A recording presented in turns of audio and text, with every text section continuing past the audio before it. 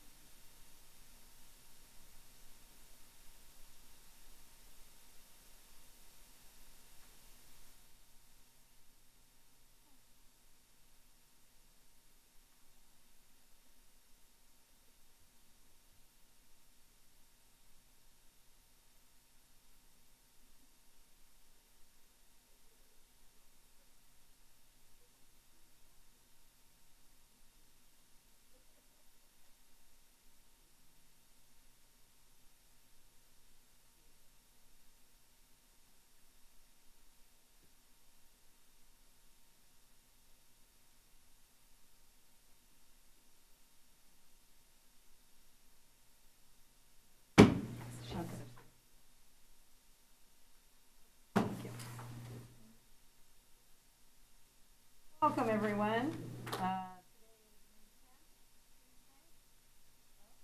Yelling and not speaking into the microphone. My name is Ari Parker, and it is 4:30 close. Would we have roll call, please?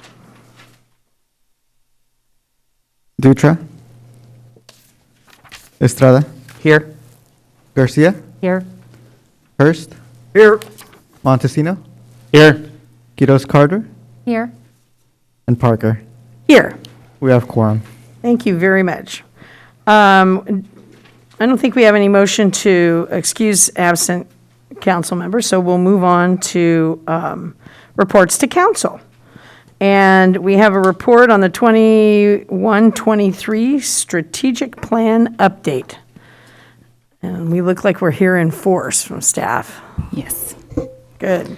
Now I will get us I will started. I'll turn it over to you. Thank you, Mayor. Good afternoon, Mayor Parker and Council. It's my pleasure to join our team to present an update on the work plan that has been completed thus far in relation to your strategic plan for years 2021-2023. And just for the benefit of the public, as every 2 years, the council adopts a strategic plan that aligns the council priorities and all the community needs with the budgets. And it sets forth a forward-looking vision for the organization and the services that all our departments will be offering the community. We have developed the 2021-2023 strategic plan, and today we are going to attempt to present to you some of the highlights of the work that has been accomplished during the first year of that cycle of your strategic plan, and share with you some of the outcomes. Just as a reminder, the council said at the beginning of the fiscal year 7 priorities to work on. And with working together with staff, we developed a work plan that included a series of activities that will be completed by different departments in support of these priorities that were identified by the council. As part of the highlight, I want to share with you that each of these 7 priorities had very specific subsections included in the work plan. And I'm providing you a highlight of how are we doing thus far in those goals, the progress that we've made. So if you see the yellow bubble shows the number of the projects or initiatives that are in progress, so that are being currently worked on by departments. The green bubble shows those that have been completed. And the red are projects that are currently delayed for a variety of reasons. So if you see in our housing priority, which is the number 1 priority of the council, is we have 80% of our progress is in progress, 15% of our work plan has been completed, and there has been about a couple projects that have been delayed. In terms of fiscal health, which is council's goals number 2. There is 89% of the projects are currently underway, being worked on. 5.5% are completed and 5.5% are delayed. In terms of infrastructure and environment, there's a lot of work that departments are undertaking in that with that goal. 86% of our work is in progress right now. Projects are being worked on. 11% of the projects have been completed and 3% are delayed. But I also want to note that in addition to the originally established work plan of the council, we have added 17 other projects that are in progress that are being worked on right now, and 3 more that have actually started and been completed that were not originally part of our work plan list. And that happens all the time, as we do our work, there are new initiatives that actually support the council goals, and that's why departments undertake those. Goal number 4 is economic development. 75% of the work is in progress in that goal, in the work plan. 12.5% has been completed and 12.5% is actually delayed. In terms of community engagement and well-being, we also see that 88% of all the initiatives are in progress. We have completed about 6% of our work and 6% is delayed. And the public safety goal, again, 90% of the projects are being worked on by the public safety departments, and 10% have been completed. And then last is our efficient and well-performing government, and again, 80% of the work is in progress, and 20% actually has been completed. Today, I believe you have received a copy of the strategic plan highlights, and that is available for you to see, as well as available online. And it highlights sort of all of the work accomplished, or some of the highlights, the work accomplished by our departments in this last year. Today, I enlisted the assistance of our hardworking executive team, to help me present to you and to the community the progress that has been made and the work that has been accomplished thus far. You can expect a dynamic presentation this afternoon because you will hear from at least 11 speakers and some videos. So it's a mixed presentation, and each person will be highlighting their own work from their department perspective. Once we conclude the presentation, all the directors and myself will remain available to answer any questions that you may have about the work that has been accomplished or the work that is coming up next year. And with that, it's my pleasure to introduce Director Miriam, who will get us started.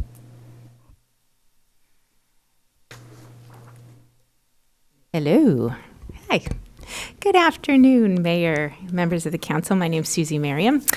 I'm the Community Development Director. Our housing goals in the 2021-23 strategic plan have been to continue to remove barriers to quality, affordable housing and to create new opportunities to build more housing to meet our current and future housing needs in Watsonville.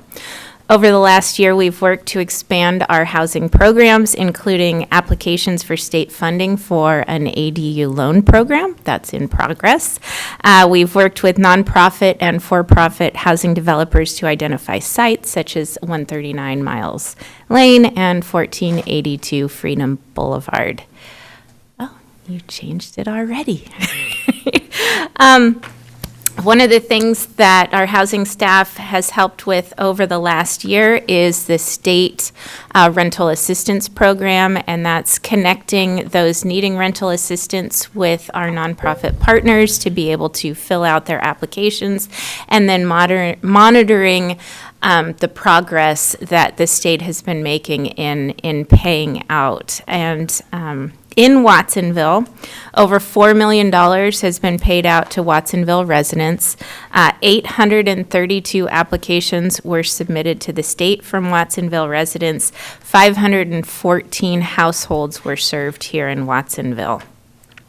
In the additional dwelling units, we continue to see that is a popular option for our residents here in Watsonville, and it remains eligible for people to legalize any garage conversions or other types of ADUs. So we welcome people to come in and talk to us about legalizing any dwelling units that they may currently have.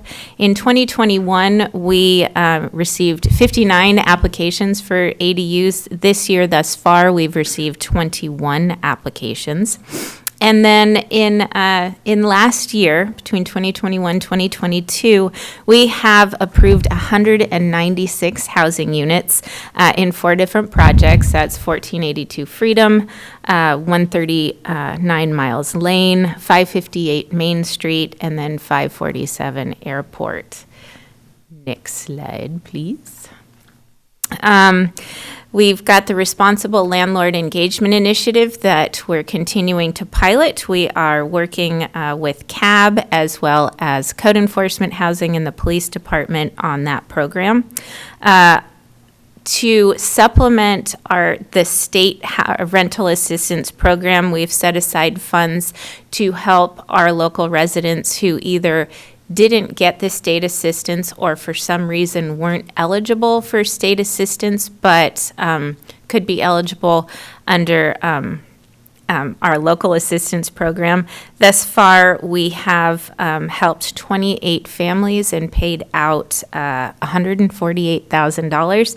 We are currently reviewing 17 additional applications.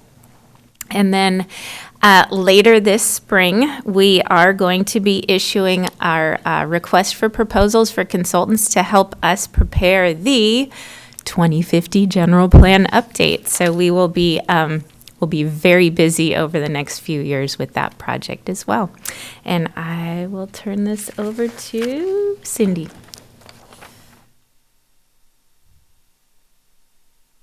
Okay.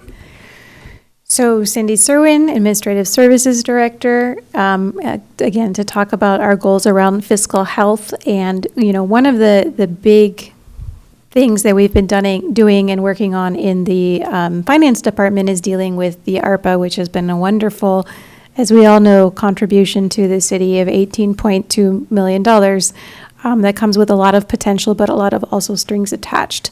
So we've been working on managing that program.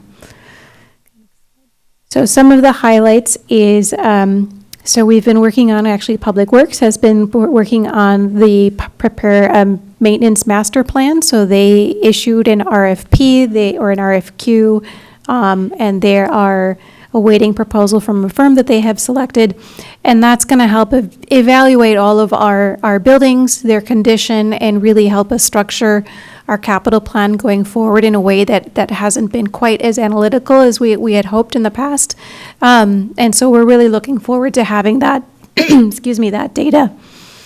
The other project that you are well aware that we've been working on is pension management.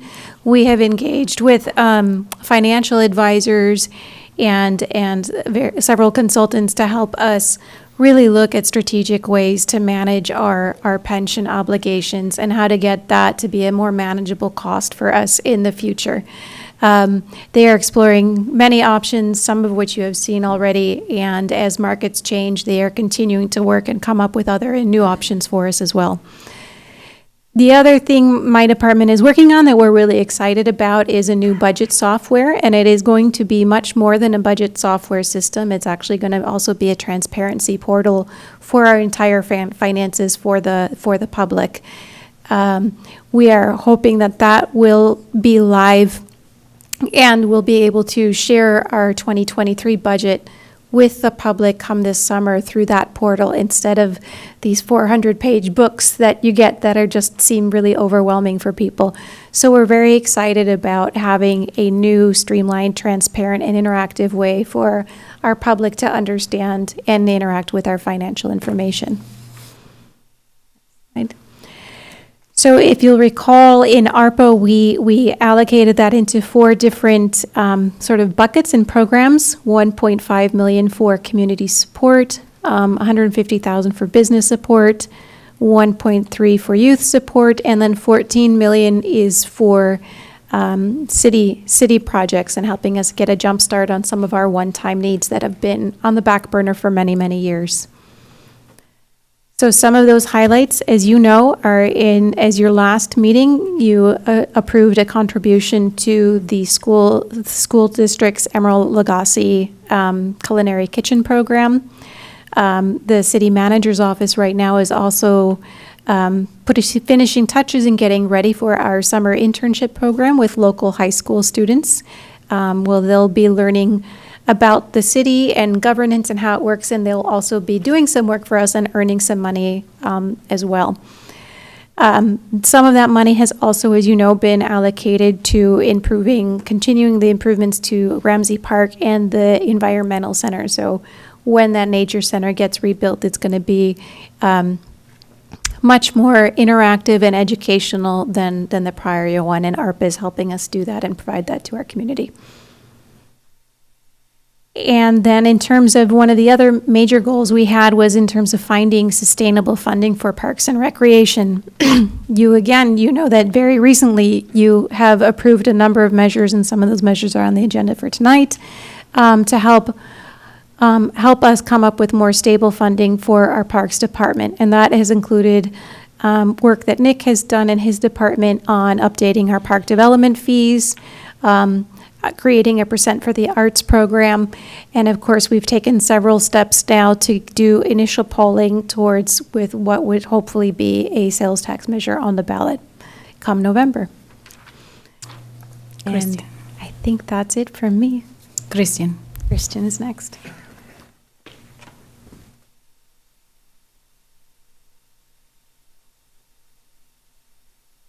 Good afternoon, Honorable Mayor, City Council.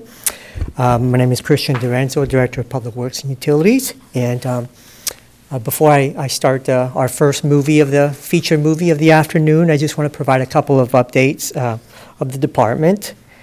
We have a lot of work, and some of this is generational in size and scope, and we're awfully excited, which is probably why we have some of Public Works' fine staff behind me. As you know, we are this week in demoing the Nature Center.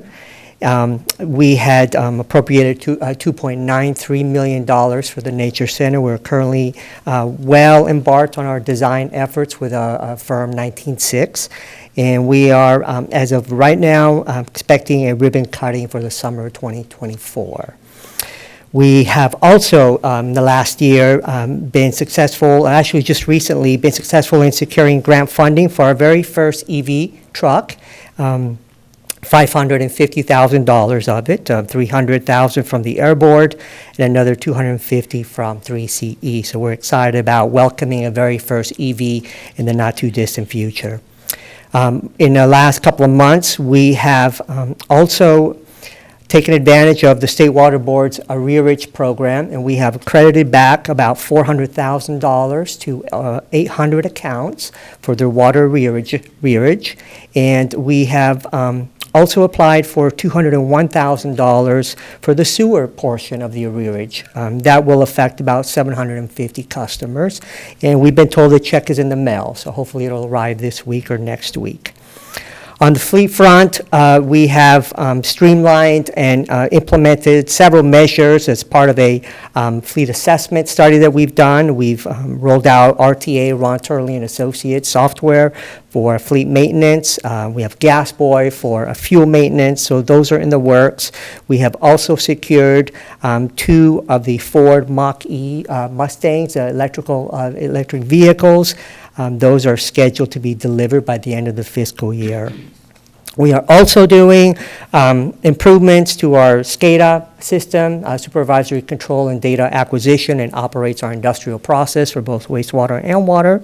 That's a $650,000 project with a change order that you'll see at the next council meeting for another couple $100,000 to implement a whole host of cybersecurity assessment initiatives. So. On the landfill front, as you may very well know, we are currently in design for opening Cell 4 again, and doing our best to relieve some of our vehicles that travel all the way down to Monterey, and upwards to 3 trips a day. That is, we'll put that out to bid early in 2023, and we're hoping to open that landfill in 2024. So our first feature video of the evening has our very fine Assistant Public Works Director, City Engineer, Maria. So if roll the show. I'm Maria Esther Rodriguez. I'm the Assistant Director of Public Works and Utilities. One of our biggest projects we finished up recently was the Airport Boulevard reconstruction. Because it's a highly traveled arterial, it was really important and really needed to be done. A project that we're currently working on is our Freedom Boulevard road reconstruction. And this is the portion from Alta Vista up to Green Valley Road. A big focus is traffic safety. We have a task force that is for Vision Zero to reduce fatalities on our roadways. Some of the things that we've been involved in that realm include working with neighborhood groups on our neighborhood traffic plans to install traffic calming. We've installed speed humps on neighborhood streets. There's traffic calming devices on Clifford Avenue, and it's those types of devices that we install, going through an iterative process, working with neighborhoods to come up with solutions that can work to calm traffic in their neighborhoods and make streets safer. We will also continue to install more bicycle improvements. Our streets are multimodal. We want people to walk, we want people to bike, we want people to feel comfortable traveling any mode, but also have respect for each other and keep that awareness that the road is for everybody.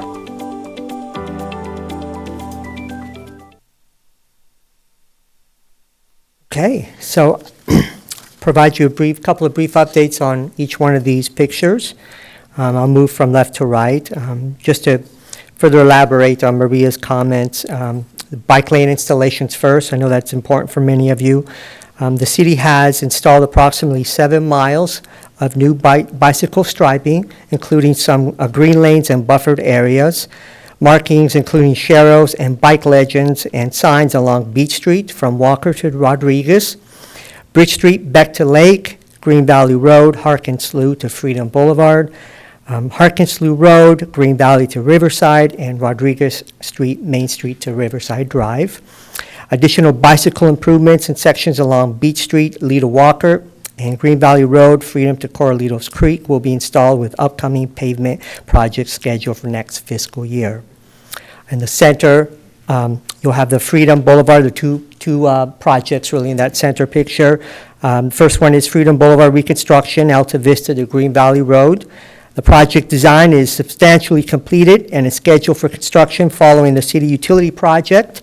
That will begin construction this summer. Actually, the date is June 27th. It should be a Monday. Project includes improvements to roadway, pedestrian and bicycle facilities, and installation of a signal at Sydney Avenue. This is a $2.7 million project, and it's funded through grant proceeds, SB1, and Measure D. We have also committed $1 million of ARPA for this project as well. The second project is Green Valley Road Improvements, Freedom Boulevard to city limits. That project design is complete. This project will also follow water line installations in this segment of roadway scheduled for later this year. This project includes improvements to road, pedestrian, and bicycle facilities. Always on the transportation theme, before we move on to environmental, I just want to call your attention to a couple of other initiatives that are either ongoing or will be about to start. In the fall, for instance, we have a chip and microsurface project of about $1.2 million.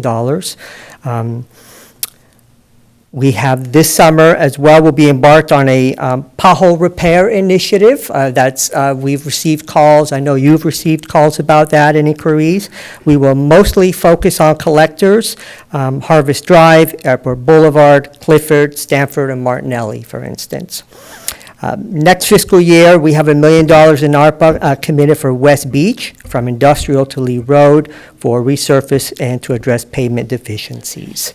So, next slide, I think, might have Jackie, who is also here. So thank you, Jackie, for being here in person and virtually. Please roll that. Thank you. Hi, my name is Jackie Mcleod. I'm the Environmental Sustainability Manager with the City of Watsonville. Some of the important work we do is like working on the Powder River Levee project, which will protect our community from catastrophic flooding. Other program areas that my division focuses on are climate change, action, and adaptation, which will help us lower our greenhouse gases in the future. Some of the ways we're doing that is through electric vehicle charging, transportation corridors, and other important topic areas that you've been hearing about. We're also working on important natural hazard resiliency. It means we're preparing for the future and looking at ways to look at our infrastructure related to flooding, earthquakes, heat effects, and into the future, other issues related to the drought. Other areas we look at are habitat restoration with our partners. We look at improving water quality throughout the city of Watsonville. We apply for a lot of grants through federal and state agencies as well as local agencies so that we're able to do these important projects and not have the community pay for it.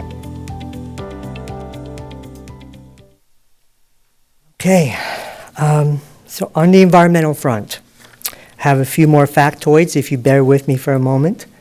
As Jackie's mentioned, we have been very, very successful in securing grant funding.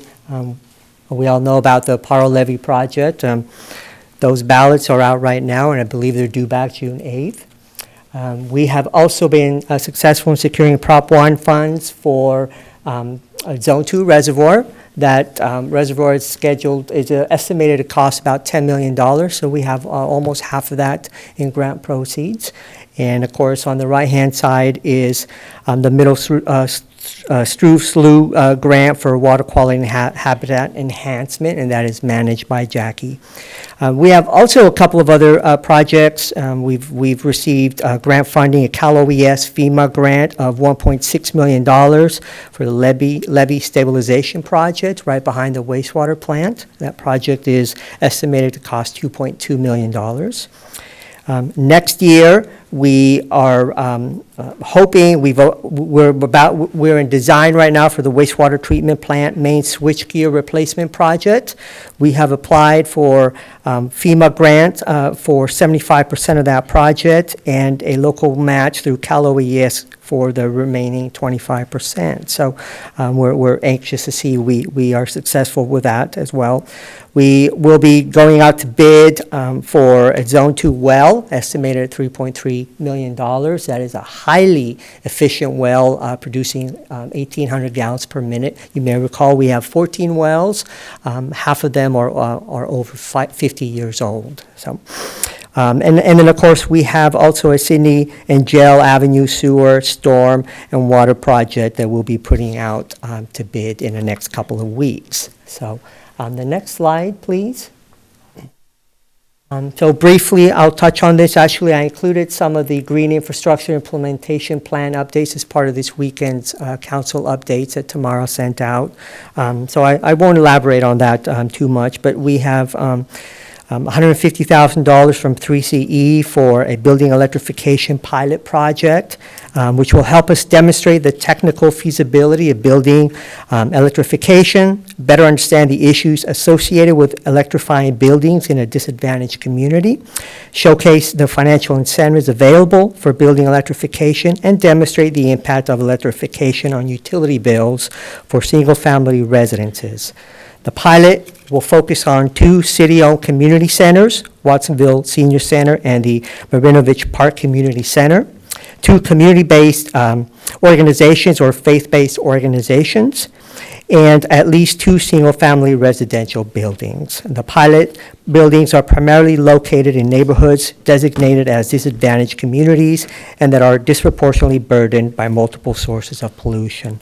The other proceeds we have is $100,000 from 3CE for our regional climate and electrification grant administration program, which will allow our regional climate project working group to hire a consultant to go after multi-million-dollar climate change-related regional grants. In the center is our project to replace a deep 12-inch water and sewer main, including add alternates for sewer replacement on Quinn Avenue and on Freedom from Compton Terrace to Burchell. And as I mentioned, that project has been delayed for a few months, and now it's scheduled according to the contractor to start on June 27th. That will last through the rest of the calendar year. Finally, I would like to say that it's a personal pet peeve of mine to get rid of these hideous street trash cans. So I will have staff help me, and we are looking to replace those with something that is more aesthetically pleasing for the community. So that concludes my presentation. Thank you. Thank you, Christian. As you see, council, infrastructure is a pretty big goal to work on. It's a very busy, and IT is also part of this goal as infrastructure maintenance. And we have had for the past year, Scott Sanders have been helping the city, assisting to direct the work of the IT department while we were out hiring permanent new full-time director. I'm very pleased to, report that we have actually hired Brendan Gill, who will be joining our team at the end of this month. And but in the meantime, Scott has been kind enough to provide a brief update on the IT progress thus far. And it's been also a very busy department, so got a video for you. I'm Scott Sanders, the city's interim IT director, and our focus this year has been on 3 specific areas: security, governance, and infrastructure. And in security, we have completed 2 very specific security assessments, both for the business network and for the SCADA operational technology network. We have begun mitigation on the vulnerabilities that have been found. We are implementing training for all city employees.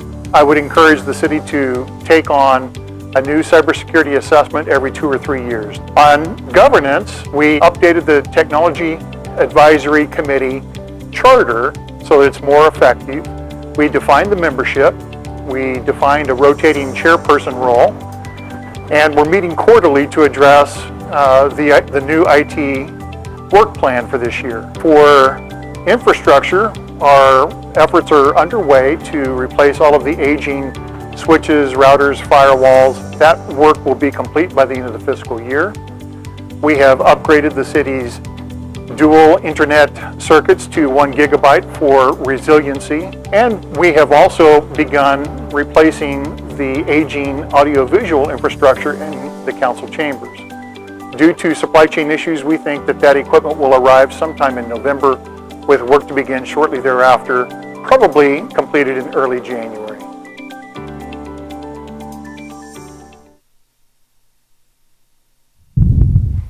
Great. That takes us to goal number 4. So we're halfway there. Goal number 4 is to focus on economic development, supporting existing business, attracting new ones, supporting the workforce development, and revitalizing areas of the city in which business can grow and expand. Such is our downtown core area, which you hear a little bit more about it in the next slide. One project that we took under that will support economic development goal of the council is our wayfinding project that is currently underway.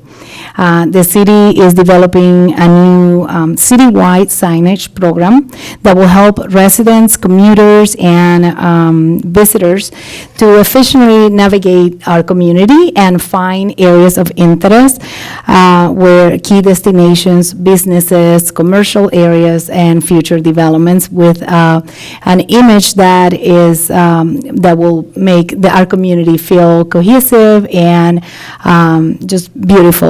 We're currently working on the design of the future signage, and we're planning to integrate that with a community identity campaign and landscaping campaign. So it's a very exciting project.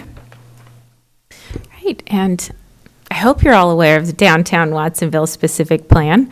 In the Community Development Department, the way in which we work to support economic development is to create a regulatory environment that supports new business development. And Downtown specific plan is an example of that. We are wrapping up the draft plan, which we hope to have completed by the end of June.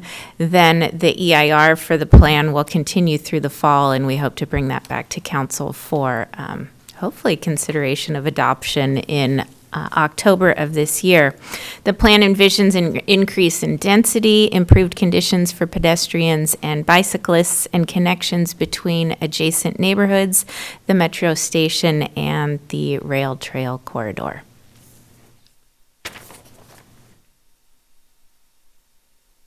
Good afternoon. To close out this section of development highlights, the airport bringing unleaded fuel to the field is really a part of a 5-year plan, and I owe a specific thanks to Councilman Rebecca Garcia. She may not remember, but when she became mayor, we had a brief discussion in Carmonas, and she asked me, what is the airport doing relative to environmental knowledge, and what is our plan? And I assured her that we'd have a 5-year plan, and we would be rolling it out. And when I wrote the letter to the mayor, I referenced that, and we also talked about it.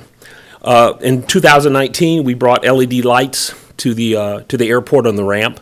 In 2020, we bought LED lights to the 218 hangars, both inside and outside.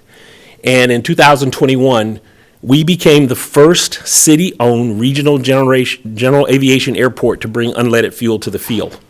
While Santa Clara County and Reed Hillview and San Martin are arguing about the detrimental problem of lead in aviation fuel, because it is the only fuel in the United States today for piston-powered aircraft that still includes lead. Your city airport is one of the few airports in the state of California that is providing unleaded fuel. As we go into 2022, this year, our next plan is to bring electric charging vehicles to the field with the help of Public Works. And in 2023, it's my plan that we will be one of the first airports of our size to bring electric charging stations for aircraft. So that concludes the economic highlight piece, and I'm going to kind of segue into community and well-being, because it's a natural move from working with the environment to reaching out to our community. Following me will be Alicia and then Nick, but I'll just go ahead and let them roll the tape and I'll have a seat.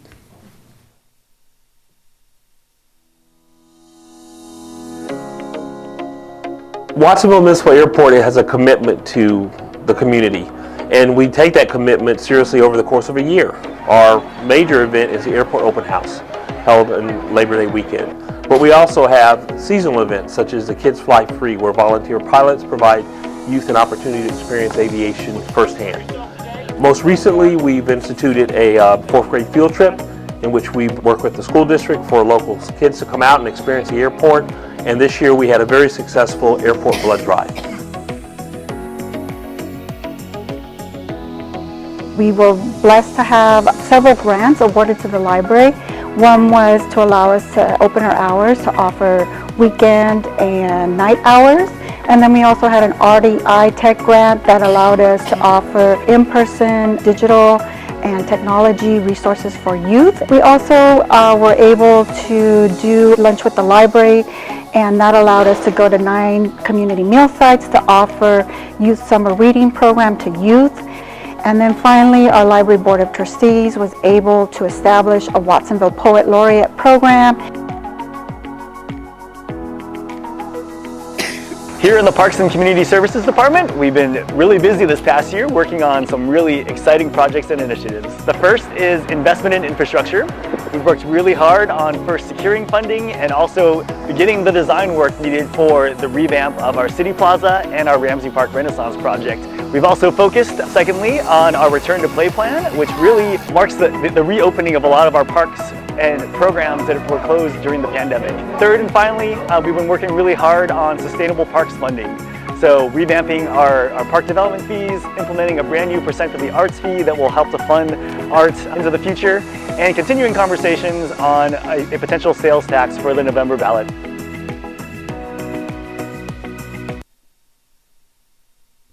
All right, in video and then live in person. I had to remember what I was wearing when I filmed that, so I didn't wear the same thing today.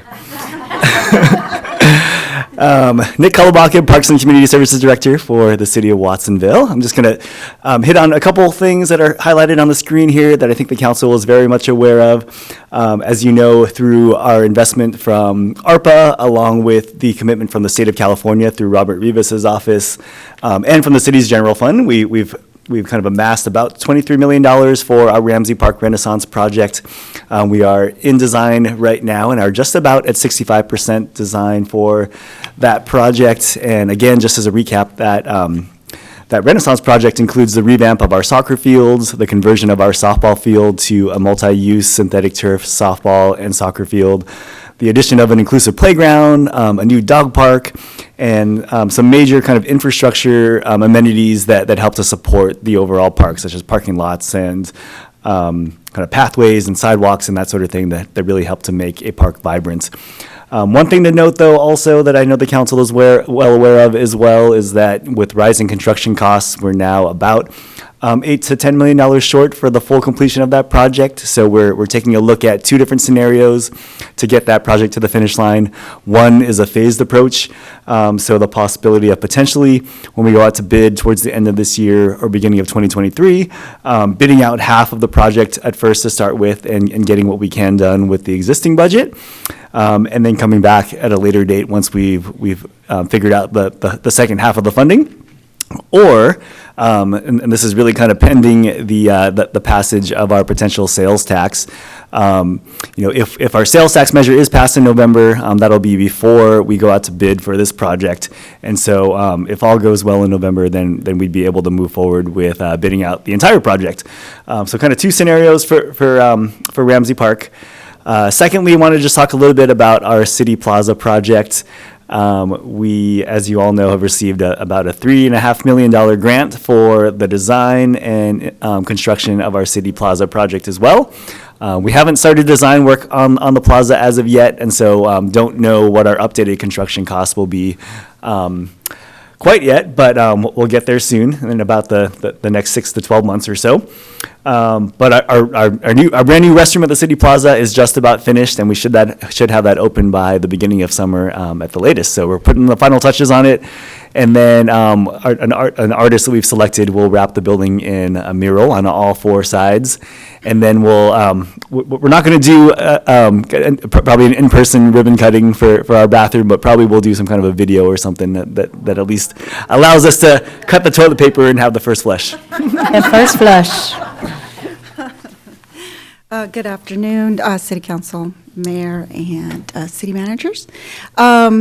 The library is super busy at the moment also, and although the numbers don't, reflect like $24,000 doesn't seem a lot, but for the library, it is quite a bit of money in that we were able to partner with various organizations, PVOSD, Digital Nest, Community Bridges, and then we're going to partner with various departments of the city to offer technology and youth programming for our youth, and also allow us to do outreach services in our community and continue our services beyond our brick and mortar buildings.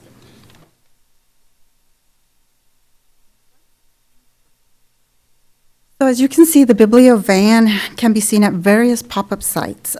This was made possible through a grant from the California State Library, and the Biblio van is currently equipped with the hotspot, generator, and RFID pad and other technology that allows us to go into the community and offer free Wi-Fi to our residents, and also allow us to check out materials, register patrons, and check in items also. The Lunch with the Library, it was really a very successful program last summer that we applied for the grant again and were awarded it for this year. We were able to visit 9 community meal sites last year in partnership with Community Bridges, and we'll be partnering with Preview SD and Parks and Community Services to offer 12 visits this summer also in relation to our summer reading program. And we're working on a master plan for outreach services for the upcoming year. This year's summer reading program is Ocean of Possibilities, and the library has partnered with the Monterey Bay Aquarium to offer the Shelf to Shore program that gives free aquarium passes to low-income families. We've also partnered with the California State Library, and we're also offering day passes for families to visit California State Parks, so they're able to check those out at the library. And then we will continue to collaborate with Parks and Community Services, Watsonville Film Festival, Digital Nest, and other nonprofit organizations at various events throughout the city and county. I will be at the Santa Cruz County Resource Fair this Saturday, so if you happen to be in Santa Cruz, come by and visit our booth. And then, of course, we look forward to continuing to provide the reading and lifelong learning needs of our diverse community at the library and beyond our brick and mortar buildings, allowing patrons 24/7 access to our online resources. I want to highlight a couple things in regards to our special events. In addition to our Return to Play plan, which has brought back pretty much all of our pre-pandemic, pre-COVID recreation activities and programs, our special events have made a huge comeback also over this past fiscal year. This year, we've brought back things like our Strawberry Festival and our Music in the Plaza concert series, and this coming summer we're looking at kind of a full kind of rebirth and coming back of all of our events, including a 3-day Strawberry Festival, our 4th of July parade, and a revamped Music in the Plaza series that we're moving this year to Friday nights to correspond with our farmers market. The Music in the Plaza series is going to take place now on the 1st and 3rd Fridays, again, along with our farmers market. But then on the 3rd Fridays, we're coordinating with some art organizations in the community as well. So the art markets that have been happening throughout the community are also going to be lined up on those 3rd Fridays, with the hope that we kind of build 3rd Fridays up as Watsonville's kind of monthly art night in our community, similar to First Fridays that happens in places like Santa Cruz and Salinas and Monterey. We looked at 3rd Fridays instead of first because when there's so many First Fridays happening in nearby communities, then our artists kind of get spread thin and they have to then choose which community to spend their time with. And by working on the 3rd Fridays, that allows us to kind of pick an off-cycle Friday and make our event bigger and better as well. So that's all coming this summer. As part of this slide, I also wanted to highlight that we recently hired a new community engagement and events supervisor to help kind of wrangle all of our special events. That new position, or actually new hire, was one of 9 positions that we filled over this past year. So a lot of our work also in terms of rebuilding has been focused on rebuilding our team as well. Those 9 positions make up about a third of our department, which I think also kind of highlights how slim we were through the pandemic. And we're just super excited to have a full team. We're one position away from being completely staffed, so just about there. Yay, and the library too. In terms of youth advisors, I think this is something that Alicia and I both are super excited about, and definitely want to credit Councilmember Garcia for being a big advocate of this one. So we're working closely together between the Parks Department and the library on creating a system and program to add youth advisors to both the Library Commission and the Parks and Recreation Commission. Prior to the pandemic also, the library had a teen advisory board, and the Parks and Community Services department had a youth action council. And in conversations with both departments, we've kind of started to put into motion plans to create one kind of youth advisory board that kind of works with both the library and the Parks and Community Services Department, and will provide leadership opportunities for young people. And then members of that board will also serve as our advisors on those two commissions. And so we're looking forward to another kind of joint effort between our two departments, and I think it's going to be really great. Thank you. Nick and Alicia and Raven. And as you can imagine, community engagement doesn't happen with robust, effective communication. And for a very long time, the city of Watsonville have dreamed about how can we coordinate, timely communication with the public that helps us earn trust and provide, the information that the public needs about our services. Therefore, in this last year, we were able to create a new PIO position that is dedicated to coordinate the communication of all city departments, ensuring that every single department has that opportunity to promote their work and respond to incidents or communicate new initiatives and maintain a message for the community that is uplift the city image. So that has been an important investment. Also coming up, currently being worked on is the big refresh of our website, and we're going to be launching that in the early June.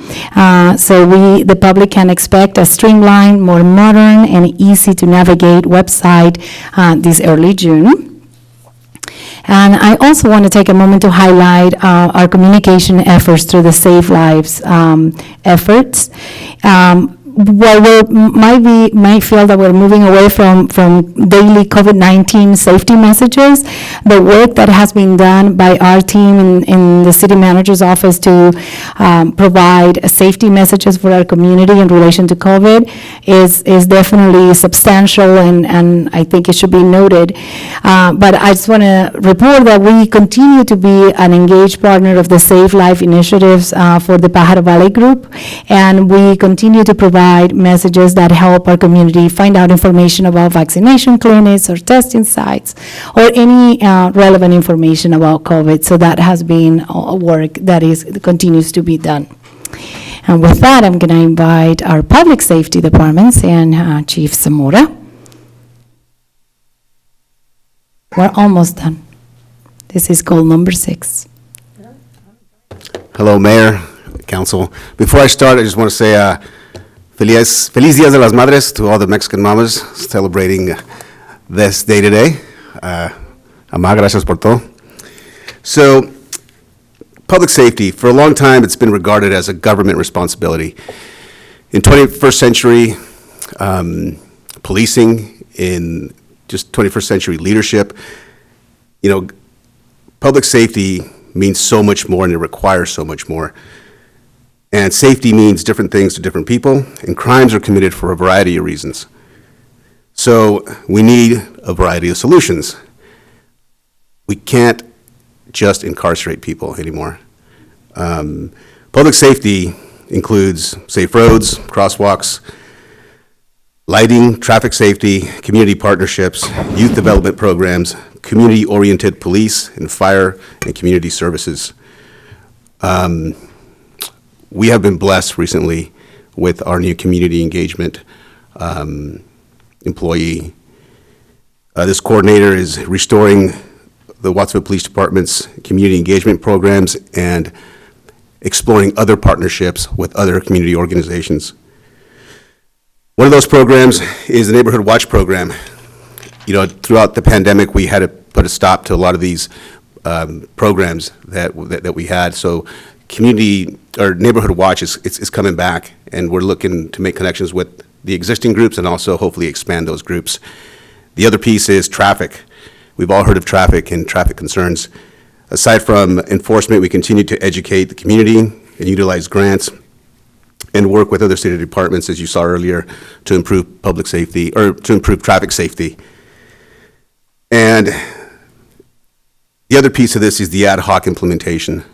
The work has been underway for at least a year, and as I look at it, we've been doing a lot of the ad hoc recommendation work for a long time. Personally, if you ask me, we've been doing it for about 20 years. But this is more focused work, and that's important, right, to really have an aim at something. Some of those programs that are connected to the ad hoc work is the cadet program, which is, by the way, one of our best recruiting programs we have, because we have youth from our community becoming police officers. The new youth academy, which I know the fire department does that. We've kind of plagiarized some of their stuff, and we're going to move forward with that. The Agua con la Chota, I know. Teamwork. I know, teamwork. Agua con la Chota has been a huge success, and it's coming back. We just finished up our first session.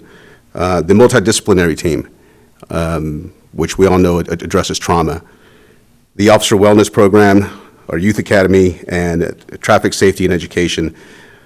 Those are some of the things that we're working on right now, and I'll pass it on to a man who needs no introduction. That's quite an introduction there. Thank you. Good evening, Mayor, council members, and members of our wonderful community of Watsonville. Chief Rudy Lopez with you. I would like to add on to what Chief Zamora talked about in terms of public safety. There's a couple of notable achievements that we had last year, and but first I wanted to provide you a summary of some of Watsonville Fire Department's calls for service, if I may. I'll throw out some numbers, and I'll be very brief. In 2021, our department responded to over 6,000 calls for service, of which 4,000 of those were for EMS calls. 1,800, roughly 1,800 were for fire responses, 66 hazardous materials calls, and 20 rescues. Additionally, our firefighters logged nearly 7,000 training hours. A great deal of those hours were spent on what we consider high-risk, low-frequency training, such as structure fires and rescues. Our firefighters also conducted 479 annual fire and life safety inspections. They were very busy. In addition to their many other duties, such as vehicle maintenance and public education. Now, with the support of the city manager's office, we committed to having a community risk assessment last year. That assessment was completed this spring by Fitch and Associates. The comprehensive analysis showed our department to be very effective in meeting the demands of our community with our current distribution and allocation of resources. The analysis also establishes a baseline for us and a roadmap for future growth planning as well. I am very proud of our members for their dedication to continue to provide our community the highest level of service, support, and community engagement. And as part of that engagement, I'm going to highlight our summer youth program, and I'll close with that. Last year, we were able to conduct 2 summer fire youth academies. We successfully graduated 39 young men and women of Watsonville, ranging in ages 15 to 18. 13 of those graduates, subsequently joined our fire cadet program, which is an inspiration from the police department, of course, which brings our total to 20 fire cadets currently. The Youth Academy participants not only learn basic firefighter skills such as ladders, fire attack, rescue, vehicle extrication, they also learn teamwork, discipline, and commitment. Our goal is to continue to support our community by continually inspiring young men and women of Watsonville. Thank you.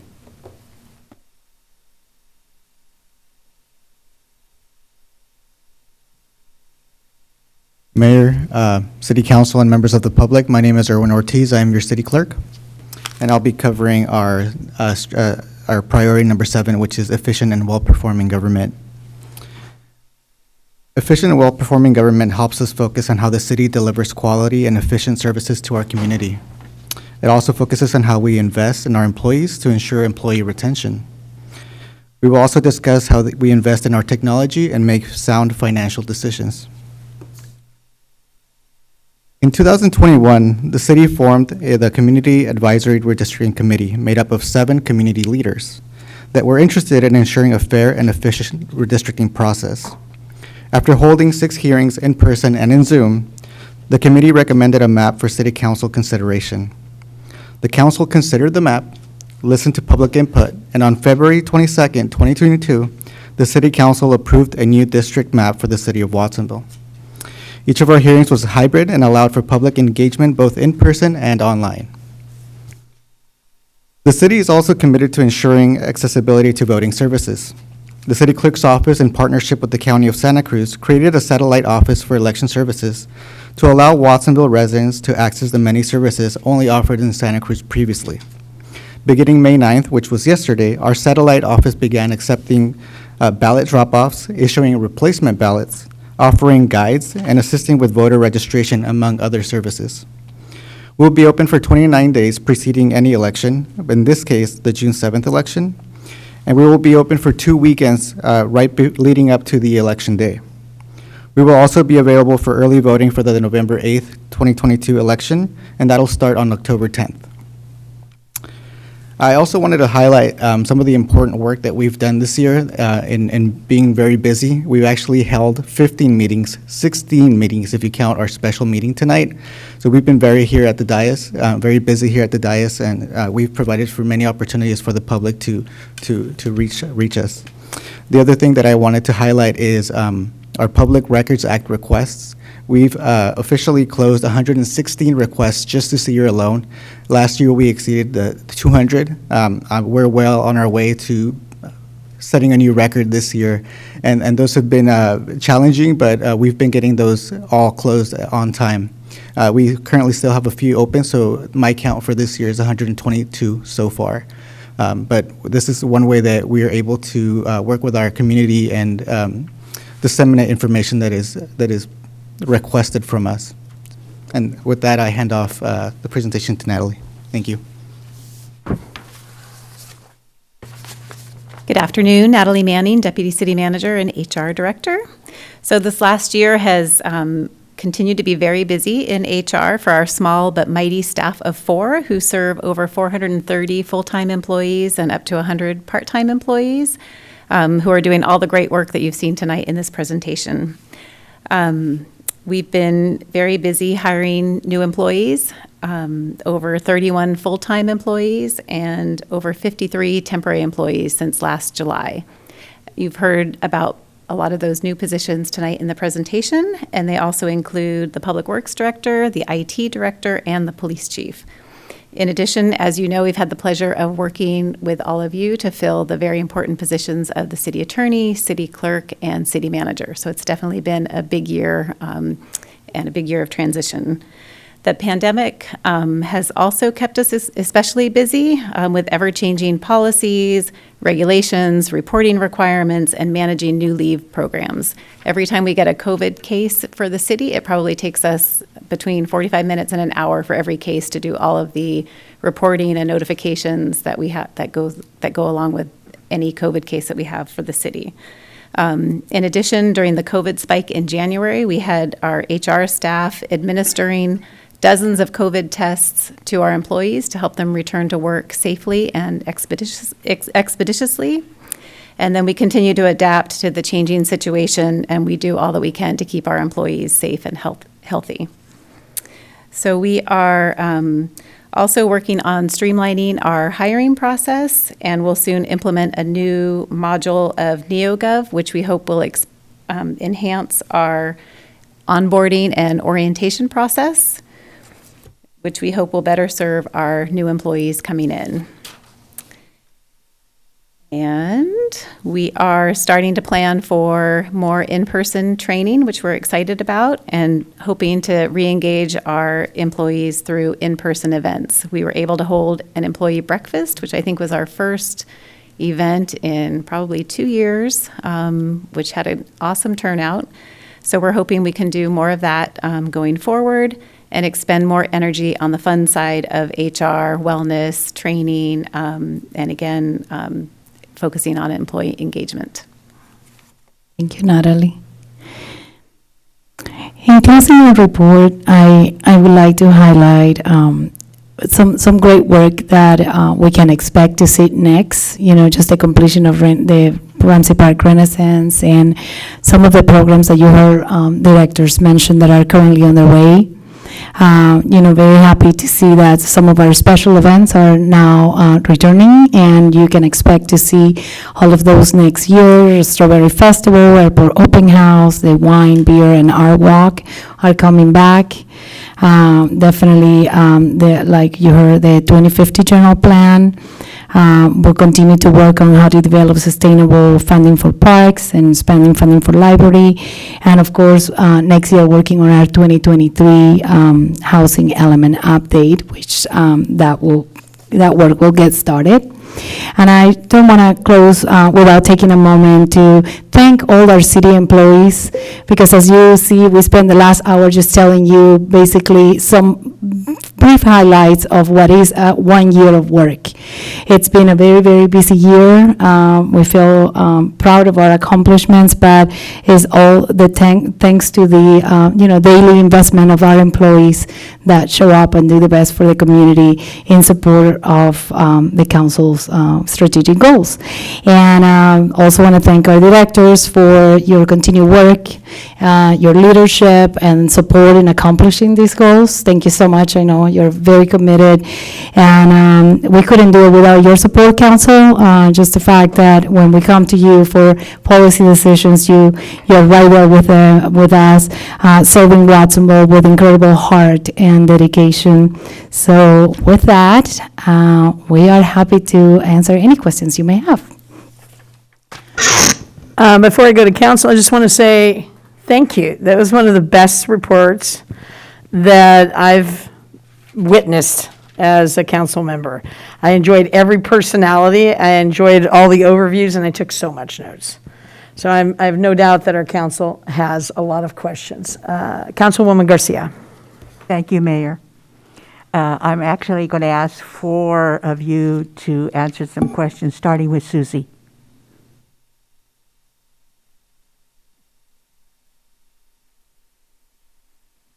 Susie, Tamara said that there is 5% of activities were delayed. Can you tell us what has been delayed? Sure thing. I do believe Tamara has the cheat sheet of everything up.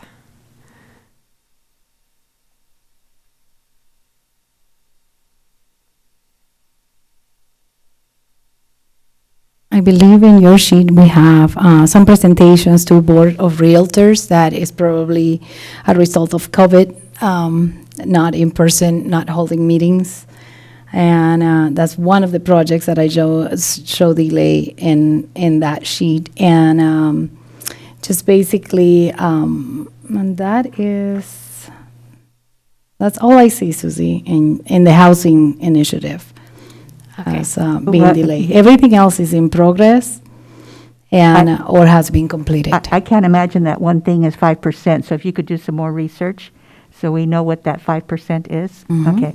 My second question is, you made mention that the Landlord Engagement Initiative had started. Mm-hmm. Can you tell us the issues that are being brought forth to that? We're still, last time that we met, we looked at several different cases that the different departments have been grappling with. And so what we're doing right now is we're planning to work with the city attorney's office and pick just 2 of those projects to move forward on. Okay, so you haven't actually done anything, but you're Yes. progressing towards Yes. that. Okay, thank you. Thank you, Susie. You're welcome. The next person, Alicia. Yes. You know how much I care about the library. I shared that with you before. My question is, what specifically are you doing for our senior citizens and our disabled?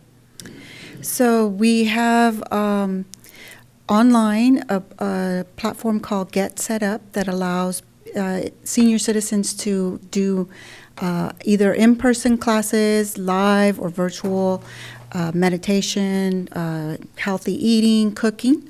We're also partnering with, that's part of our master plan for outreach, is we're going to partner with Parks and Community Services to have our van go out and do some programming and interactive workshops with the seniors at the senior center. Good, because I know from seniors, what I've heard is they feel like they don't have access to books. Absolutely. And then the other thing that I've just, we're going to work with the Southern Library Cooperative System. We're going to be a pilot library with the Digital Navigator program, and that is, it's all done via phone. But what this program is we're going to be an outlet to give this information out to our community members in regards to free internet access, free devices, mobile devices, laptops, and also assistance with how to use those devices. So those will also be centered around seniors and also those that are in our vulnerable populations. And what about our disabled community? That we are also have the homebound program, which is called Library Link. And so we partner with one of our staff members that goes out into the community, into those homes. So we put out a thing, an announcement for individuals who are homebound and need services. And so we would take the library to them. Very, very good. Thank you, You're Alicia. Then Chief Zamora.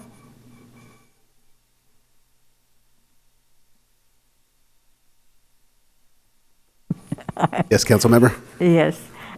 You mentioned that in terms of the ad hoc committee recommendations, you said you've been doing some of them for 20 years. Can you tell us what it is you've been doing for 20 years?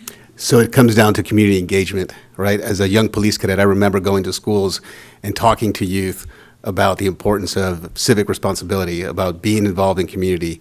That's where I first began to learn about community engagement and building trust with people.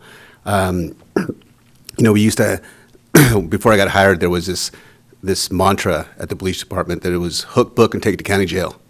That was it, right?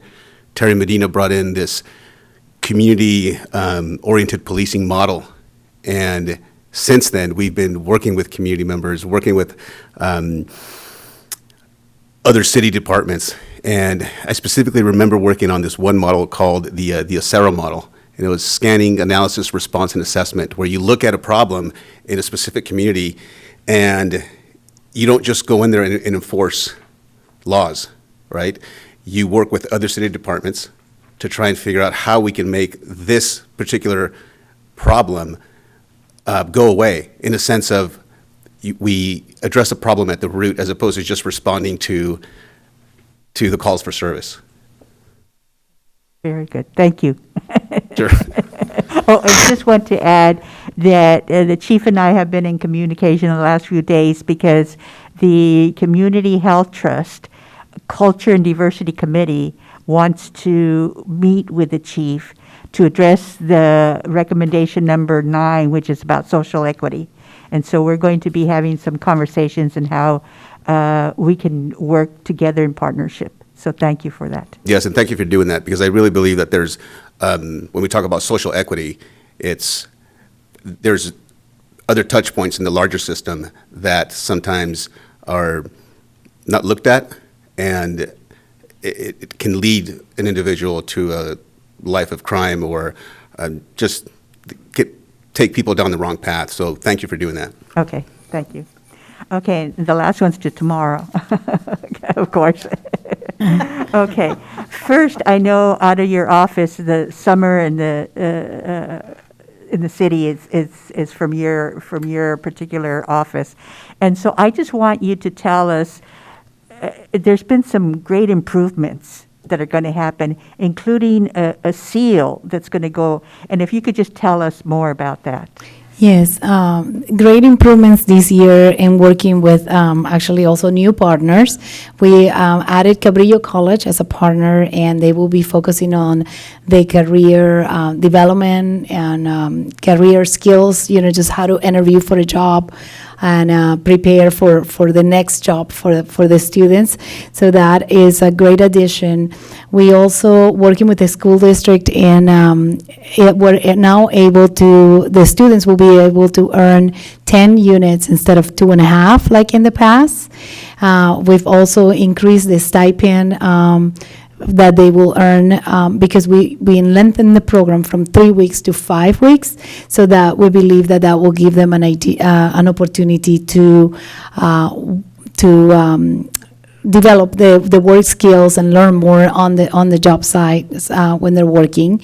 I don't have all the details about the specific curriculum of the seal that they will earn, but I know that this particular cohort that will participate this year will be working with the school district. 10 of the 30 students that will be served will be working with PVUSD's office to create the curriculum for which they will earn a seal, so that I'm not sure. I don't want to speak out of turn because I don't remember all the details right now, but I'm happy to share those at a later point. But that seal will be added to their diploma when they graduate from school in following years. So this cohort will be tasked with designing the curriculum and working alongside with the teachers. So it's a really exciting opportunity for this particular group of 10 students that will be doing that work this summer. Okay, thank you. And my second question is, it's implicit, if not specifically addressed in the strategic plan, but in terms of health and all policy. Can you tell us where we are with that? Yes, we've been doing some exploration work in how do we tackle the idea of introducing health in all policy to our work.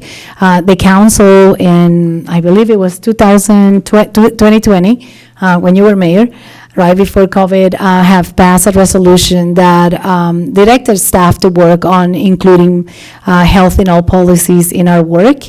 So currently we're looking at trainers that could come train the executive team and managers of the organization, as well as you all as policymakers, so that we understand the framework and are able to identify as an organization how do we put that in practice so that it makes a difference in the health and well-being of our residents. That concludes my questions. Thank you. Thank you. Any other council members? Councilman Hurst. Well, I don't want to ask the directors any questions, but I do want to compliment them. And, I've been accused of patting folks on the back here occasionally, but this directorship, the director crew, has done some pretty marvelous work under some very difficult conditions. And I just do want to extend my thanks to them. They're the reason Watsonville actually works. So thanks to all the executive crew. Thank you. And all the line workers, too. Very good. Mayor Pro Tem Montesino? Yeah, I do have a few questions and like they're all in order, so I'm not gonna guess who's gonna answer them. But on the ARPA nature, on the nature center question, how much is it gonna cost, and what's the ratio from ARPA funding to our public works funding? I wasn't clear. I can help you. 2.3, right? Is it 2.3? Go ahead. That's a fabulous question. I don't know how much it's going to cost. We won't know until we put the project out to bid. We are seeing price escalations upwards of 30-40%. So we have $2.93 million appropriated from the ARPA proceeds for the time being, and we are pursuing other grant funding to stack on top of that. So we won't quite know until springtime of next year. Thank you. And I think this is, I think you answered a bunch of questions that I had on the cell for when is it going to start. So my other question related to that is, we're getting the electric truck coming to us. Is that truck going to go all the way to Marina? That truck does have the capacity. It has a range of 140 miles under full load. So we were pleasantly surprised. It can accommodate 700 to 800 carts, so that's a full route. I'm not sure the first vehicle will be the one that will go down to Marina yet. We're going to work that out operationally, but it would have the ability to do so. Thank you. I think that's, I think this is Susie. And all the ADU information and our application material in both Spanish and English? And do we do any outreach when, so people know about all these programs? Because I know in, some neighborhoods, they have big backyards, but do we decimate that information like in our farmers market where there's some outreach and all like that? Thank you for the question. I'd have to double check on the website to see if our information is in Spanish. I'm not 100% sure. Early on, we were talking about doing outreach, and actually my staff was excited about it because even them being, some of them property owners in Watsonville were interested in doing the same thing in their properties, and then COVID hit. So we have not done outreach yet. Thank you. I would encourage we do that. Like I said, there's some people with big backyards so that could be able to enhance the property value and provide housing for someone in our community. I'm glad to hear about the new city website. Please do user-friendly, because there's a lot of information to disseminate, and currently it's hard to reach. Even at council meeting, you have to go here, and I've gotten to the trap where I go to see the agenda, and it's the old agenda. So if we can make it more user-friendly, especially council meetings where you could just one click or two clicks where we can just access that'd be so awesome for our community, the ones that access. And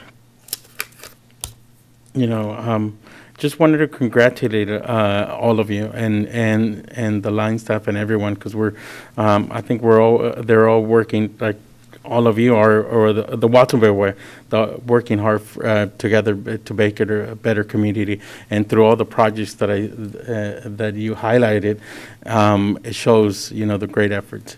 Thank you. Thank you. Oh, but I'm sorry, one last, I didn't see the 4th of July parade coming back. Because it's coming back on 4th of July. Thank you. Any other comments or questions from council? Councilman Estrada? Thank you, Mayor, and thank you to all the directors for your reports, City Manager. I just have a question for Christian about the landfill. And sometimes when I daydream of having a soccer complex, I think of that landfill. But, I wanted to ask what the timeline is now with reopening the landfill. How long is it going to stay open? I appreciate you informing us that it's sort of to relieve some of that traveling to Marina, but I just wanted to kind of get a better idea of this landfill that will reopen in 2024. We are in design right now. We're roughly 40% of design has been completed. The consultants tell us that we should have a full design package and be ready to put shop that project out the beginning of next year. Simultaneously, we are also securing funding for it. It's about a $5 million project. It's a landfill. With it inherently comes some operational expenditures, one of which is a compactor. And a compactor in and of itself is $1 million piece of equipment. It lasts 20 years, granted. The landfill, we've projected is able to absorb about 60 tons a day. And given that volume, it would serve this community about 28 to 30 years. Thank you, Director. And those are my questions. All right, any other comments or questions? Okay, seeing none, I want to thank you all for your awesome presentation and answering our questions. And we're going to move on to public comments on closed session. Is there anyone from the public who would like to comment on closed session before we move to that?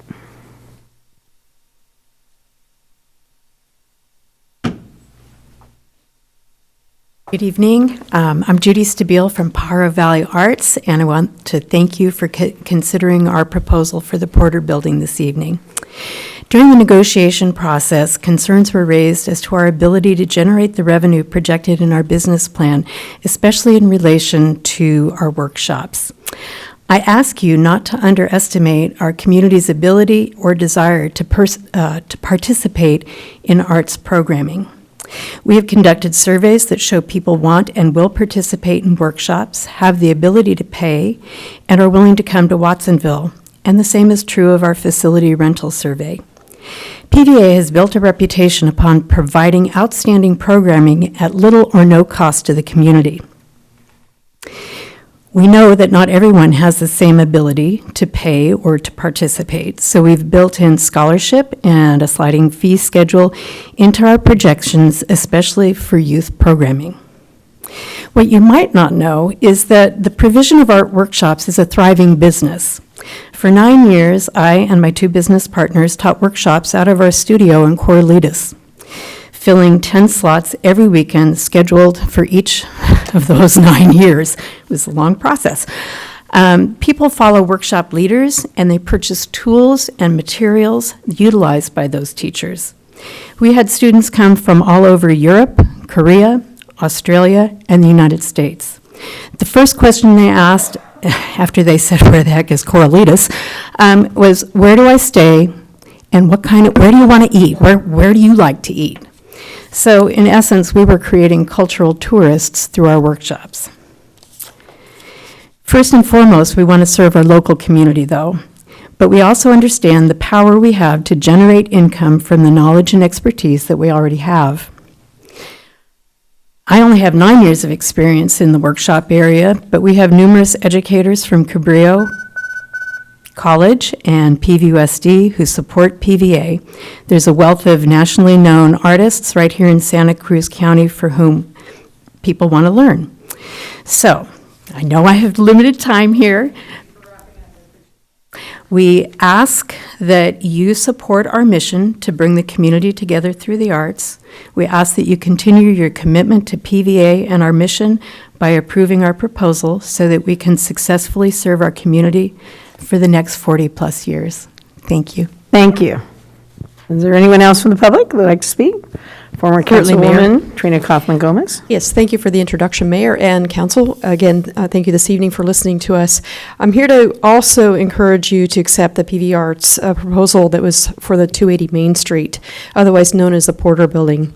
We have provided multiple proposals to the city and hope that entertaining the offer before you in closed session this evening will bring a decisive vote of the acceptance, as we are in jeopardy of the grant that's been issued to us of $540,000 from Community Visions. And without that, it will be very difficult for us to achieve this goal. We have 83 days between now and the time that that $540,000 goal goes away. So that's why it's important that we work on this. We have been working on it since 2019 as well, so it's been a while. We're very grateful for our community for the award for this grant, and it's been a tremendous amount of labor and insight that Judy Stabile as well as the staff have worked to achieve for this community. We have provided city staff and council with the full business plan, business model, along with a tremendous amount of professional experience and the credit with the expertise in putting this Porter project team together. I also want to make sure that this is the third time that this has come before closed session, and why it's really urgent at this point that we try to get this thing completed. I think that all of you on the dais would like to see this achieved this year. I think a lot of you would like to take this home with you as one of the last items that you're doing while you're up there as a council for our community, especially those that are terming out and have really supported this. We continue to appreciate the council and the community's visions to see the arts come downtown and to support this purchase. We have shown our dedication and commitment to you and the community, and worked diligently since 2019 to move forward in negotiating in good faith with the city to make the location our permanent home for our arts downtown, with anticipation being the paradigm shift our community is needed.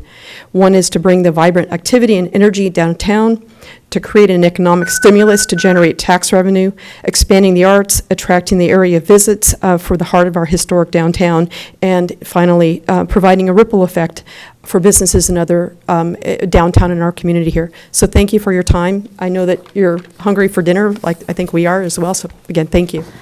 Thank you. Okay, without seeing any other comments from the public, we will adjourn to closed session. Thank you very much.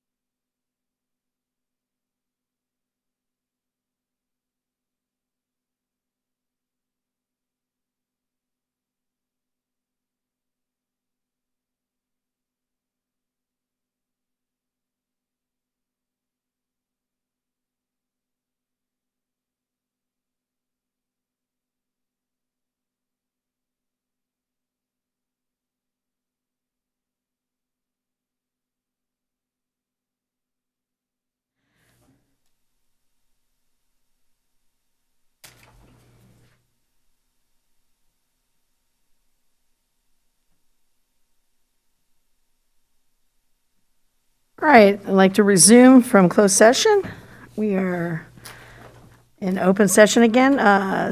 City Clerk, roll call, please. Dutra.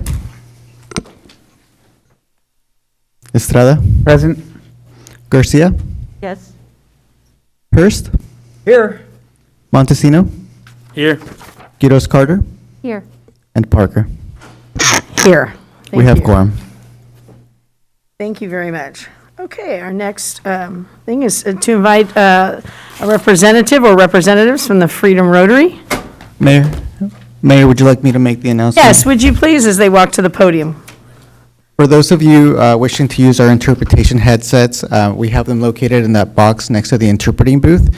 They also act as enhancers for audio, so they do go louder. And para las personas que están aquí, que necesitan traducción o interpretación, tenemos la casita de interpretación allá. Hay una caja junto a la casita, ahí pueden agarrar sus aparatos y se los colocan en el oído para poder oír la junta en español. Si tienen preguntas, pueden ir a la casita y sacarlos para asistirles. Gracias. Thank you. I'd like to invite you to give the flag salute first, and then we're going to hear a little bit more about your organization.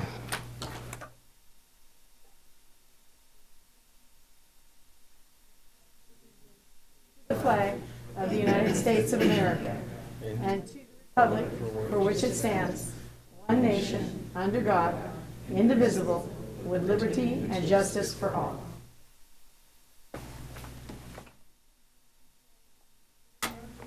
Let me put that microphone on for you. There you go. Is it on? Yes, it's on now. Thanks. Okay. Thank you for inviting Freedom Rotary Club to lead the pledge tonight. We appreciate that. The motto of Rotary is service above self. And Freedom Rotary is known for the amount of time, talent, expertise, and sometimes money that we give to the organizations in this community to help support a better community. If you have interest in helping us, we'd love you to come aboard. Thank you. Thank you very much. Thank you for coming.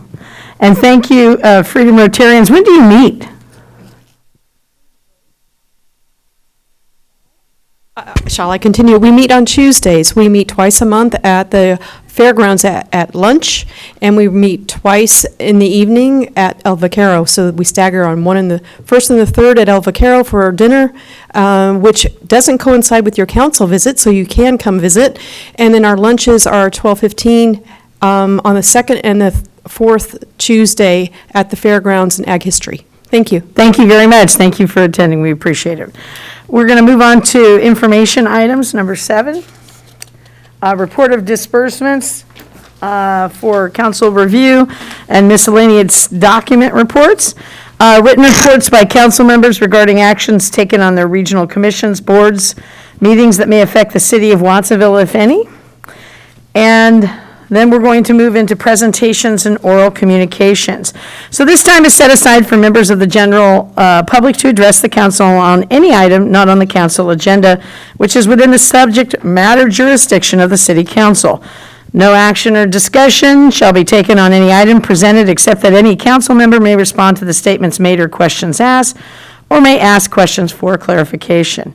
All matters of an administrative nature will be referred to staff, and all matters relating to council will be noted in the minutes and may be scheduled for a discussion at a future meeting or referred to staff for clarification and reports.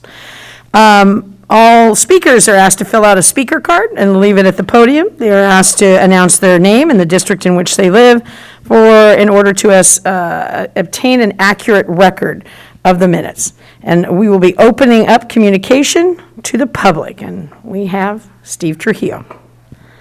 Thank you, Mayor Parker. Steve Trujillo, Cabrillo, Board of Trustees in lovely District 7. By the way, you're all 25 minutes tardy. I'm going to have to give you detention as a former school teacher. I'm very disappointed in your performance. These last few meetings, you've been quite tardy. And so, yeah, you need to, Jimmy, you need to, take a seat in the corner. You too, Ari. Anyway, my point will be speaking about, oh, by the way, hope you all received my email and read it. Thank you. I've said it this afternoon. This is about how police matter. President Joe Biden came on the air recently and announced that he was working with ATM, the Department of Alcohol, Tobacco, Firearms, to make ghost guns illegal. Many cities in this state have made them illegal. I'm asking you, working with the police department, to make them illegal so that when the police encounter them, they can take them away. I don't care what the NRA thinks. The NRA is not a democratic organization. I'm being small d. They don't believe in democracy. They believe in selling as many guns as possible. We need to get them off the streets because they kill people, including police officers. So I'm asking that you guys come back with a resolution denouncing ghost guns and making them illegal to possess or purchase or make in the city of Watsonville. That's the right thing to do. That's the common sense thing to do. Let's do this, please. Thank you. Any other public communications that are not on the consent agenda or on our regular agenda? Hi, good evening. My name is Christine Shaw, and actually I'm a resident of Monterey County, so District 2, Pajaro. Today, I would like to bring to your attention two potential developments that will have an impact on Watsonville, including utilizing the wastewater and sewage treatment plant. Pajaro residents are currently battling developers who are attempting to develop along the Pajaro River, putting not only the residents of Pajaro at risk, but those who would live in the developments. As you all know, the Pajaro River is an incredibly sensitive and controversial area, with both Santa Cruz and Monterey County working to repair the failing levee system. The levee was built in 1949 and currently only provides an 8-year level of flood protection. Levee maintenance activities are underfunded. We live in a special FEMA flood zone that imposes building restrictions due to the enhanced level of risk. Developers have proposed adding over 100,000 square feet of 2- and 3-story apartment buildings built at the literal toe of the levee, partially on farmland. These will be used to house non-union workers on H-2A visas bused to South Monterey County. Adding over 760 people to Pajaro, increasing our population by 25%, with either less than adequate or with no safety measures to safely evacuate 760 people in the event of a disaster, as buses and other transportation will not be kept on site, in a town with almost no law enforcement presence and very little in the way of resources to support such a population increase. Inevitably, this will have a significant impact on Watsonville. I provided the council with an abridged information packet of our concerns and welcome any questions. Thank you for your time. Thank you very much. Leave the packet? Okay, wonderful. Thank you so much. Thank you. All right. Welcome. Thank you. Good evening, Mayor, Madam Mayor, and City Council members. I'm Patsy Gasca, your Disaster Manager for the American Red Cross, and I have with me Chief Lopez here to accompany me to just invite you all to participate in making our community much more safer. We are going to be doing a free smoke alarm installation on May 21st. In the Watsonville area, within the city of Watsonville area. We've been doing this for 6 years. I've been before you to report on the progress we've done, and our goal is to hit at least 40 homes with 180 smoke alarms installed on that day. So we're doing from Lincoln all the way over Madison and California and several other streets like Palm and so on. So if any of you are available on May 21st and would like to come and support your American Red Cross, and in conjunction with the city fire department, we'd love to have you. Thank you. We'll also have our fire cadets will be participating in some of those installations. It's a great opportunity for them to participate in some community engagement as well. Thank you very much. Sounds good. Thank you. All right.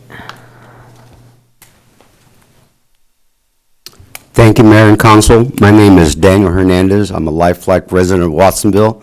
My phone number is area code 831-435-6733. I'm here with a very troubling complaint and event that happened at the Watsonville PD this weekend.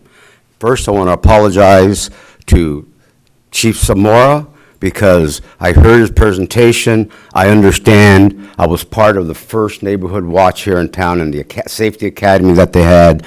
Done a lot to support neighborhood watches, but I've had many hats to wear: process server, bounty hunter, licensed, and bonded. An issue happened at the Watsonville PD this Saturday that pertained to a client of mine. The client already had the proper paperwork, restraining orders, everything in place. An individual comes into there lies, says he's a resident of Watsonville, shows video, show clearly of the house that I served him in, which is the old Bill Hoffman house out on Freedom Boulevard, right by the 5 Mile House. So he's not supposed to use resources in town, and our officers are supposed to check addresses and licenses.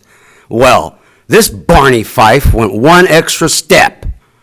He decided to call my niece, and then my niece called the sheriff. You know what the sheriff said?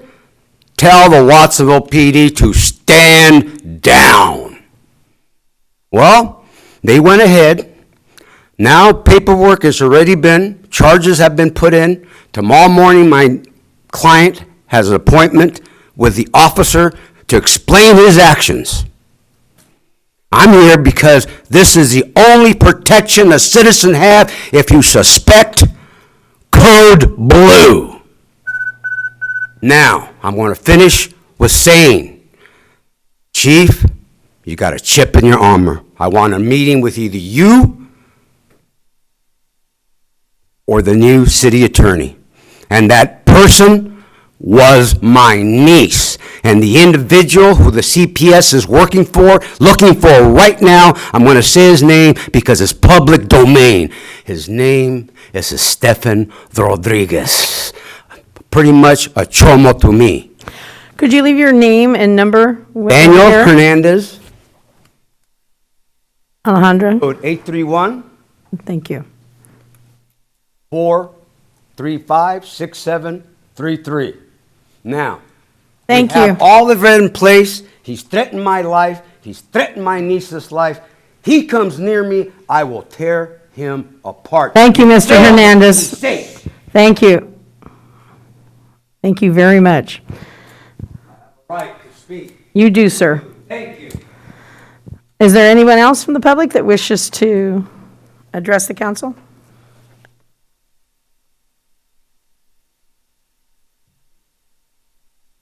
Good evening. Thank you, Council. My name is Marley Morales. I am a program coordinator for Ventures. Ventures works with working class families in California's Central Coast to ensure a shared and equitable economic future for all. Our transformative programs include Semillitas, which creates an automatic college savings account for all newborns in Santa Cruz County. And we are very thankful for the support of the city and council of this program. Recently, we released the Santa Cruz Like Me in partnership with Santa Cruz County. This report recognized the value of a representative government, including the importance of having diverse lived experiences inform and shape policy and governance. A Santa Cruz Like Me was a start to explore and identify how we are doing as a county. We did this by doing a simple survey of county boards, commissions, and elected officials. I have sent the report to each of you via email earlier today, and we wanted to share the report with you and invite the city of Watsonville to consider a similar effort. Ventures would also like to offer our support to make it happen.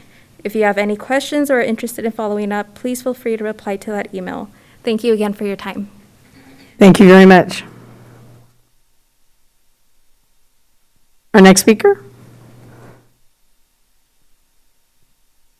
Welcome. My name's Elena Moya, and I have a business in District 1.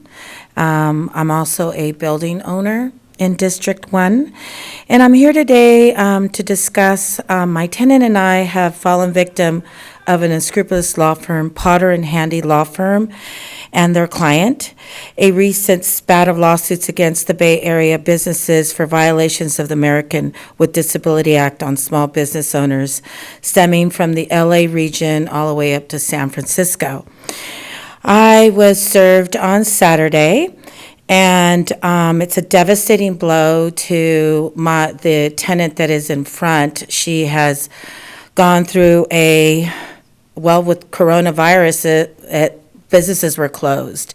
So both of my businesses in front were a hairdresser and a new and used store, so they were closed for a tremendous amount of time. I made concessions with rental, and such. And so I don't think that I'm the only one, because this is all over the Bay Area and I'm trying to get the information out. This firm has discovered a way of attacking small business owners, and they've realized that for their plaintiffs, it's a gold mine. It's a moneymaker. It's lucrative. It's one of the worst forms of legalistic extortion and exploitation on small business owners.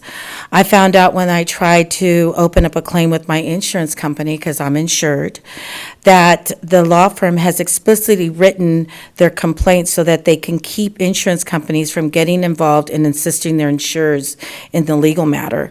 Because the complaint is not written for injury, but a so-called accessibility issues, most of all the complaints in the state are worded so they are, oops.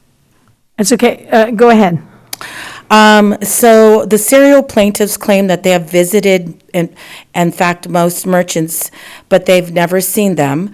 Under California UNRRA Act, civil rights law plaintiffs can also claim up to $4,000 per visit for each so-called visit, and they can visit the same business multiple times. It's a shakedown for small mom and pop businesses, and I'm here today to let people know that I am facing astronomical legal fees. My tenant is going to face astronomical legal fees. They will have to hire CASP professionals that are also charging astronomical legal fees. It's not $1,000. It's up to $2,000 to $3,000.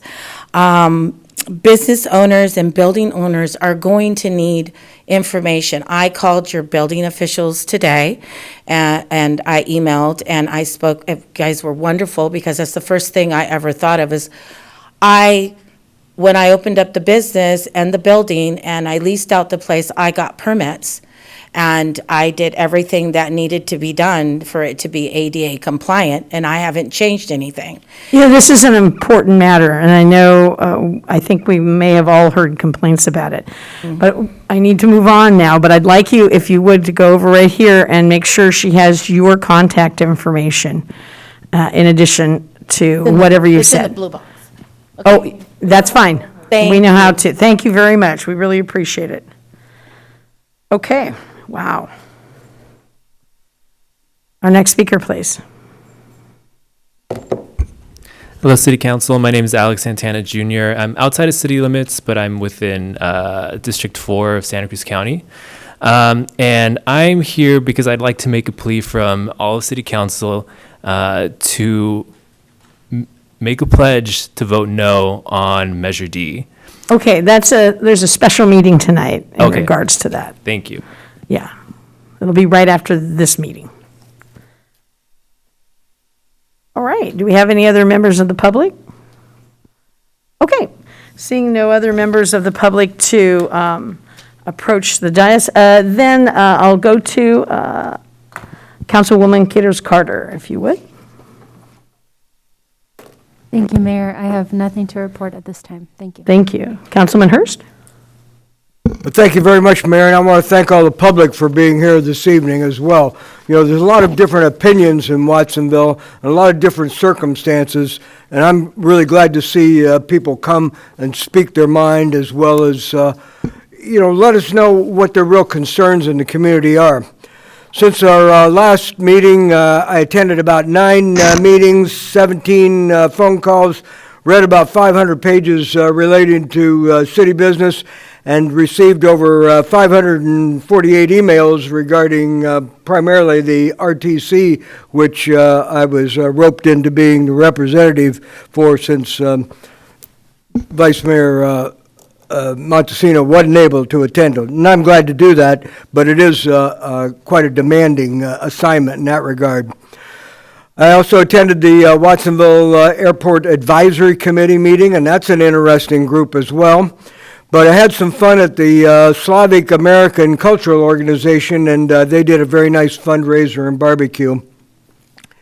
You already heard about the RTC, and you'll hear some more about that this evening. But I wanted to wish all the mothers the very best of Mother's Day, and my wife said that this was the best Mother's Day, and she told this to the children, of course, best Mother's Day that she had. but she was peeved about one thing, and that was the Mother's Day run for shelter and how we ended up with the very same time, but I got the medal just because of my age group and my gender. And so now I am at home, gender biased, age biased, and I'll have to redeem myself at the next Mother's Day run. I'll yield the rest of my time, Mayor. Thank you. Thank you. All right, Councilwoman Garcia. Good evening to all of you and welcome to our council meeting tonight.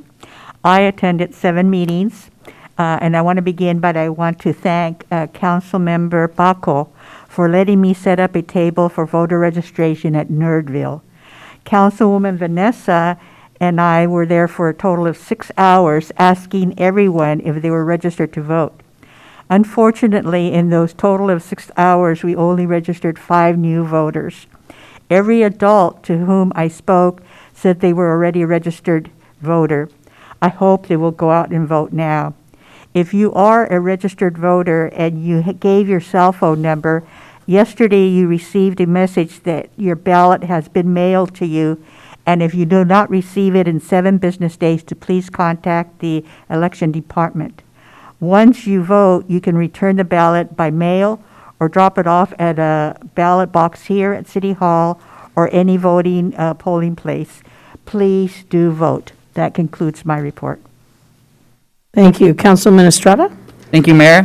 Thank you to the public for being here with us tonight. We always appreciate it. Feliz Dia de las Madres for everyone in attendance who is a mother. Feliz Dia de las Madres to everyone's mother here. And to anybody that you know that is a mother, just happy Mother's Day. Happy Mother's Day to my wife and my mom and my grandma. So just wanted to say that. Wanted to just say that I wanted to thank the community really for showing up to Nerdville. Thank you. We believed in it. We believed that this is something that the community would respond to, and the community did respond. So we're very honored that we had over 1,000 guests throughout the whole day. We want to thank the team, the friends of Watsonville Parks and Community Services. I want to thank the city staff, Nick, Gino, Carmen, everyone in Parks and Recs that did a great job, school district, our partners, our sponsors, the volunteers, and Rebecca, Vanessa for registering voters, Jimmy, Mayor for being there, Mayor for giving the opening remarks, Laura and Eduardo for supporting. Thank you, and City Manager. So very honored to have had our second Nerdville. We are excited for Nerdville number 3. I don't know how we're going to top off the Killer Clowns, but we'll figure it out. We'll do something special for the community. And so I just wanted to thank everyone, and just to say that, I'm really just humbled by the community. So thank you for supporting Nerdville. Thank you. Councilman Dutra? Thank you. I just want to wish all the mothers and people who filled that role happy Mother's Day. It was a nice, relaxing Sunday, and I got to spend it with my mom. And so, but happy Mother's Day to everybody out there. I also want to say congratulations to Councilmember Estrada and everybody that was part of Nerdville. When I went to school the next day, the kids were like, "Did you go to Nerdville? Did you go to Nerdville?" So you've really created something great in this community, and I look forward to even growing even more and getting even bigger in our community. Thank you. Mayor Pro Tem? Welcome and good evening. Feliz Dia de las Madres, and Feliz Dia de las Madres to my wife that I'm not there with them, and my mom. Just want to start off with thanks to staff for starting the work at the crosswalk on Hoc Implementation and Vista, which is greatly needed in our community, especially because we have a lot of walkthroughs because of shopping in schools. But I also want to have a discussion about traffic study for in Hoc and Slough, because people are driving there too fast, and it's become a corridor now for instead of using Main Street, which has a lot of lights, now it's become a speed lane for a lot of people in our community, and it's becoming very dangerous. And if we can encourage in the future putting some calm traffic, things around that area. So thank you. All right, thank you. 10 meetings, hours at Nerdville, got some great Wonder Woman collectibles, got a great Star Trek thing that we're going to use at my niece's wedding in memory of my brother. And just had a blast. And the Watsonville band was amazing. And it was a beautiful day. And everyone who worked on it did such a good job. They worked so well together. You'd never know that it was only the second time. I sit on the RTC, and I had more than you guys. I had 740 emails. And out of those 740 emails, only 22 came from the city of Watsonville, and 34 came from South County. So the huge majority of it came literally from Santa Cruz. And so that was interesting for me as I looked through what everybody's wishes were. I had a great Mother's Day with my mom, who's 99. I know Jimmy's grandmother is 101. And I hope that all of you had a nice Mother's Day, either in remembrance or in person. And on that note, we're going to go to Madam Attorney to have a report out of closed session. Good evening, Mayor and council members and community. A closed session was had on the items on the agenda and no reportable action was taken. All right, thank you very much. I'm going to be giving out some proclamations right now, and if I could be joined by Councilman Dutra, would you like to join me?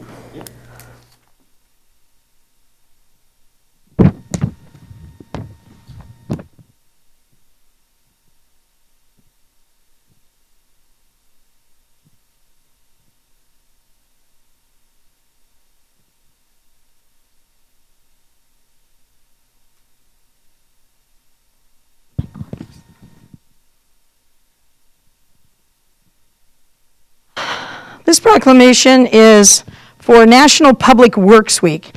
And on behalf of National Public Works Week, I think our Public Works Director, Christian Durenzo, is going to accept that.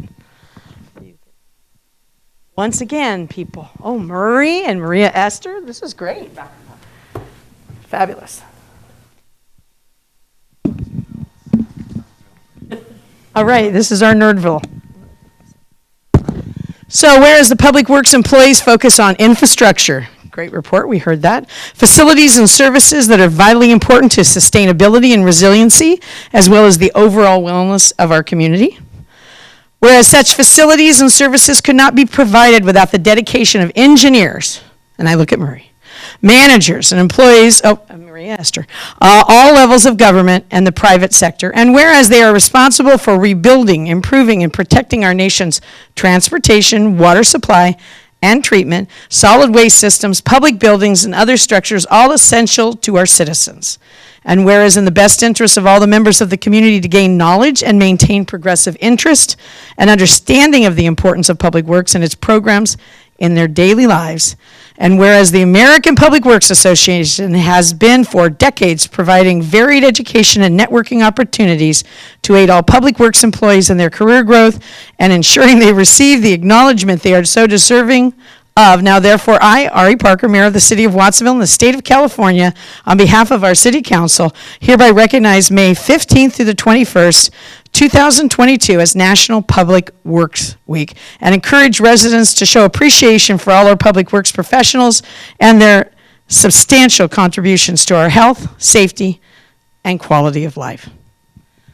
Would you like to say a few words? No. Too bad. Somebody's going to talk.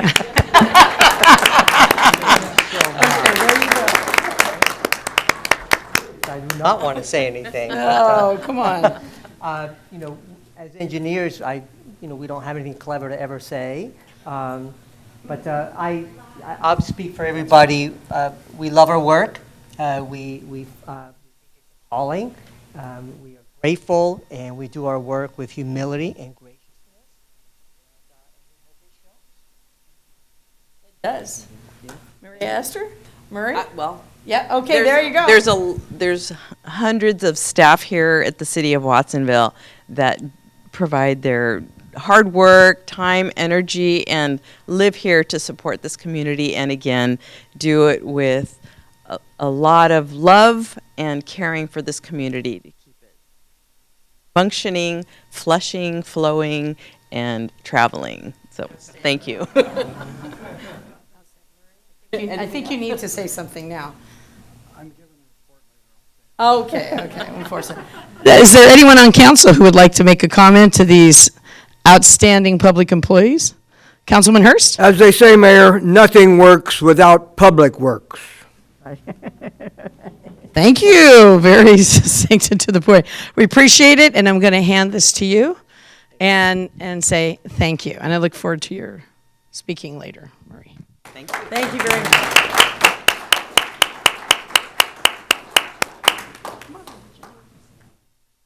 So the Tutt family is here.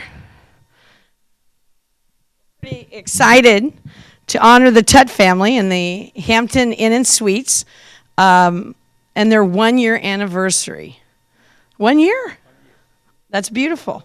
Whereas the Hampton Inn and Suites, a project that was several years in the making, opened its doors May of 2021, and whereas the hotel features 112 rooms, an indoor pool, a meeting room, a breakfast room offering meals free to guests, and a fitness center, and whereas Sonny Tutt and his sons, Haj and Jai, invested countless hours of hard work to bring the project to fruition with the added challenge of COVID-19 pandemic, and whereas Sonny believes in the importance of a strong work ethic as well as family support in order to be successful.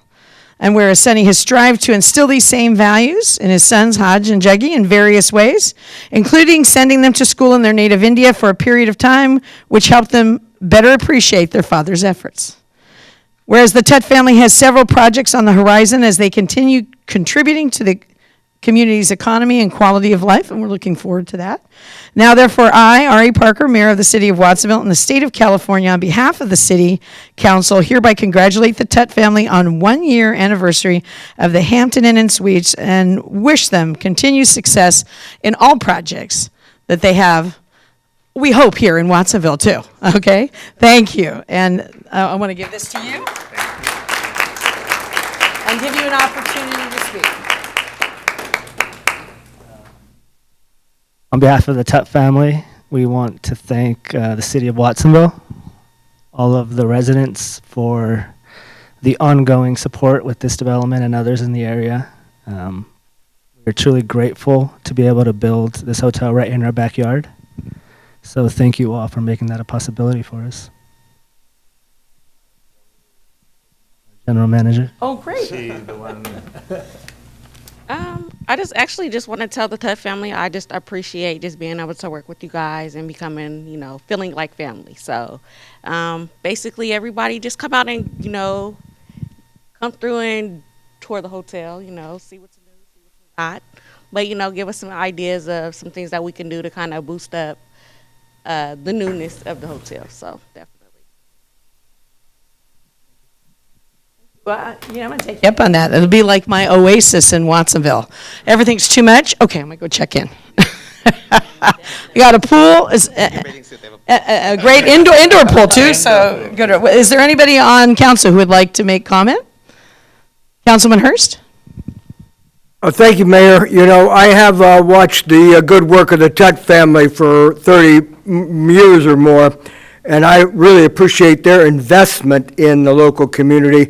Not just hard work, but capital at work as well, and jobs and revenue that's generated by their endeavors. So thank you very much. Keep up the good work. Thank you. Yeah, thank you very much. Very nice to meet you. Okay. Everybody, all the support to get us there. Thank you. Oh, yeah, very good. I'm going to come visit you. Definitely. Thank you. All right, we're moving on then to our consent agenda. All items appearing on the consent agenda are recommended actions which are considered to be routine and will be acted upon in one consensus motion.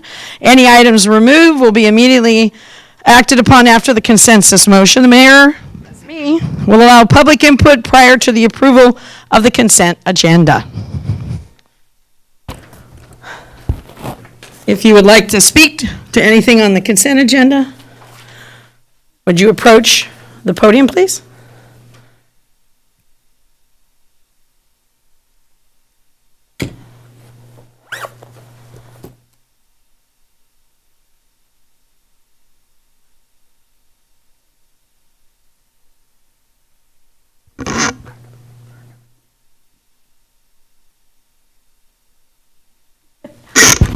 I always have to lower it quite a bit. Welcome, Pam. So, my name is Pam Sexton, and I've sent you all emails and also given you phone messages. And I want to ask you to pull item 9H from the consent agenda. I want you to give more time to this item. This is about having transparency and oversight. AB 481, the new state law, offers the opportunity for us to know and have community control, a democratic process, a more democratic process, right, over how military equipment is used by local authorities. And this, getting the writing of the ordinance, it requires understanding the law behind it, and that doesn't happen in these quick meetings. The AB 481 requires that there's a public hearing. A public hearing should include publicity, that it's a public hearing, not a city council meeting. There should be the chance for dialogue, and there should be time given to it. The law also allows for 180 days of time to get it right, because every community is different. We can't use what's used somewhere else here. We need to make it right for here. And there are some specific loopholes, vague language, and things missing in the current ordinance and policy that really need more attention. It requires in AB 481 for there to be an oversight authority, and that's not in there. And lastly, chemical agents, there's language that really needs to be in there to make it what it should be. Thank you, Pam.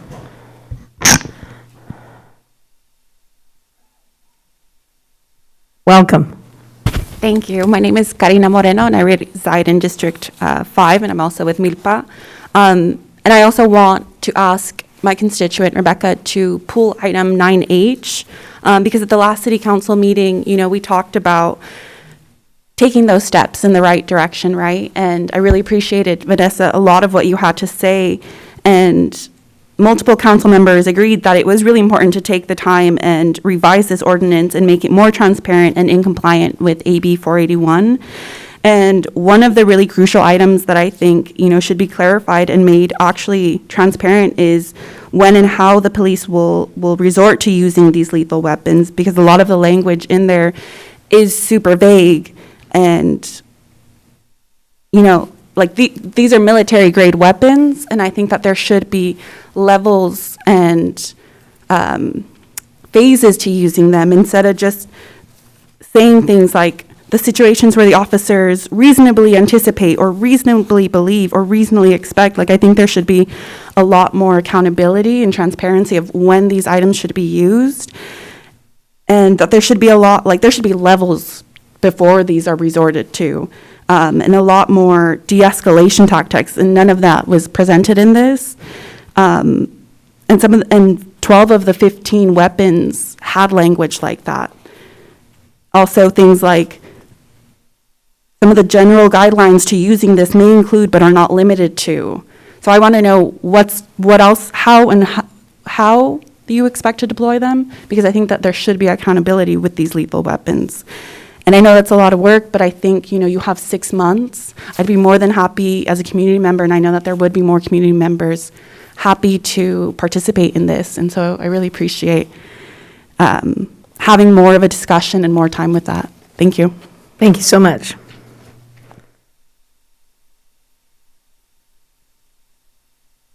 Are there any other speakers, public speakers? Okay, so we have 1 and 2. Okay, thank you. Hi, Yesenia, District 7. I guess I'm just asking for more time to like revise it. You guys said that you guys would take more time to do it, so I'd appreciate if you guys could just honor that. I just want to echo what people have been saying about the language being vaguer on certain things. And like I said last time, like the use of certain weapons,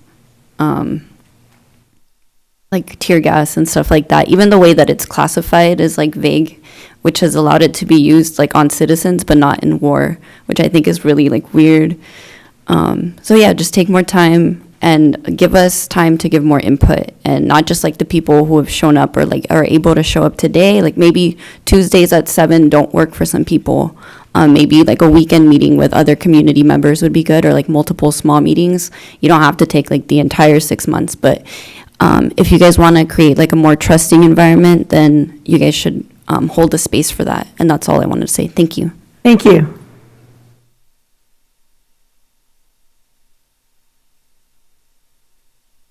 I wish to concur with the previous 3 speakers. Words like reasonably are vague. You can drive a truck through them. 180 days is enough time.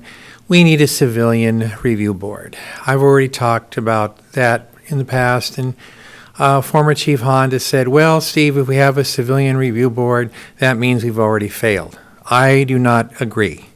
And I realize that the police department is not thrilled with these words that I'm speaking, but for let's at least look at these weapons under AB 481, because they are unusual and the circumstances in which they are to be used should be unusual, and there should be definite input for those of us who are civilians, like myself, although not necessarily me, in order to have such safeguards on making sure that Watsonville never becomes, well, let's say, North Korea.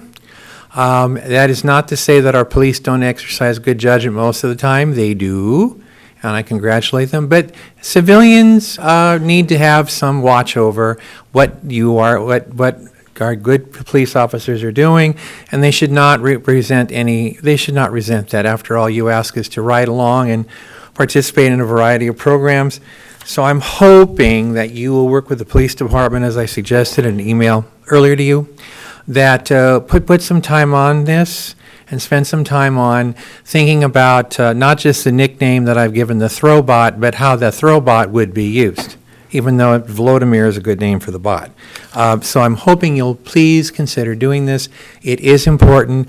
We need to maintain a balance of both security and safety for all the civilians and our police officers. That's why I just spoke to you earlier about the ghost guns. Thank you. Thank you, Steve.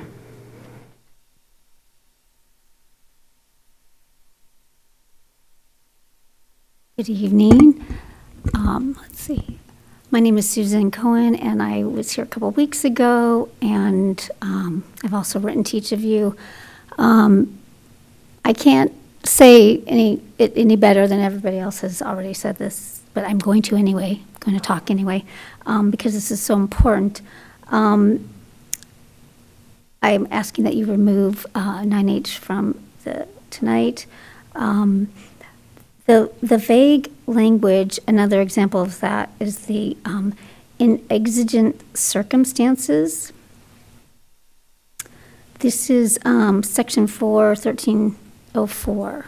So using equipment in exigent circumstances. Notwithstanding the provisions of this chapter, the police department may acquire, borrow, or use military equipment in exigent circumstances without following the requirements of this code. Which, again, not only is it vague, does that throw everything else out that is required? And it sounds like it doesn't have to go through the city council.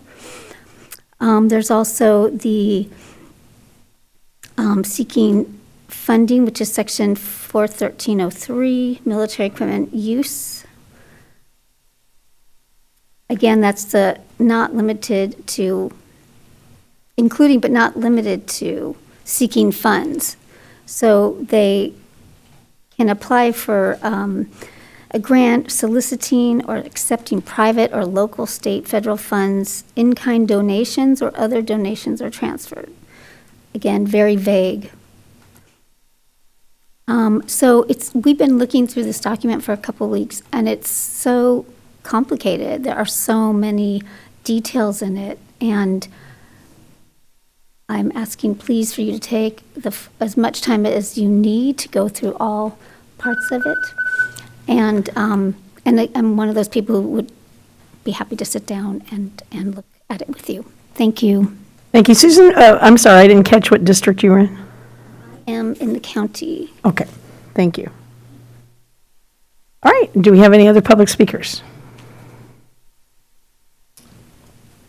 Buenas tardes, good evening, Mayor, City Board, City Council. I'm in agreement. I'm sorry, your name is? Bernie Gomez. Bernie, of Yeah, course. District 1, the Milpa. I'm in agreement with pulling 9H, and last time we were talking about this, there was a conversation up there talking about language, right? And it was my understanding that when this came back, that process would have been had, or at least it had taken a little longer, but that nothing has changed in that ordinance. No language has changed, so I don't know what happened. I don't know if the city attorney is the one, I believe is the one who wrote it, correct me if I'm wrong, but there was a conversation where city council members were actually kind of actively talking and thinking about language, right? I remember that. And so to put this on the consent calendar and try to for me, it's kind of try to sneak it in there, right? And just have a broad, just vote on all these items, right? It's kind of shady, it's so it just makes me think, what type of accountability are you going to have to yourselves? Now, that's, this is about integrity now. You said, y'all explicitly said, that language should be looked at, right?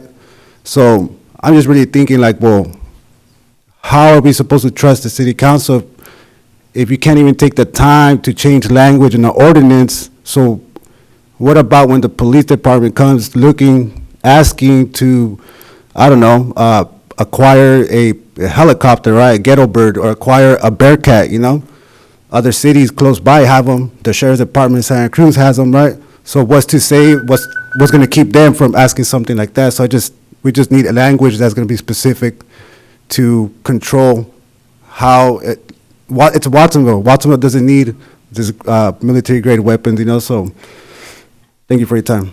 Thank you, Bernie. So maybe not now, but at the end of our comments, Madam City Attorney, you can clarify the process for the public? And then we can even go back to the minutes if we need to discuss exactly what we were going to go back to work on. Because we want them to, we want to have transparency on that. Welcome. Hi, good afternoon. My name is Martha Vega, and I'm a resident of District 2 for the City of Watsonville. I wanted to thank you for your time as you guys are listening to multiple perspectives of different, of the whole community, and it's a lot to put forth on you to make a decision. But growing up in the city of Watsonville and seeing both positive and negative experiences that occur in our community, I wanted to voice how I feel, and I urge you to pass and support our law enforcement community. By supporting them, we support the residents in keeping us safe. And so I wanted to thank you. That's all. Thank you, Martha.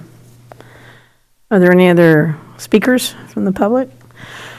Okay, I'm going to go over here to the city attorney and ask if you would there's two things. So the process for hearings, Sure. and then the minutes and what we said. Sure. Okay, thank you. Sure. So this is an ordinance, and an ordinance requires two steps for adoption. One is a first reading, and one is a second reading or pass, the code actually said. The second reading is usually on consent. So tonight is a second reading of the ordinance. The first reading was adopted by a 6-1 vote. So it is not common for staff to rework an ordinance when the first reading has been adopted by 6 people when 6 people on the council have voted yes for it. If staff were to do that, it would contradict the vote of 6 of our council members, which is just not that would not be consistent with staff's role, which is to execute the actions of the council. So it is consistent with city practice that this item be on consent, which is where it is now. That was one question. And Madam Mayor?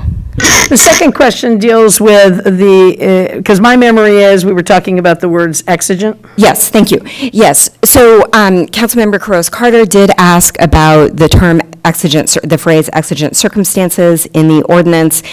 And that is actually pulled from the Supreme Court.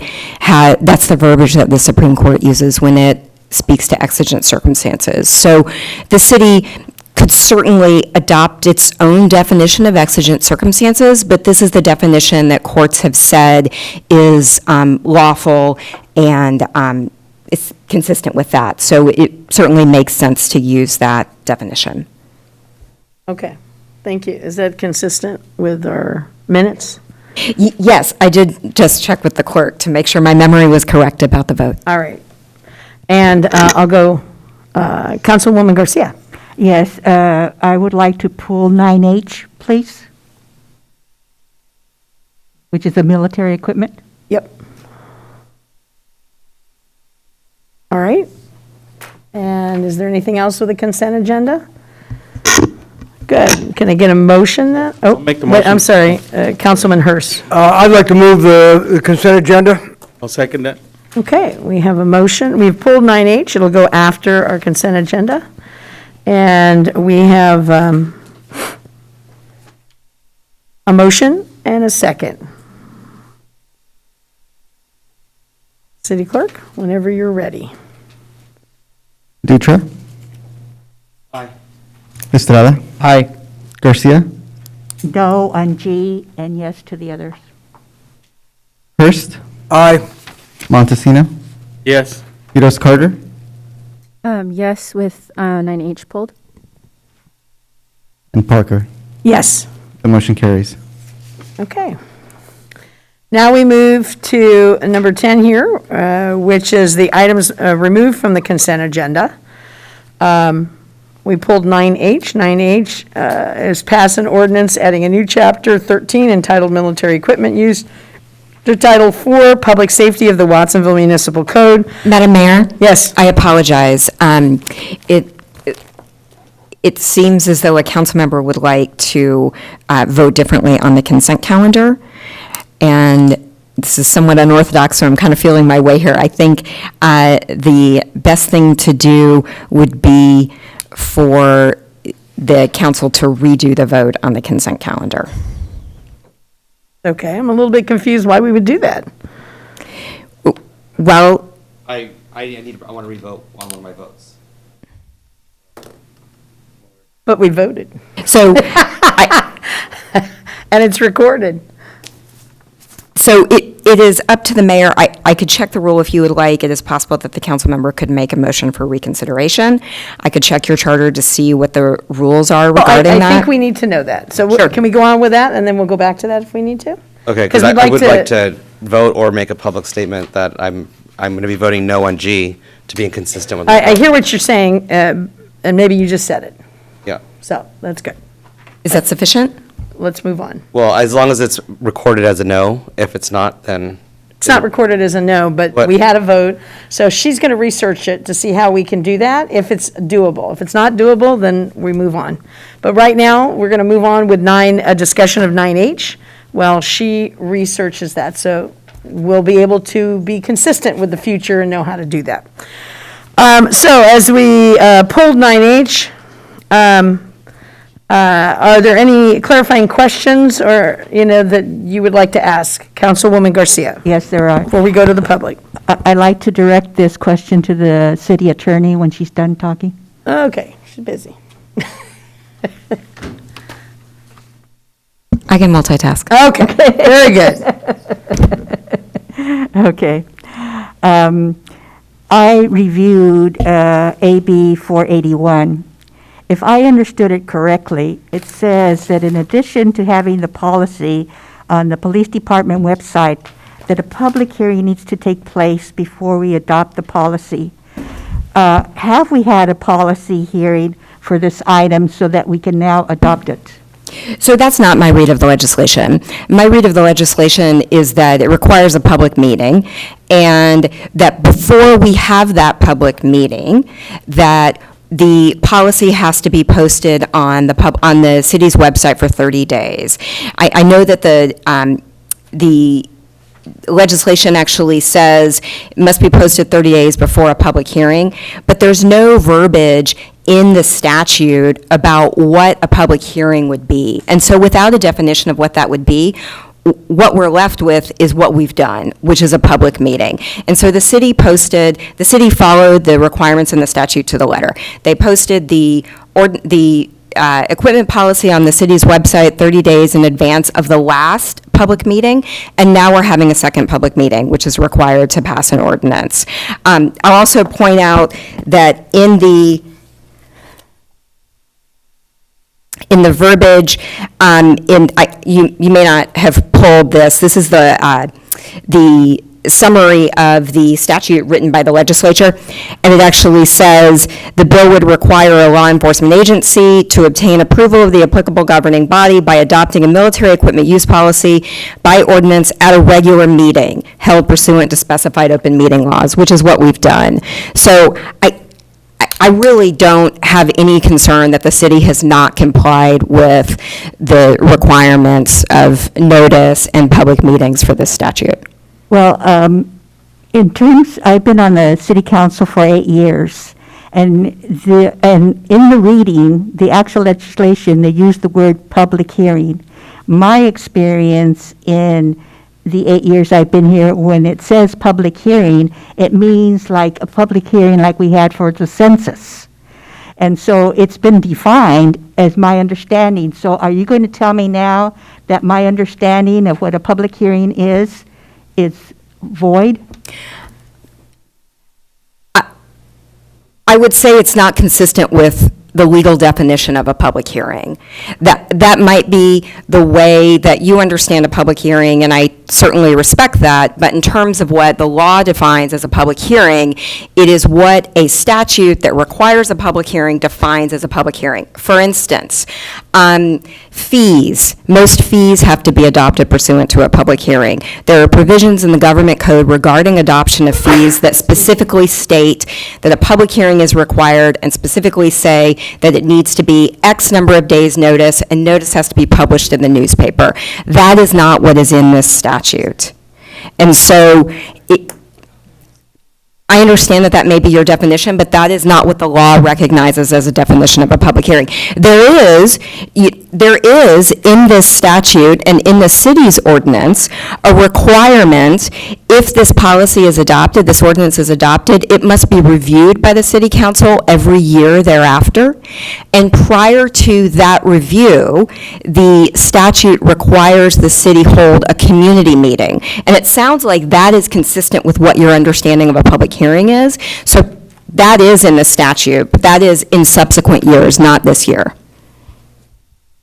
Okay. Any other questions from council? Okay, we will go out to the public then.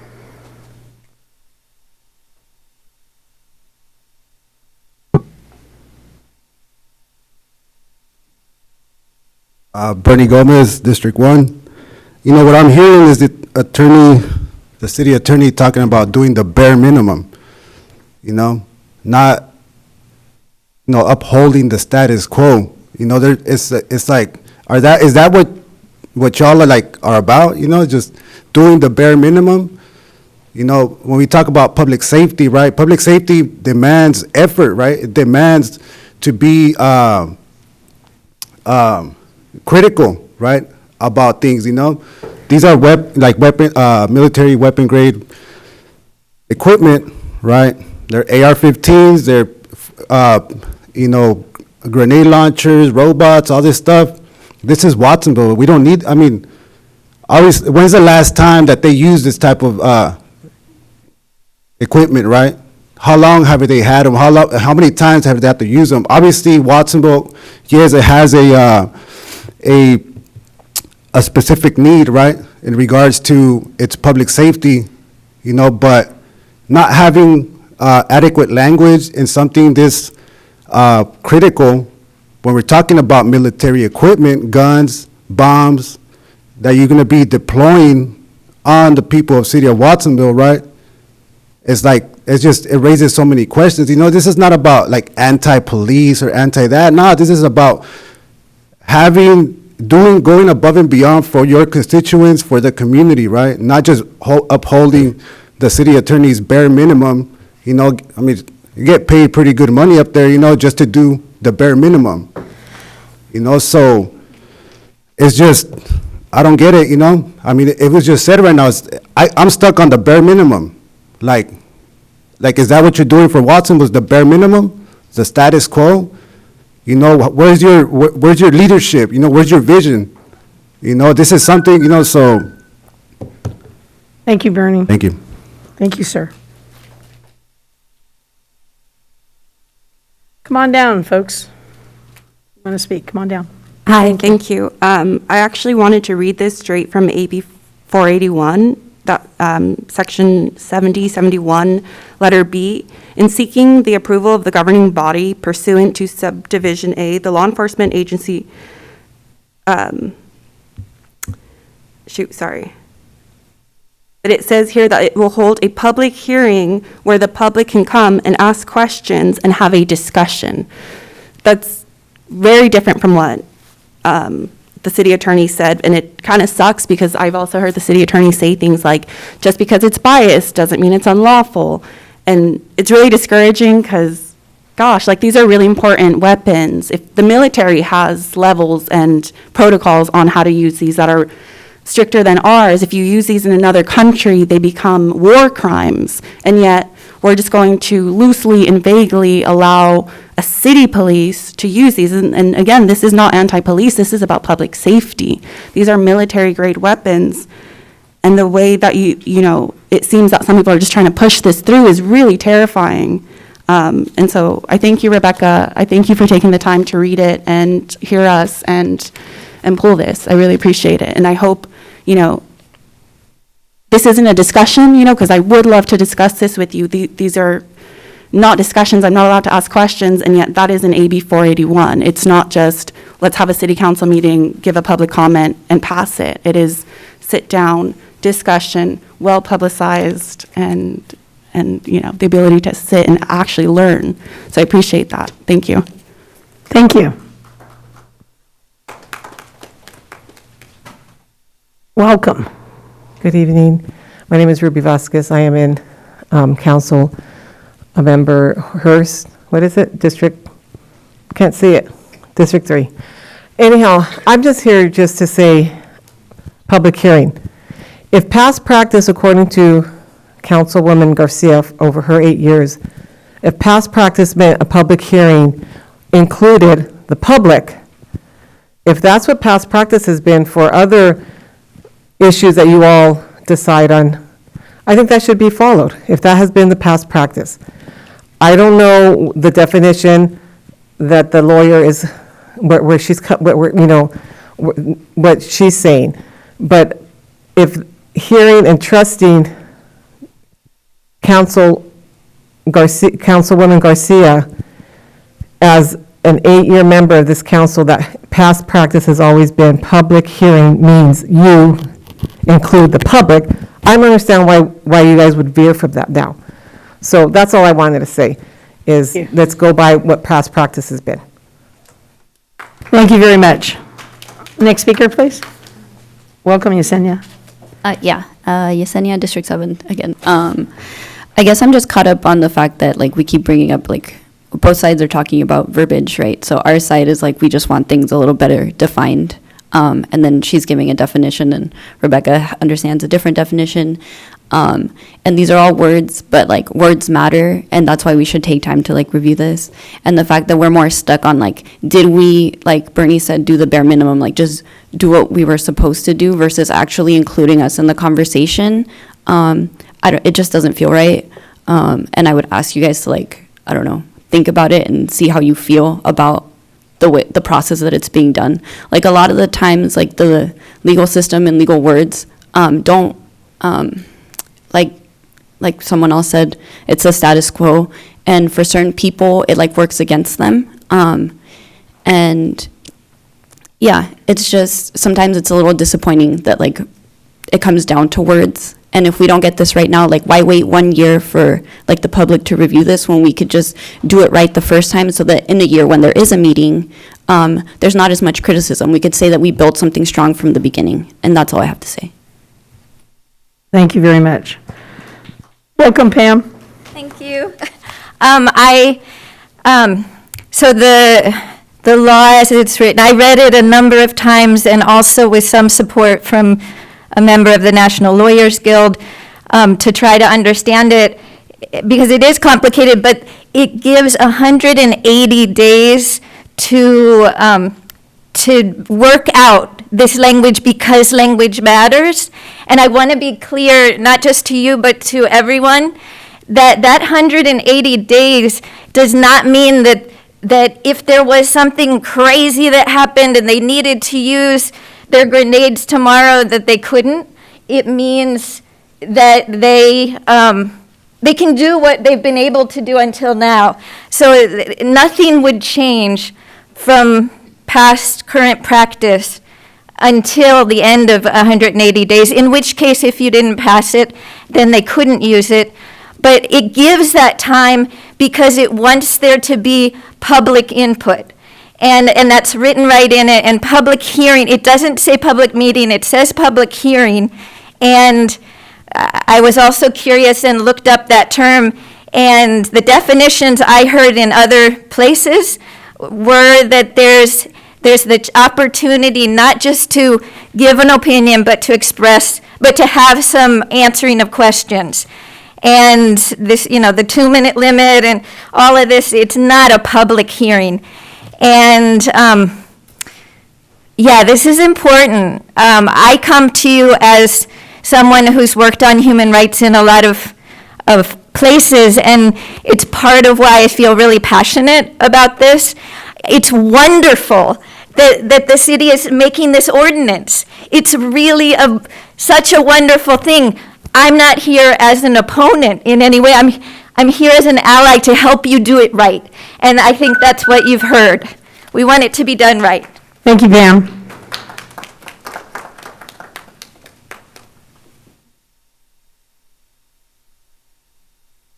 Hi there, welcome.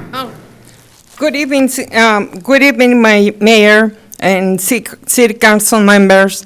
I listened to that problem, okay? It's been a lot of things going on, okay? But I want to refresh your memory. In 1985, I was in a strike, okay? The rival guard, he was a chief of police, okay? I'm not gonna tell you how can he plant the policies and everything, because you said there you have a city attorney to investigate more about that, because I wish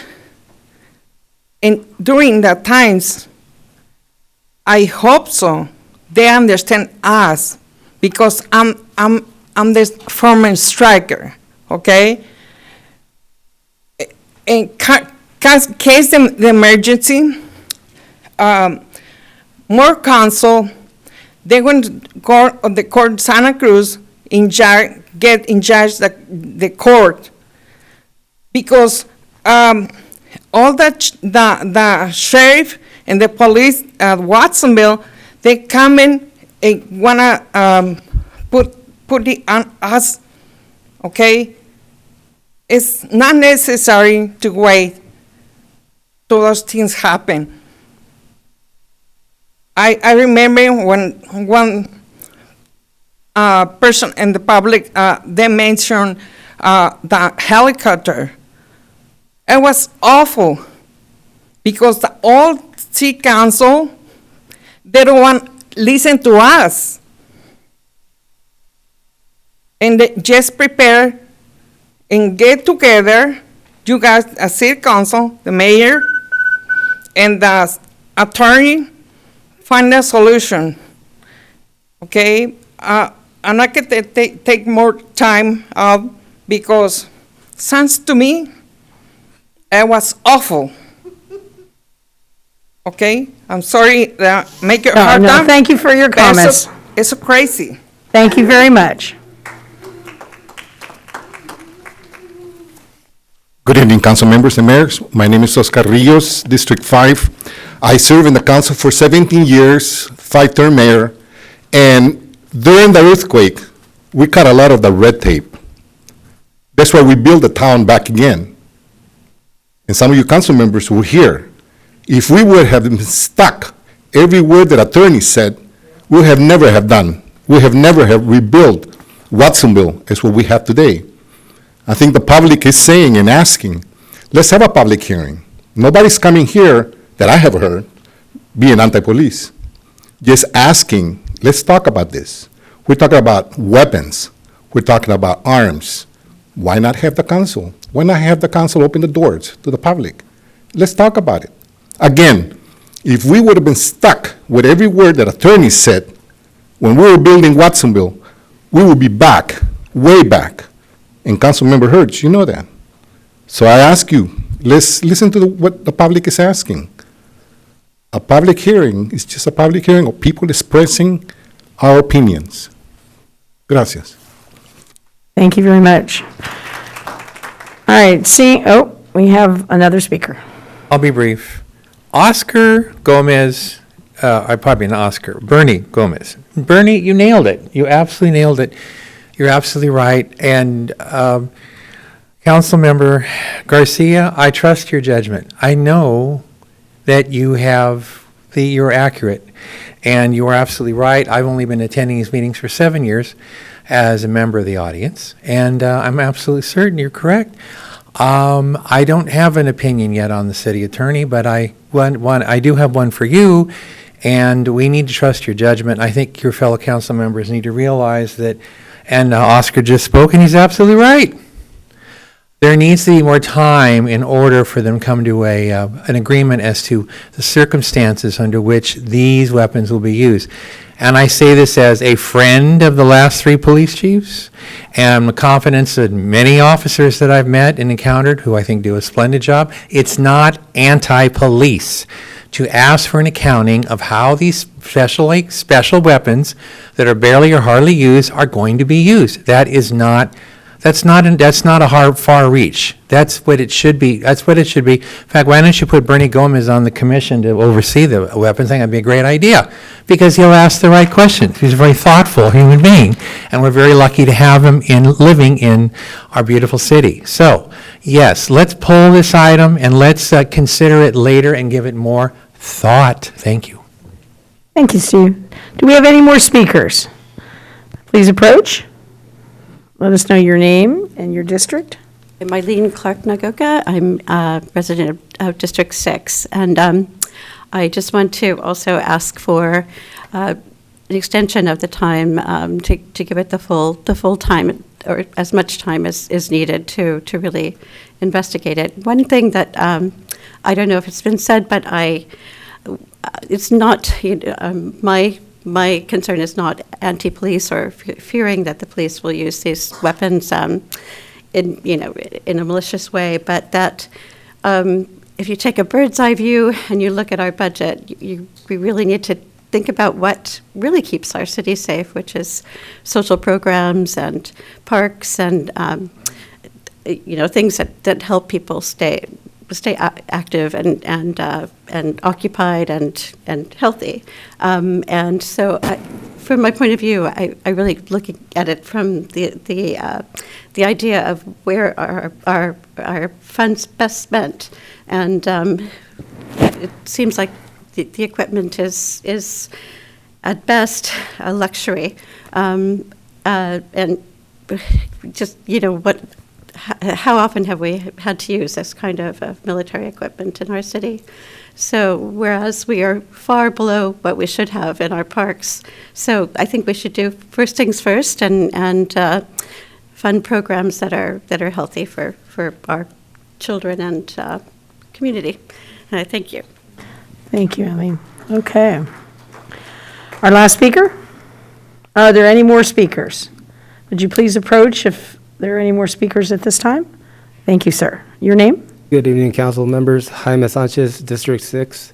I feel that my observation has been that in the past few years, the police department has been very successful in building a good rapport with the community, and I feel like militarizing the police force is going to put a strain on that trust. And we also want to consider the National Guard and why it's there, the purpose of its function, and how does it play into, we're already paying for that, so we don't have to spend further funds. And we can put, like Eileen mentioned, these funds back into the community in a constructive way. Thank you. Thank you. All right, seeing no one else at the podium, I'm going to come back to the council for a motion. Rebecca? I'm sorry. Councilwoman Garcia. Thank you, Mayor. I move that we postpone a decision on this item until we have a true public hearing. I'll second that. Okay. We have a motion and a second. Are there any comments or questions? Councilman Hurst. Well, I too want to make sure that, as Mr. Gomez says, nothing shady happens here, and that we do have accountability and we have integrity and full transparency. And so I'm not necessarily opposed to continuing the discussion, but this is the second public hearing.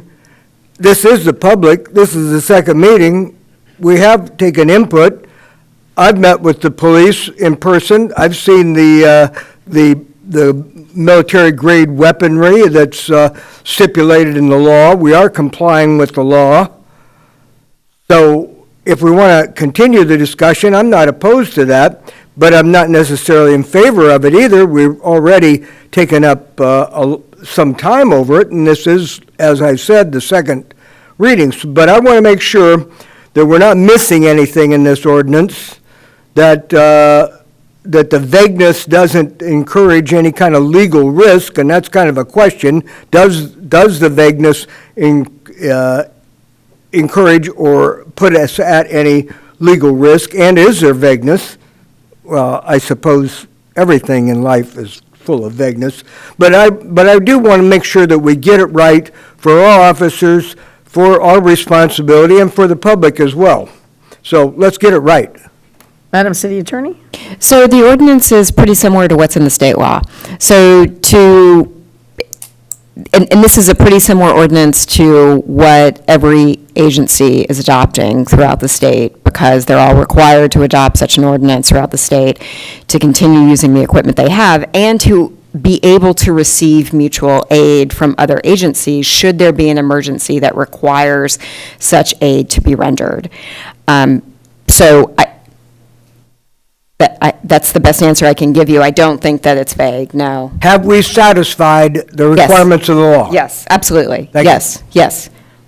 And if I may, Madam Mayor, one thing in response to the request about public hearing, I don't take a position on these ordinances. My job is to tell you the law and really just to call balls and strikes. And so what I can tell you is legally, you are not required to provide more public process than you already have. If you would like to do that, that is fine. But legally, you are not required to do that pursuant to this statute that requires you to adopt or to consider this ordinance. All right, thank you. Are there any other comments? Councilman Dutra? Thank you. Quick question. There was a comment earlier saying that there was a statement, I think, said by you about bare minimum. Yeah, Do thank you you. look at this as bare minimum? That was not my statement. No, I look at it as, this is what, my job is to tell you what the law requires. And so what I'm telling you is what the law requires. If you'd like to do more than that, that's fine. That's a policy decision for the council that I do not engage in. My job is to tell you what the law requires. And what the law requires is 30 days before the ordinance's first consideration, you post it on the website, and that you have 2 readings. You have done that. And then after adoption, when you consider it in subsequent years, you have a community meeting prior to consideration in subsequent years. That is what the law requires. Should we have had that meeting prior to this then? That's not what the law requires. If you wanted to have it, sure, you can, but that's not what the law requires. My job is just to tell you what the law requires. Okay, so and I'm not opposed to giving more time, but would it change this ordinance? I also don't want to waste time, so if we're bringing back the same ordinance, is that, what I'm saying? I don't know. We take,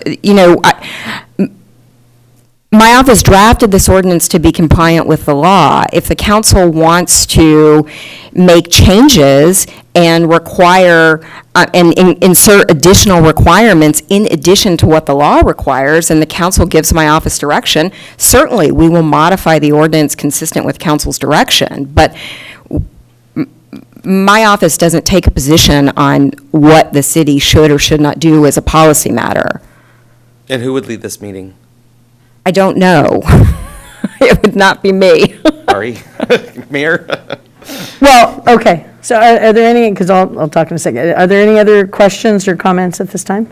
Okay, so I don't agree with you, Councilwoman Garcia, about this not being a public hearing. I see it every week when we have it. We have public hearings.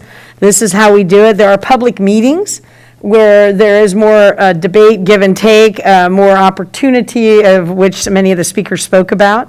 And I'm not adverse to having that in the future. I did mention last time that this is the first go-around, and you mentioned something that this could stop us from getting mutual aid if we need to, and I'm a little concerned with that. Yes, that's correct. And if any of the chiefs would like to speak to this, that would be fine as well. But yes, that's correct. Clarify that for us, please. Without adopting this or a similar ordinance allowing the city to receive mutual aid, you could not receive mutual aid from agencies that use some of the equipment that is covered by this statute. Exactly. So, good evening, Mayor, Council. My name is Tom Sims, the Assistant Chief of Police. So, to our city attorney's point, that's correct. If the ordinance does not get adopted, then we have a difficult time asking and requesting for mutual aid, because the agencies within our county and outside our county who would provide assistance also have this type of equipment, and we would be asking them to bring it into our city to assist us with whatever critical incident we may be facing, and we wouldn't be able to do that. Okay, so that clarifies that. And then the other comment I had in regards to it was, last time I said, this is going to have an evolution. There's language that's going to have an evolution. The police are going to have an evolution of what they use, what they don't use, what they don't need, what it is. And we also make a decision to have more public discourse on this. And through that, have more of it. But that doesn't mean we shouldn't start someplace. And I feel like, that's how I feel about it. I feel like we need to get something in place and move forward at that point to work. We are within the law. We are honoring the law. The police have been the Watsonville Police, cooperative and educational about it, and I'm sure that could be incorporated as well to other things. But there are differing opinions, and we always have differing opinions in our city. So we need to move forward with it and then have that conversation. Councilwoman Garcia, you wanted to speak. Yes, 2 things. One, you mentioned that you considered today a public hearing as in past. But if you know what we do when the council is going to have a public hearing, we put it in the newspaper. It's posted in the newspaper. It's never been posted in the newspaper that this is going to be a public hearing, one. Two, we're not saying we don't want to adopt the ordinance. We are just saying we want to have more public input to establishing and then adopting the ordinance. We want this ordinance. So we're not saying anything about not adopting it. So that. So let's clarify that point so that we're all educated on that. I'm looking over here because I know our city clerk's office and the city attorney are both, when we have a public hearing and we have them on our agenda quite frequently, what does the law require? And that means the city requires of us to have a public hearing. So that's what I was saying earlier. A public hearing is a term of art defined by statute. And so when we have a public hearing, like for instance, when we adopt a fee, the statute that governs the adoption of that fee says this is what the public hearing for this fee requires. So there are the statute different does not say that. versions of what a public hearing Yes, and says. generally it is 10 days' notice and it must be in the newspaper. Okay, and this one Does did not do include that. And city clerk, then otherwise you would have put it in the newspaper, is that correct? That is correct. We did publish it for a second reading this time around. And I also want to point the council over to our municipal code, which discusses public hearings. Yes. And it's defined here as to how public hearings are conducted. And this is what we're conducting today, or the previous meeting is consistent with what's in our municipal code. Okay. So Councilwoman Garcia, do you have any other questions in regards to that? Councilman, Dutra. So I just want to be clear too that they're not going to withhold full funding within the 180 days, right? I mean, this seems like it's pretty, that would be after the 180 days if we do not adopt something. That's right. So we should be clear about that, right? So, so there is time to, if they wanted to have a discussion, we're not going to be penalized within that time. That's correct. Okay. Thank you. Okay, so anybody else before I make a comment? So there are a couple comments on that. Who's going to have the discussion? Who's leading that discussion? And when is that discussion going to take place? And here's the other question. How many days have we already noticed this? How many days since the process started has it been? We can check that. Can you check that? I'll ask for Chief Sims for assistance, but it was posted online for 30 days prior to us having our first public hearing. And then we had our public hearing, which happened last meeting. This is our second reading. So it's 30 days plus 14. Okay. We can get you the date. The other thing I'd like to say is it would be helpful perhaps to understand if the motion is to have a public hearing, it would be helpful to understand what that means. Right, that would be my next step. That's the who, what, when, where, and how. So we have a motion that's on the floor, and the motion is to delay voting on this. Is that correct? Postpone. I used the word postpone. I'm sorry? Postpone. To postpone. We have a second on that. So at this point, let's vote on that, and then we can move forward with, or not move forward, depending on where we go. All right, unless there's any other comments. Okay, great. Okay. Go ahead, Mayor Pro Tem. I would encourage the makers of the motion to specify what the intent and the when, where, and where, because like I said, it leaves it to me really open. If it's in 2 weeks that they have a community meeting, I'm not opposed to that. It's we want to have open government and discussion, but just leaving it open as like it just leaves too many unanswerable questions to me. Are you open to a friendly amendment? Well, no, it's not a friendly amendment, it's what I'm willing to do. Okay. What I'm willing to do is, I'm willing to have that this public hearing be facilitated by our Deputy Chief, Thomas Sims, so he can decide. Okay, thank you.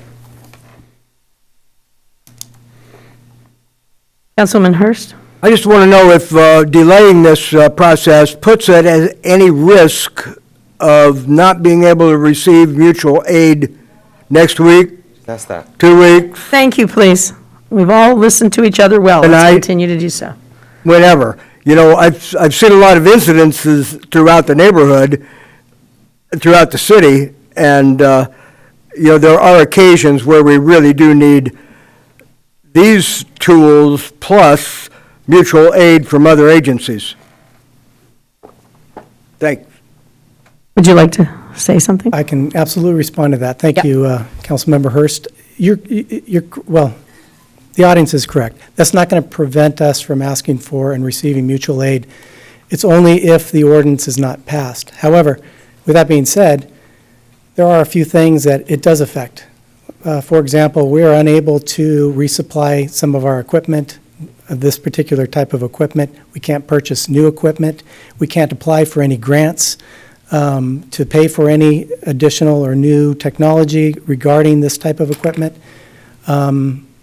And honestly, we can't purchase any new military-type equipment until this ordinance is passed. Okay.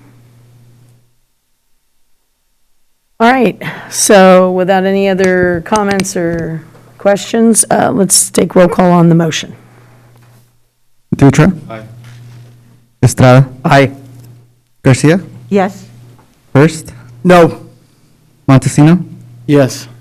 Quiroz Carter? Aye. And Parker? Yes. The motion carries. Okay. So it's not agendized, but next steps on this, we want to keep moving. So I'm going to, I can't make a motion. I need to make a motion, if I could. Yeah, I'm going to recognize you in just one Okay. second. A little guidance on this? It would Next be steps? helpful to understand what the motion means, to understand what the council voted on. What do you envision a public hearing to be? Who will facilitate it? When should it happen? What will the agenda be? Did you not hear me when I explained my motion? I said that it would be facilitated by our deputy Okay, chief, I'm sorry, no, I did not hear that. And he will decide all those different parts of the who, when, and where, and what. Okay, so will that give the council the information that it needs for the deputy chief to decide? I believe so, is that correct? Okay, great. So we'll work with our city manager pro temp. Okay, very good, thank you. Okay, good. And let me recognize Councilwoman Dutra. You Thank you. have a word on the motion that we were talking about? Yes, I misvoted last time, and I'd like to move to reconsider the vote on consent agenda so that I may pull 9G. So I make that motion. You were going to say no to 9G? I mean, yeah, I voted no last time, so I want to stay consistent with my vote. Oh, so you want to say no this time? Yeah, Okay. Is there a second? I'll second that. Okay, we have we have a motion and we have a second to reconsider the previous vote on the consensus agenda. Are there any other questions? I have one. Are we reconsidering the entire vote, or are we reconsidering just the one vote? Because that's what you phrased, right? Yeah, that's. Yeah? 9G. 9G. Sure, so the motion could certainly be to pull 9G and reconsider it. So it would just be 9G, item 9G. No, that's not what he was talking about, is change his vote on 9G. So he wants to reconsider his vote on 9G. Sure. So the council voted to reconsider, or the council should vote to reconsider. We can allow him to reconsider the vote. We have a second. And, Yes. And so So when we that should- happens, then he can revote. That's right. On 9G. Yes, thank you. Okay, that's great. Any other clarifications? Then we're going to go to roll call. Dutra? Aye. Estrada? Garcia? Yes. Hurst? No. Montesino? Yes. Quiroz Carter? Aye. And Parker? Yes. The motion carries. All right. And so we're going to go back into the consent agenda. And since we just did that, would you like to revote on 9G? No? Okay. Okay. And so recorded. Right? And so recorded. All right. So we have dealt with items removed from the consent agenda, and we are now on to public hearings, ordinances, and appeals.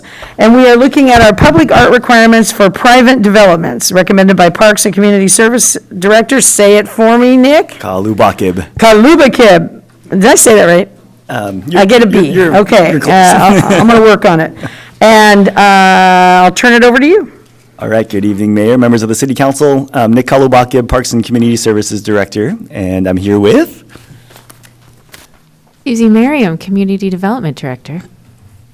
All right, and we are here tonight to present on the Watsonville Public Art Program, or otherwise known as Percent for the Arts. The recommendation for this item is that the council adopt a new ordinance amending Watsonville Municipal Code by adding Chapter 20 entitled Public Art Program to Title 8. This proposed ordinance really accomplishes three things. It establishes a cultural fund, creates a new development fee, and defines how funds that are put into this new cultural fund can be spent. So just for some clarification, especially given all of the discussion tonight regarding hearings, first hearings and second hearings, we held a first hearing for this ordinance back on April 12th here with the council, and the council voted on and carried a motion to adopt the ordinance that staff proposed with the following changes. First was to omit the other options that were outlined in the ordinance for large developments to satisfy the program requirements. So really, those options gave developers the opportunity to pay for and install art on their development sites or donate art to the city. And there were a couple other options that were in there in lieu of paying the fee. And secondly, the ordinance was adopted with a change of the fee from 0.25% of construction value to 0.75%. So tonight's item really does serve as the second reading. As was mentioned previously in tonight's meeting, second readings for public hearings normally end up on the consent agenda. However, we're here in front of the council tonight presenting on this item for really a couple of reasons. One, that there were some pretty significant changes to the ordinance that were voted on and approved by the council during the first hearing, both of which I just described in the previous slide, which caused a pretty much kind of overhaul of the original ordinance. So there's several items that are attached to this agenda item in your packet tonight. There's the original ordinance that staff proposed as staff's recommendation. There's a red line version that shows the changes that the council voted on and approved to the ordinance during the first hearing on April 12th. And then there's a clean version with those red line items removed from the original ordinance. So we're here tonight to present on the revised ordinance and to provide some more information that's been requested from the council both primarily during the first hearing. And so that additional information is here on the screen in 4 different bullets. It's to provide some clarification on some of the local ordinances that are enacted by other local jurisdictions in and around Santa Cruz County. Secondly, to kind of discuss the legality of omitting the other options for large developments that satisfy program requirements. And then the impact on an increased fee on the revenue that will go into the cultural fund. And finally, the impact of an increased fee on development. So we're going to kind of take these things one by one, and Susie and I are going to tag team them as we get through this presentation tonight. So in regards to other Percent for the Art programs in our local jurisdictions, as mentioned during the first hearing, there's at least 48 cities throughout California that have adopted similar Percent for the Arts programs. Locally, here and around Santa Cruz County, most of the local jurisdictions only charge this fee to public construction. So basically, the County of Santa Cruz, the City of Santa Cruz, and the City of Salinas only charge themselves, essentially, for the Percent for the Art program. So for example, Santa Cruz County, for eligible county construction projects, they put away 2% of the construction costs for county construction projects into their Percent for the Art program or fund. And there's no fee for private development that occurs within unincorporated Santa Cruz County. The one exception locally to that rule is the city of Capitola, which charges both for city construction along with 2 private developments. They charge 2% of their total building valuation to development, or 1% in lieu. So basically, developers have the option to include art on their sites, valuing 2% of construction valuation, or paying 1% in fees in lieu to their cultural fund. And those are for non-residential projects only, so for commercial developments only. Just to recap again, what we're proposing, or what we propose in our ordinance, is that our fee be assessed on private development only, for projects that have valuation of over $500,000, for both commercial and residential, and remodels over $250,000. And we're not proposing to charge this fee to city projects or public projects, really due to the struggles that the city has had over the past several decades with funding capital improvement projects. Just as a recap again, also, the fee itself is based on a % of the total building permit construction valuation, and it excludes the land acquisition costs of those projects. And there's a cap on that fee of $75,000 per project. Again, the ordinance that we've proposed applies to residential developments with 5 units or more, to all commercial and industrial development projects with a building valuation of $500,000 or more, and to remodels of $250,000 or more on, residential units of 5 units or more, and on commercial and industrial developments. The fee does not apply to nonprofit performing arts, museum spaces, earthquake rehabilitation, or residential development of 4 units or less. So, for example, if an individual is building 1 home for their family, this fee would not apply to that, nor does it apply to ADUs. In terms of the topic of kind of options for larger projects and larger development. So the way that the original ordinance was written is that for projects for which the fee would be less than $75,000, those development projects would pay directly into the new cultural fund. So there's no option to develop art on development projects and whatnot. Those projects would pay directly into the fund.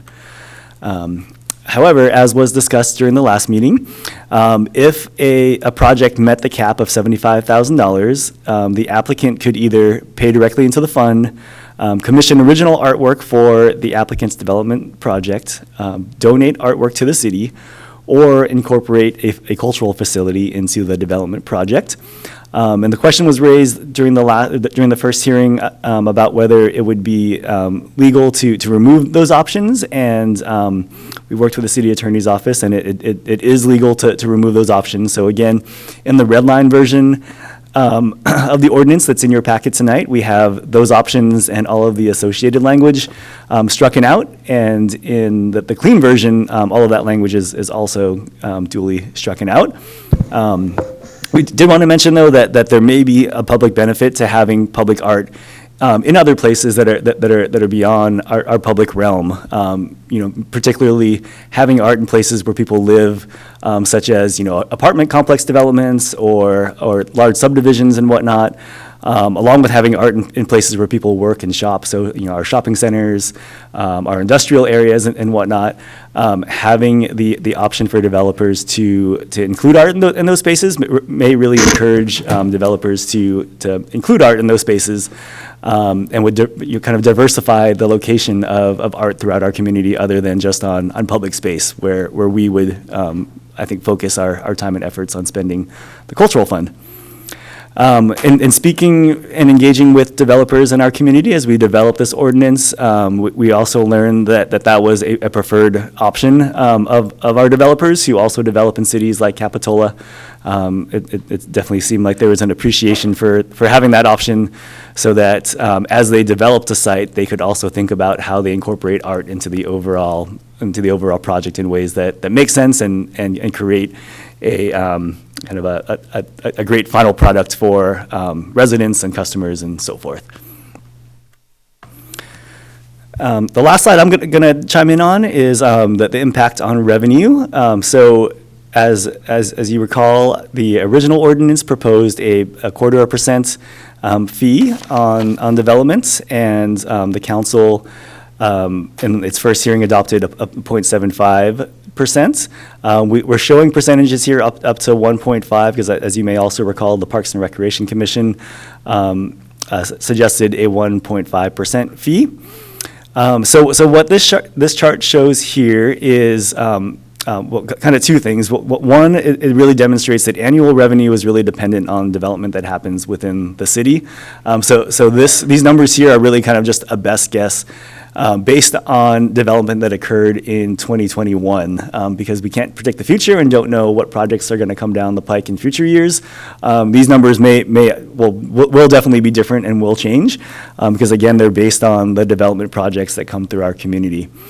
So if you look at this chart, for example, if this fee was in place in 2021, at 0.25%, $321,000 would have been paid directly into the cultural fund.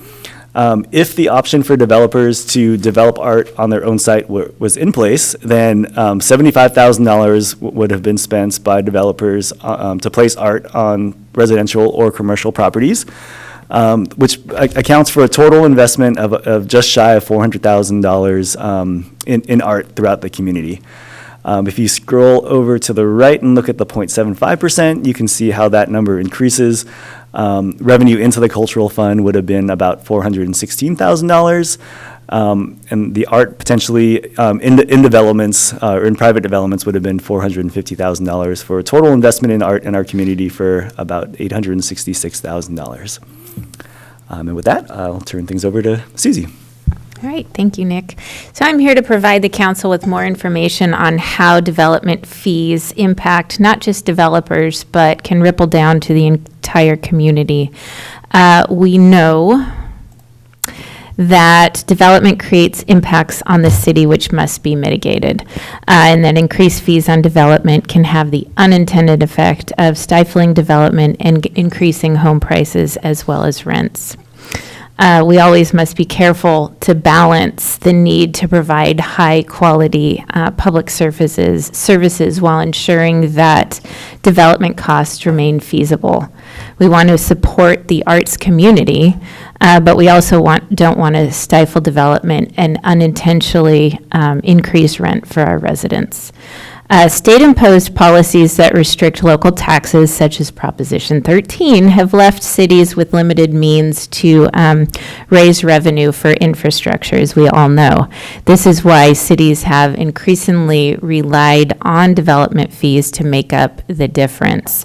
While this definitely works, overly burdensome fee programs can limit growth by impeding or disincentivizing new residential development. It can facilitate exclusion and increase housing costs. Why? Because these fees ultimately increase the development costs and then they're passed on to the renter or future buyer. A 2018 study on development fees by the Turner Center found that in 7 California cities they studied, 6 to 18% of local median home prices are made up of impact fees. In the California housing crisis, it's very easy to tack on additional fees because the housing market is so hot and competitive. In an alternate scenario where a housing market is not in a housing crisis, it would be very easy for developers to pick up and build elsewhere if they see that development costs don't make the project pencil. Where developers of residential projects can pass those costs on to the renter or buyer, commercial developers don't necessarily have this luxury. They're dealing in a more competitive market in which development fees can't easily be passed on to the customer because the customer has other stores they can go to if the price is too high. So this table shows 3 different recent development or improvement projects that illustrate how the public art fee will impact existing development, both residential and commercial. So these are like tenant improvements, they're not, or repairs permits, they're not new construction. So the first two examples are commercial projects. One is converting a bank to a laundromat. The other one is converting a vacant building to a restaurant. Then you see in that second column what the stated valuation of those projects are. And then you can see, obviously, the range in what this public art fee would be for each of them.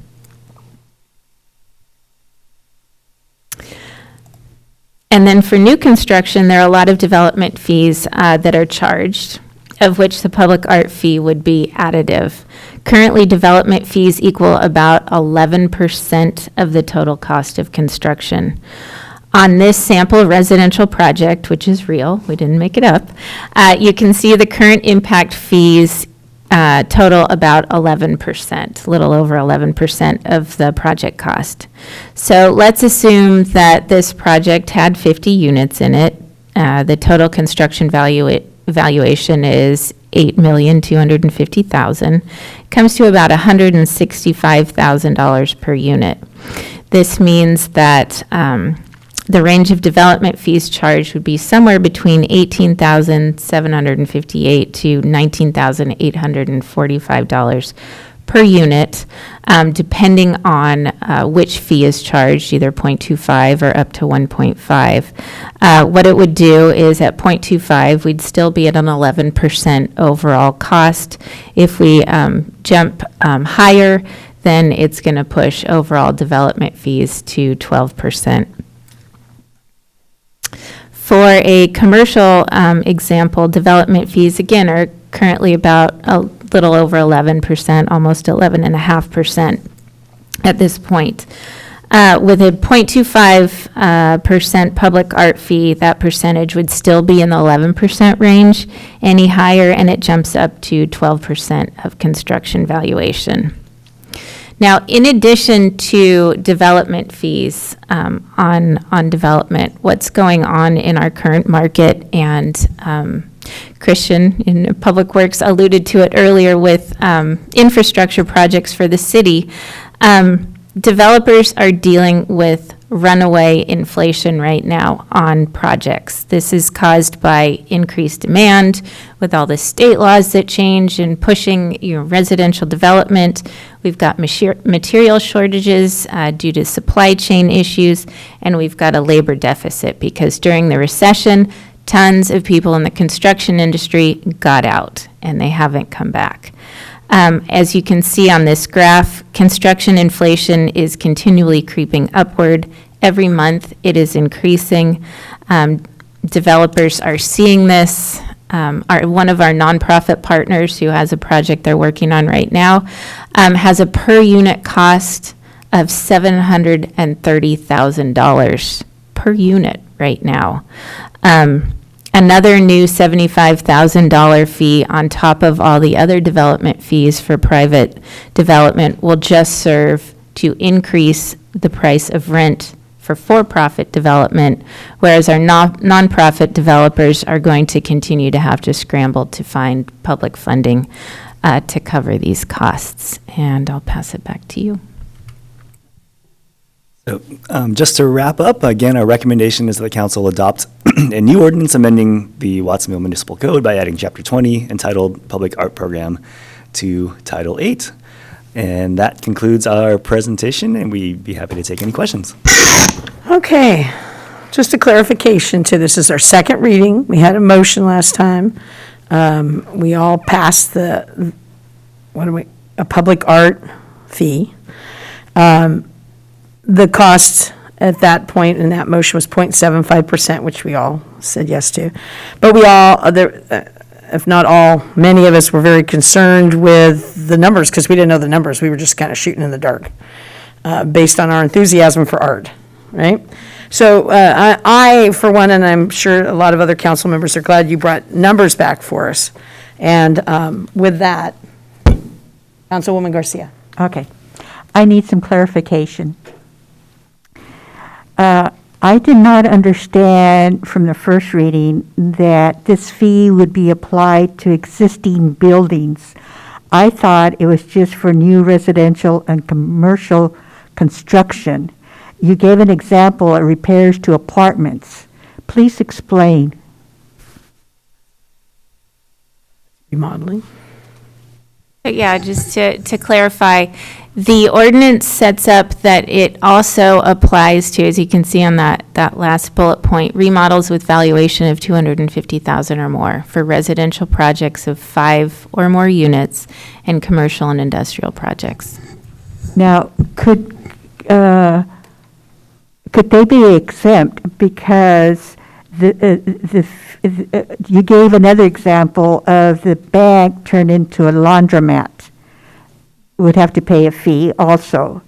And what actually happened is they got a permit at a reasonable price to have 3 murals done. So, those buildings that already exist, they could decide, we're going to do this anyway, versus new construction. And so I just want to make sure that we're understanding that, the 2 examples I gave, repairing apartments or transferring an existing building, having a new business, that can they not be exempt? Well, the way that the ordinance is written today, you would have to hit that $75,000 cap before you would have the option to install public art in your project. The laundromat, those 3 examples I put of tenant improvements don't hit that $75,000, so they would not, the way the ordinance is currently written, they would not have the option to install public art in lieu of paying the fee. So they would not be exempt from the fee. They would pay the fee, but they would not be able to do the art in substitution for the fee. Because they don't meet the threshold Right. of 75,000. 75,000. Yeah, but the way it is right now, from phase 1 that we had, in phase 1, commercial properties could just pay a fee. So in phase 1, and I guess even with this ordinance in place, any commercial development or industrial development or whatnot could still install art on their property. And if they were to do so, then they would pay the $250 filing fee for approval of the actual artwork. So with this fee in place, it doesn't necessarily exclude them from being able to on their own, add art to their development. It just says that they would have to pay a fee directly into the fund when they pull permits for the work.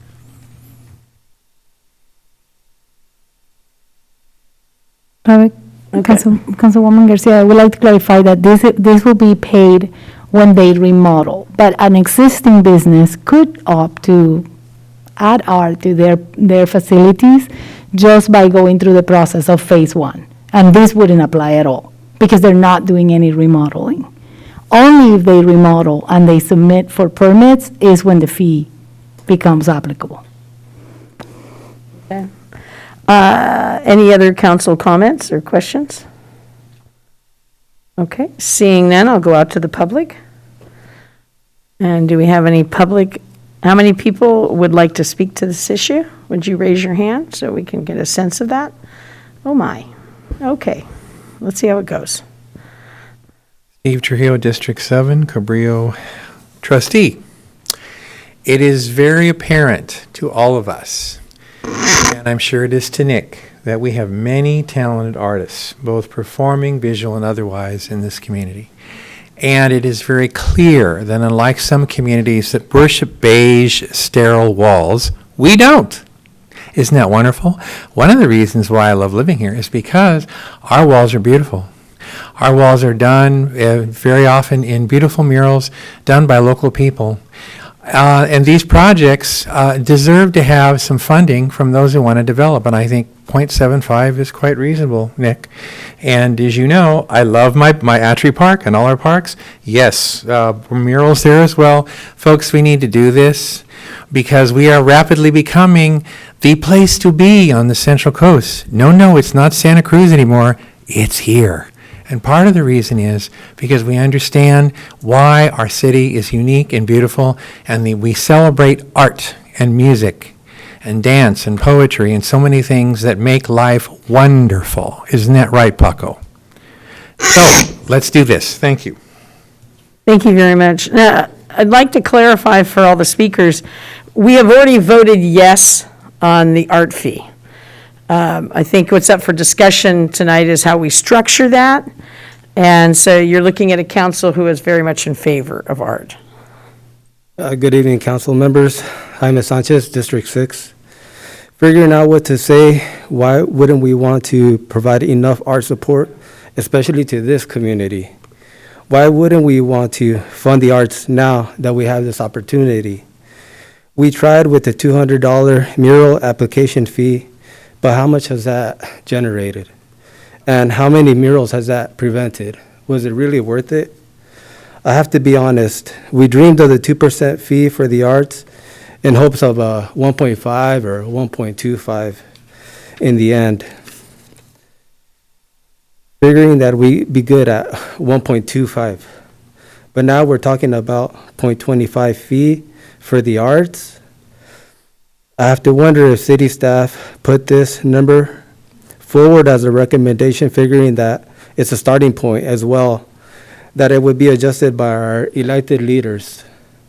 We tend to make choices that will avoid discomfort and promote comfort. I'm asking that you bet on the people. They don't disappoint. I'm asking that you start with a generous percentage for the arts, because right now we are far behind where we should be in the arts. By my estimation, we are at least 40 years behind where we should be. And I attribute that to the '89 earthquake.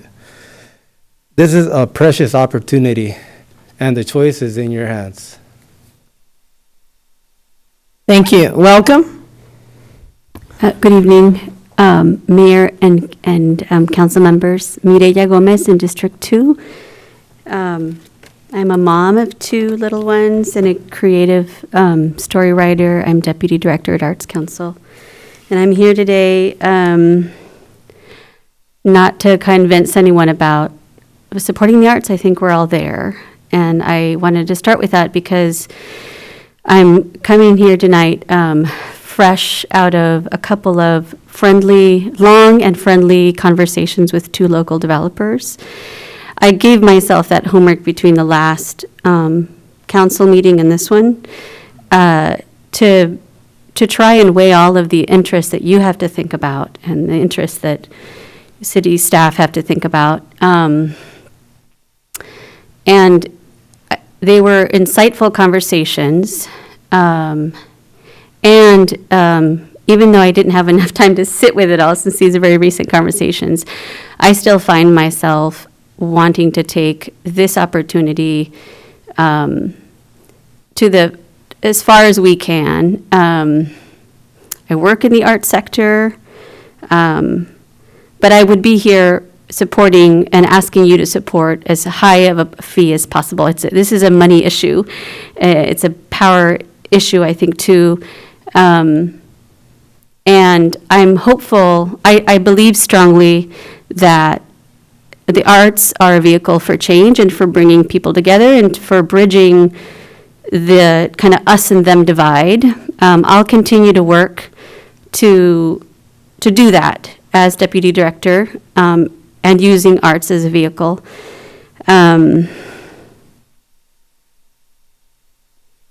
Please think into the future when you make this decision. And support 0.75%. Thank you for wrapping that up, and I'm going to let the other speakers know because we have a lot of speakers. Your time will only start when I stop talking. Thank you. Welcome. Thank you, Mayor and City Council. My name is Graciela Vega. I've been talking all day at school. I'm a school teacher, a mother, and multidisciplinary artist. So if you need me to dance, I'll dance for you, I'll act, I'll paint, I'll do theater. I want to read a poem to you. I think of the highest percentage. The roofs where children dance will no longer have leaks. Directors won't have to say no to performances. Tap, tap, tap, tin, tin, strumming violin, hip-hop, un son y un gusto. The roofs where children paint will no longer grow mold. Directors will say yes to art installations of all kinds. Lemon yellow, cadmium yellow, chartreuse, viridian green, cobalt blue, lavender, magenta, carmine red, flowing into rushing rainbows. Think of the highest percent.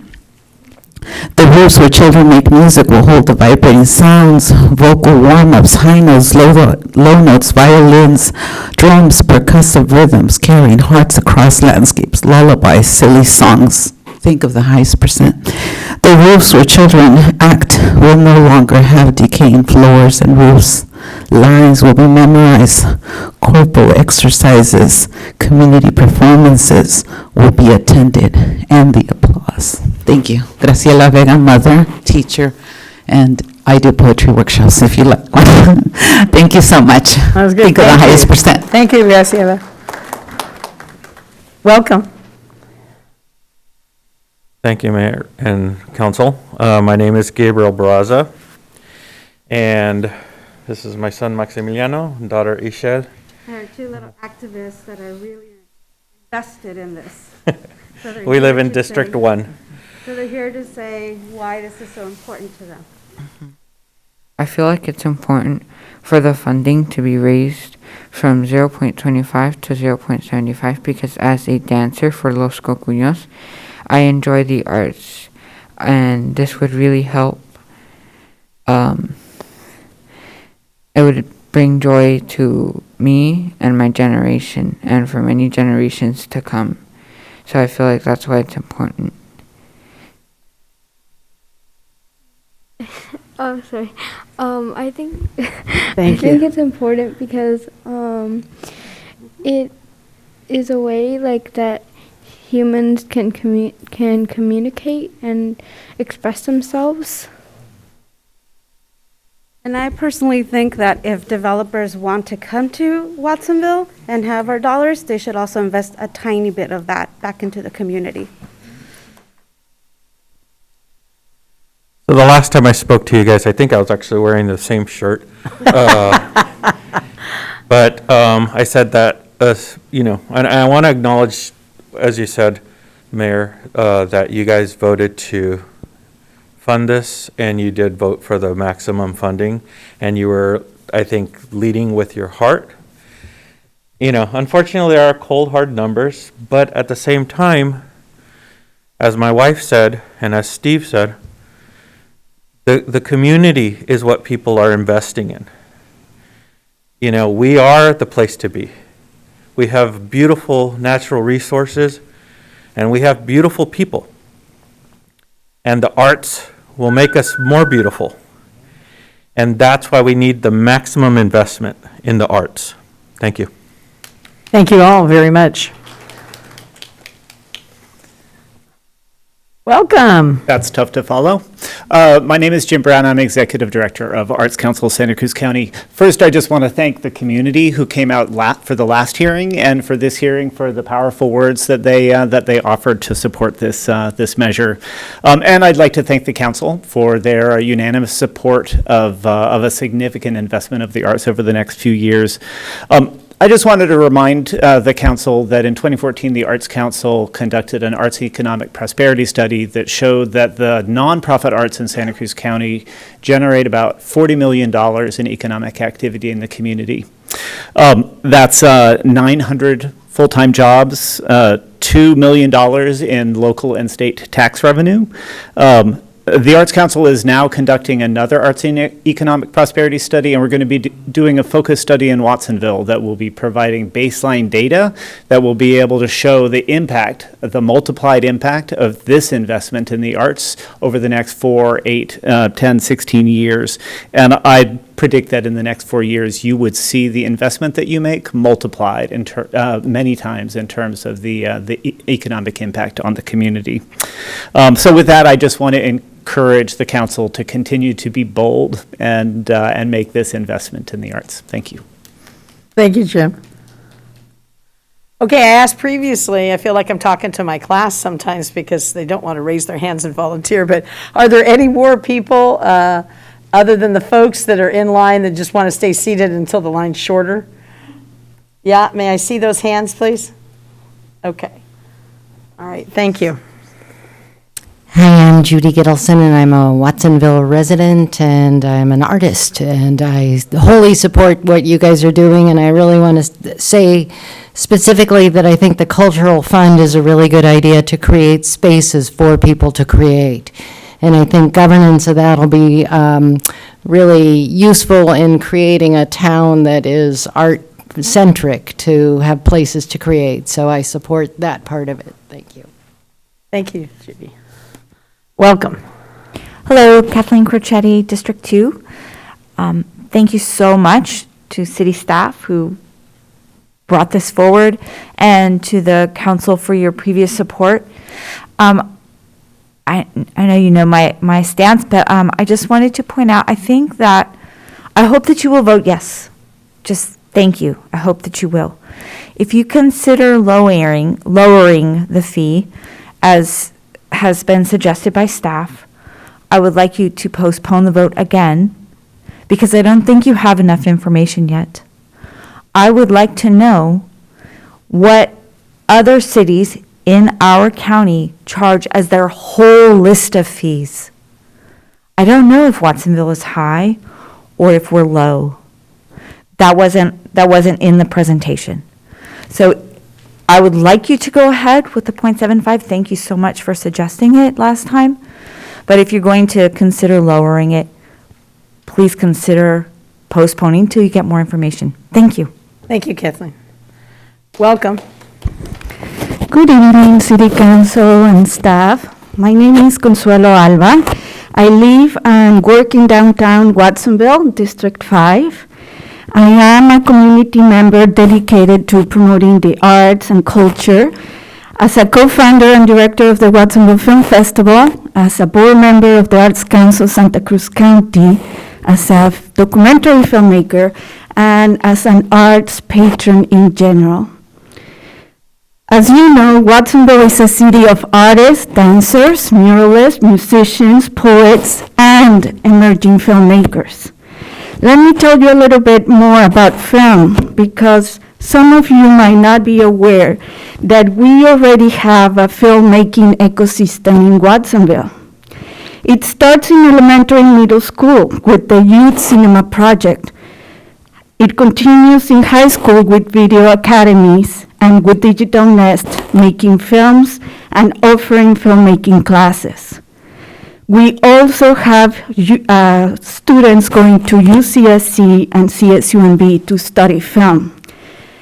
Us at the Watsonville Film Festival are doing our part to support our local filmmakers by showing their films, celebrating their talent, and recently by starting a new fellowship to invest in their professional careers and to support them with network and mentorship opportunities. Every year, we see more young people making films, going to film school and coming back, wanting to develop projects here. We also see more audiences interested in the programs that we present. We see a lot of potential for growth in the future of filmmaking and film exhibition in Watsonville. However, we are limited by the lack of access to venues and resources. Other arts organizations face similar challenges. Thank you so much. Now is the time to support the arts. Please continue to support the 0.75% is what our community deserves, and is also a strategic investment Thank that you. will support a creative economy. We're wrapping it for up. generations Folks, I'm going to come. have to cut it Thank down you. to 1 minute if we keep going over. I really would appreciate it. I'm trying to keep it at 2 minutes so everybody has an opportunity. But if you would, when that thing, is there a timer that you guys can see? I'm always confused by that. There is? Okay, so thank you, I really appreciate that. And welcome.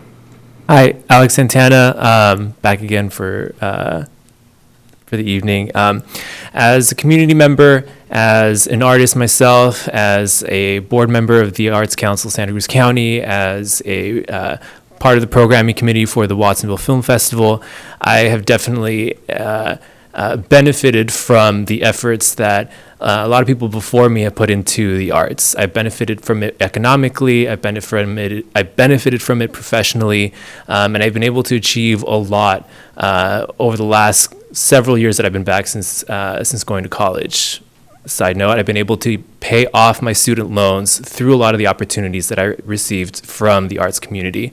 I believe that the fund, where it's at now, standing at 0.75%, 0.75%, opens more opportunities for other people like me to really achieve a lot of economic independence that their careers are really struggling to achieve at this moment. As a lot of people said beforehand, there's a thriving need and an economic return for investing in the arts. And with the last remaining bit of my time, I had a question about one of the slides. I think when it showed the total amounts for each percentage, I had a question about the total amount that showed for the 0.5%. I don't know if it was a typo or my eyesight is bad, but I saw 57,000. I don't know if that was a typo or anything, but thank you. And I really hope that, as Jim said, that you're bold with this decision and then you go for the most that you can. Thank you very much. Welcome. Hi, Ruby Vasquez, District 6. So I would like to just say go with the 0.75%. Please also go with eliminating the opt-out, because I think if they're going to come and build here, we deserve the money to do what we need to do for arts. And also, I want to, last time it was, I'm not sure if it went through, but just the community oversight committee that would be, I know last time we were here, Yermo volunteered to be on that, all volunteered to be on that. And yeah, I think people are going to come build here. Let's not act dumb. We know people are going to build here, and if they're going to come and build here, 0.75% is going to catch us up. Somebody said we're behind. We are. I've been dancing since I was 5, and we still don't have a place where we can dance with appropriate floor, appropriate PA system, appropriate ventilation, and so we're behind. And I think a cultural center, an art center in Watsonville that could be built using this money would be awesome for the future generation. So I really do hope you all will consider the 0.75, remove the opt-out, and then have a community oversight committee with community members. Thank you. Thank you. Welcome. Hi, I'm Janet Johns, and I'm coming here as an educator in 1978, came to Watsonville, but also as an artist and the founding artistic director of Esperanza del Valle. And I'm really not speaking on terms of myself, because I was an artist for 40 plus years. I can tell you all of the difficulties of not having art funding, and I'm asking you to go way to the top, to the 7.75, only because we're really thinking about Watsonville's future generation. Those of us who have set the stage and set the foundation have done it with grace and with all of what we could. I mean, and many of us, without any funding at all. And so I just want to say to our future artists, our future generations, and for this amazing city of artists here in Watsonville, to really go high. Like Michelle Obama said, let's go high. Thank you. All right. Welcome, sir. My name is Guillermo Aranda. I believe I'm in District 2. I just want to support the .75. I believe we need to increase funding for cultural art programs. I saw a lot of dollar signs up there, but we forget about the impact that it has on young people. The experiences that they have, the importance of art and culture in our communities. I thank you. Thank you, sir. Welcome, Pam. Thank you. I wanted to speak on this issue as a teacher. And so I teach, and as a mother of 2 teenagers, and as a long-time community member. It's already been mentioned, this is an investment. I want to also frame, like, we're in a mental health crisis, and the arts are a piece of investing in bringing people together, in things that give meaning, a sense of belonging. I speak really from the heart and from watching my students and what it means to go to the plaza after my class and see dancing or a film or hear poetry in the plaza.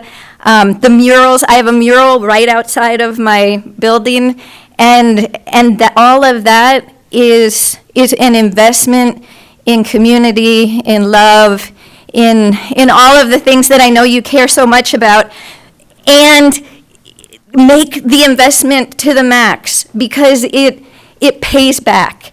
Mental health is something we don't see.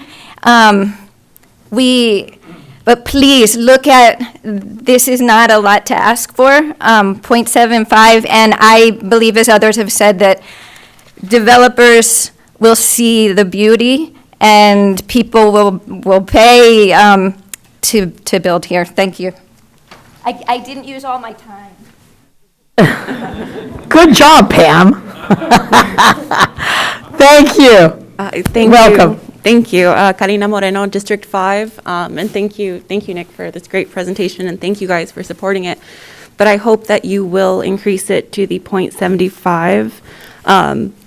Just as, a reminder, I love to remind that the city household median income is $51,500.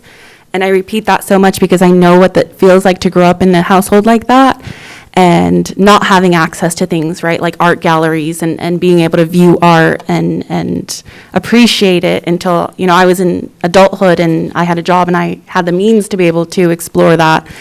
And a lot of the murals that we have now, I think about, I had to walk home from every school I ever went to, and being able to have seen things like that and, had access to that, I wonder, would I have picked up a paintbrush sooner, and the impact that it's going to have on the youth that we currently, have in our community and going forward.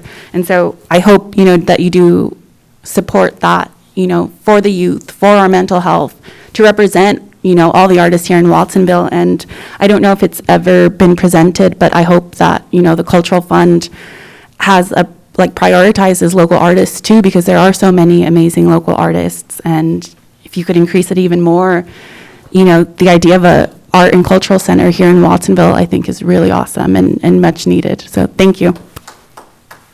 Thank you. Welcome.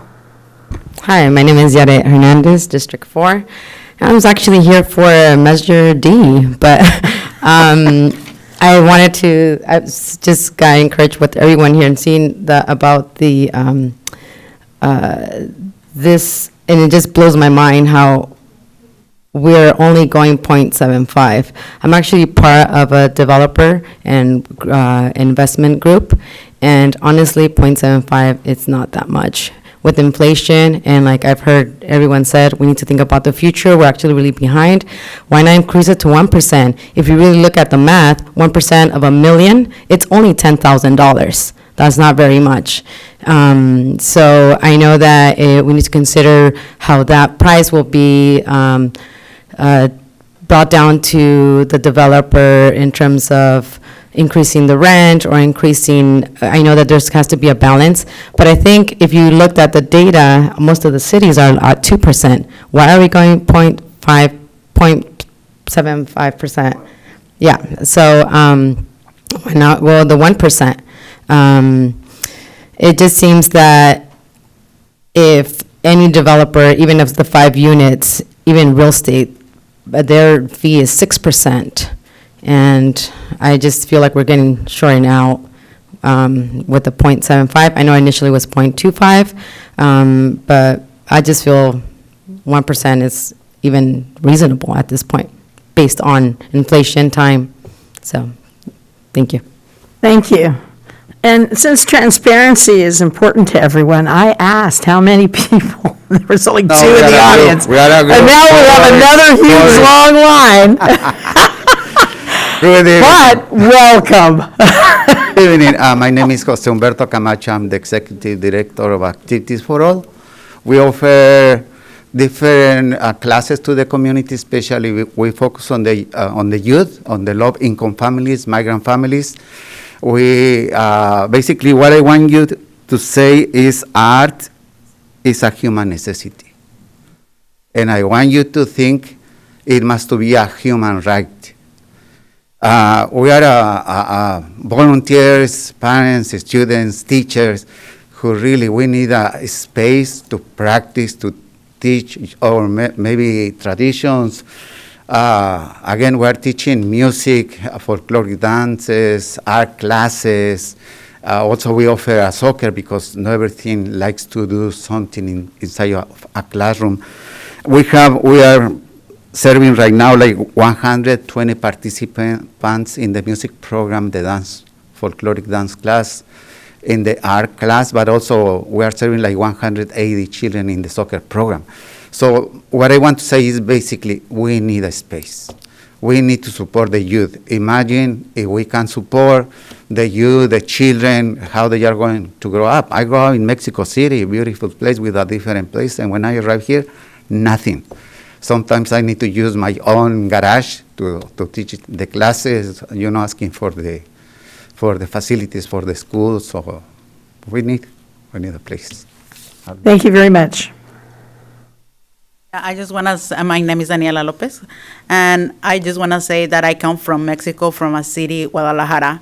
They have the whole month that dedicated to the arts. They've been public schools really giving them the opportunity to experience the arts for the low-income community, which is really needed in here in Watsonville. My students in kindergarten, they don't know what is a gallery. So I need to teach them what is this. And we just have one gallery in Watsonville, and everything is really far away. Thank you. Very quickly. My name is Sandra Logston. I'm one of the teachers for the academy as well. I do theory, and I teach piano and voice lessons, and I have a little choir with the academy, and I see such a beautiful impact in the lives of these kids. I have a room that's packed with 17 kids that want to learn piano, and I'm trying to teach them theory with things it's not my stuff. And having to rearrange everything, I've asked this since the beginning. We need a space. We need a place to kind of allow these kids to flourish in their interest and kind of, teach them, if they have a passion for learning music in such a way. I see these young kids just picking it up by ear or just expressing the love they have. In our community, especially the underserved community. One little small story was, I was at the school that we go teach at, which is not related to the school whatsoever, Minty White. And there was the after-school kids that are just there after school until 5, and I get there a little early to set up the room and everything. And these kids are like, "Oh, what's that?" It was a keyboard. They have never seen the keyboard before. And I was like, and they're like, "Can I touch it?" I'm like, "Of course." "Who's seen the piano?" "Oh, I've seen it like 29 times. This other kid's like, "Oh, I've seen it like once." And I'm like, some kids have no idea that, there's this beautiful program that could be offered for them that, who knows where it will take them. And so I am in favor of increasing that percentage to provide for not just right now, but for the future. It is an investment. And so that is it. Thank you. Thank you. Welcome. I'm sorry, can I speak Spanish? Sí, yeah. Okay, because my English is no good. Mi nombre es Angélica Navarro y yo solamente quiero expresar como lo que siento yo como madre.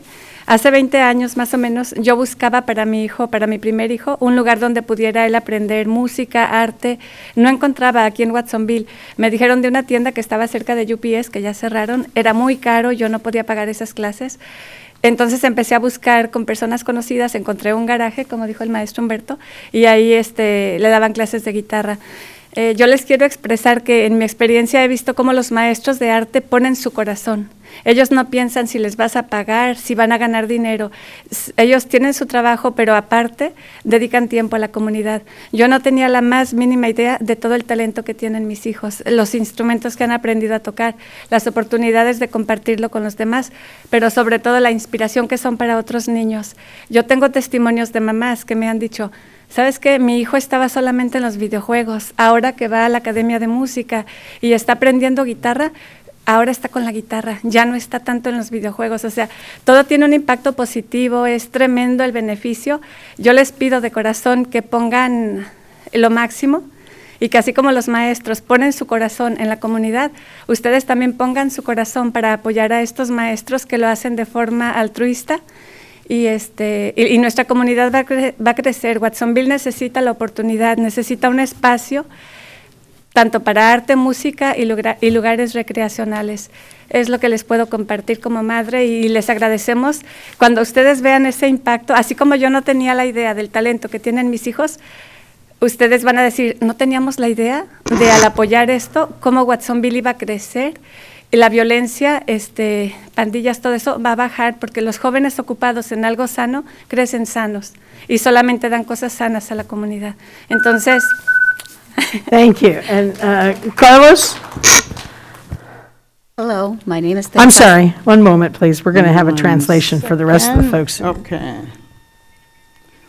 My name is Angelica Navarro. I just want to express what I feel as a mother. It's been about 20 years I was looking for something for my first child. I wanted him to learn music, art. I couldn't find anything in Watsonville. Someone told me there was a store by UPS, but it was too expensive. I couldn't pay for those classes. So I started learning and asking, but there was someone at a garage, and that's where he started taking guitar lessons. So my experience with art teachers, they teach with their heart. They don't care if they're going to make money, if you can pay them. They have a job. But besides that, they dedicate a lot of time to their community. I had no idea the talents that my kids have, the instruments that they could play, and they can share that with other people, and they're an inspiration for other children. I have testimonials from other mothers that have told me that their children were just playing video games, and now they're learning music, they're playing the guitar, and all of this has a great impact.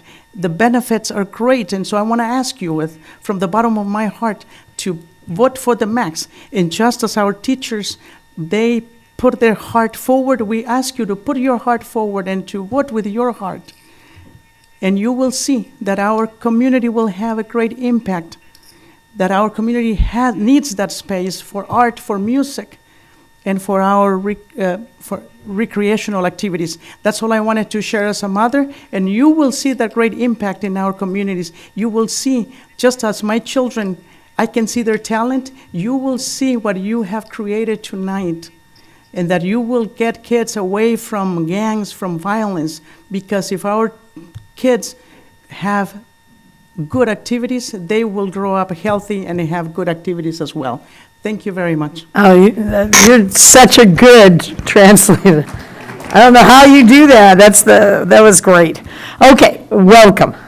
Hello, my name is Teresa Sanchez, and I just want to say that I'm glad that most of you or all of you are supporting the arts, and to keep the highest.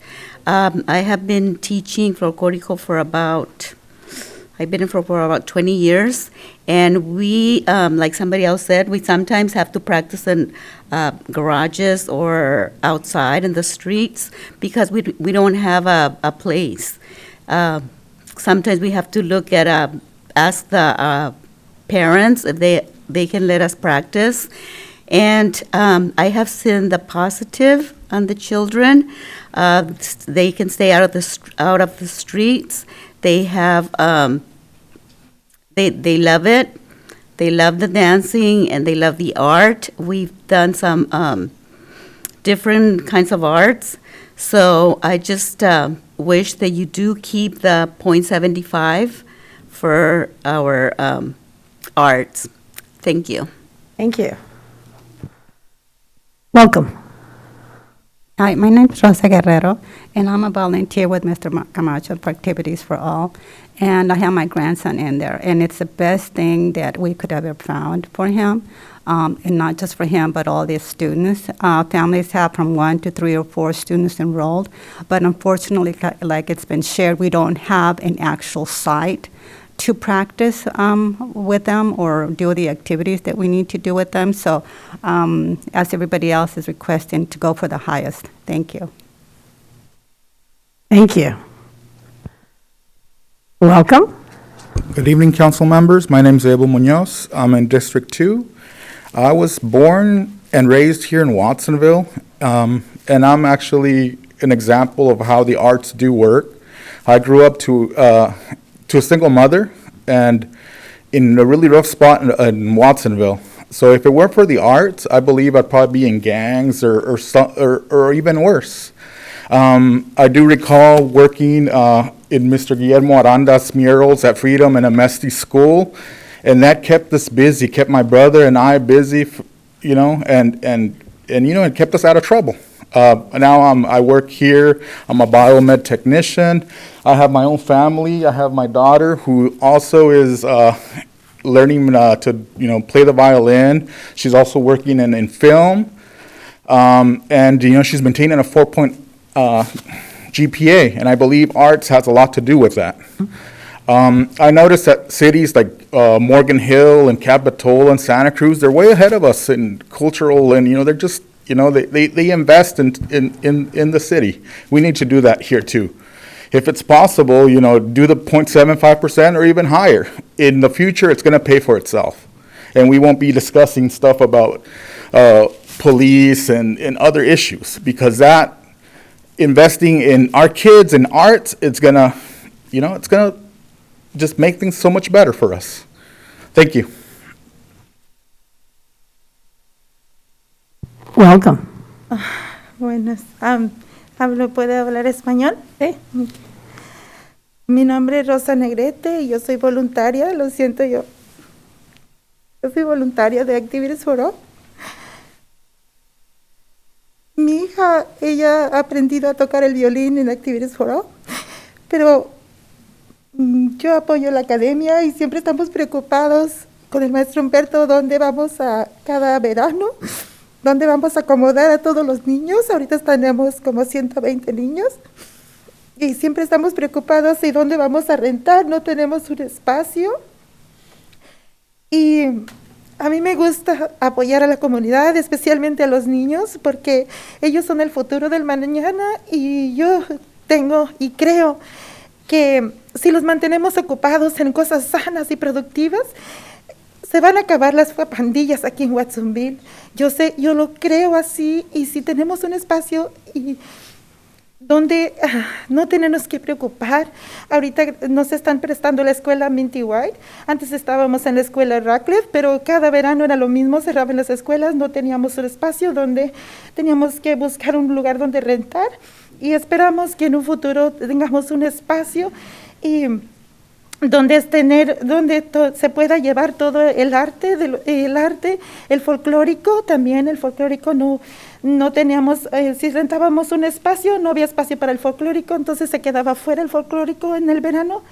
Y ahorita también estamos apoyando, mi esposo, mi hija y yo, en otro lugar, aparte de Activities for All. También muchos niños se nos están juntando, 50 o más, 70 y tantos niños, y les estamos haciendo arte, pero nosotros donamos todo para hacer las actividades. Entre todos los voluntarios, aquí hay varias voluntarias que están aquí, estamos allá también, porque nos gusta trabajar con los niños, y estamos aquí para apoyar. Thank you. Carlos?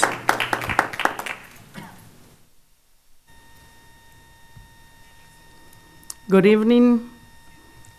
My name is Rosa Negrete. I am a volunteer. I am a community volunteer. My daughter is learning to play the violin.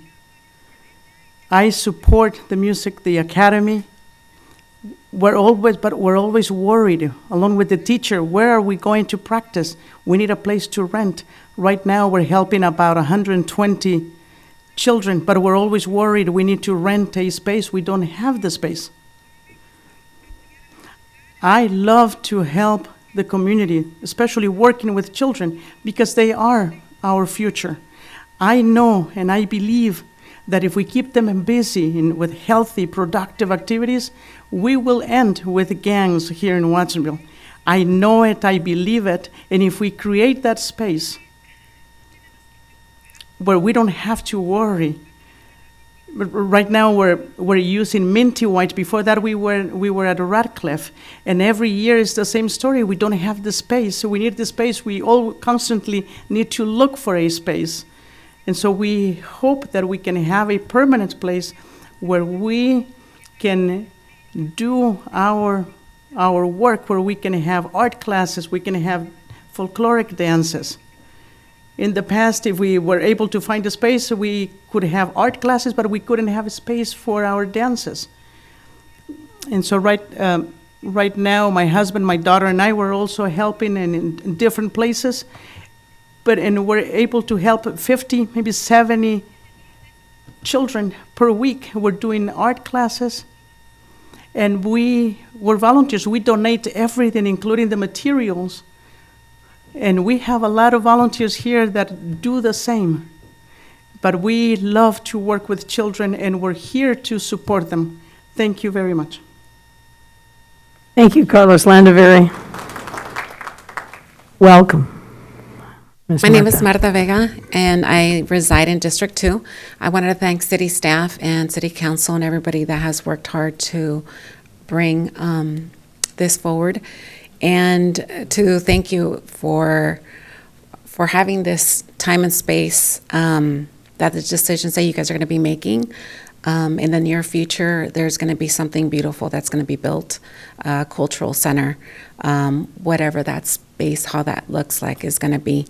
As I reflect in the room, listening to all these stories, I had to remember Father Rojas and the Penny Club, and how he mentored so many of us, including Javier Vargas, and how he's formed a mariachi group. I know I used to be in the church choir. I was part of that. I later on learned how to play the saxophone.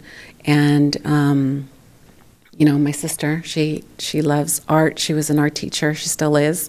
And loves poetry. And, I was able to work with Guillermo Aranda. And we have so many wonderful talent, like the instructor Humberto that was here. We had El 16 de Septiembre at the Mello Center, where the youth was able to perform there. So even though we haven't had a cultural center, alongside with our schools, when we had a music program, it was beautiful that we actually had that in elementary. I started playing the saxophone in 5th grade. That has gone away, but we've had our band, right? We still have that, and there's programs that are out there for the youth, and the city has done a wonderful job as well to provide spaces like the Vets Hall, so danza and baile folclórico, and the church groups for to support, like Oscar Rios. So thank you. He'll tell us, but thank you. Hi, Mayor. Hi there, welcome. City Council members. I support the arts because I went to Father Rojas to learn ballet folklorico, and then I think it's a place to have it's a place to have a room or a facility for the dancer, for the new generations, because if you think about they talk about the gangs and everything. Before, like 55 years ago, it was awful, the gangs. But I encourage to have a place, to have a art with the kids, because it's very important. I hear the people express their feelings, and I think Lord, he was a part of Cinco de Mayo. I saw the kids for the Alianza, different schools to enjoy. It's my comment. My name is Maria Santana. I live in District 7. Great. Thank you. Thank you. Welcome. Hola, Oscar Rios, District 5. Yes, I think 1% should go all the way up. Developers, they should pay. They should pay. No layoff for them. Developers should pay. The Oversight Committee is very important because this is a council resolution. Council resolutions and the money is going to go to the general fund. Council, if at one point, or the city, feels that they need to put the little hand in the little piggy bank, they can do that because it's a council resolution, unless it's going to be specified, because this is not a voter's vote. So please clarify that for me. Second, I feel that,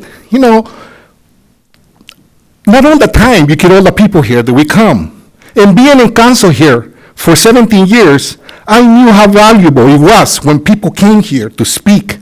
And we gave them up to 3 minutes to speak. What is 3 minutes? And what is it that it takes people when you go running and say, vote for me because I'm going to listen to you. And then we come over here and you tell us, come on, tell us. We're going to get you 1 minute. Come on, have respect for us too. Okay, we come here, and that's why people don't come to the council. That's why, because first you get intimidated. Second, you come over here and you're looking at this little clock, and I'm looking at it purposely, so I know the time that I'm having. And I feel the way I feel because that's why I don't come here. And a lot of us don't come here. But we came here because we have an issue. And people come here when we have issues. You should give us welcome when we come here. You want to be transparent? Be transparent with us. Don't scold us. Don't be a teacher. We're not students, okay? Thank you.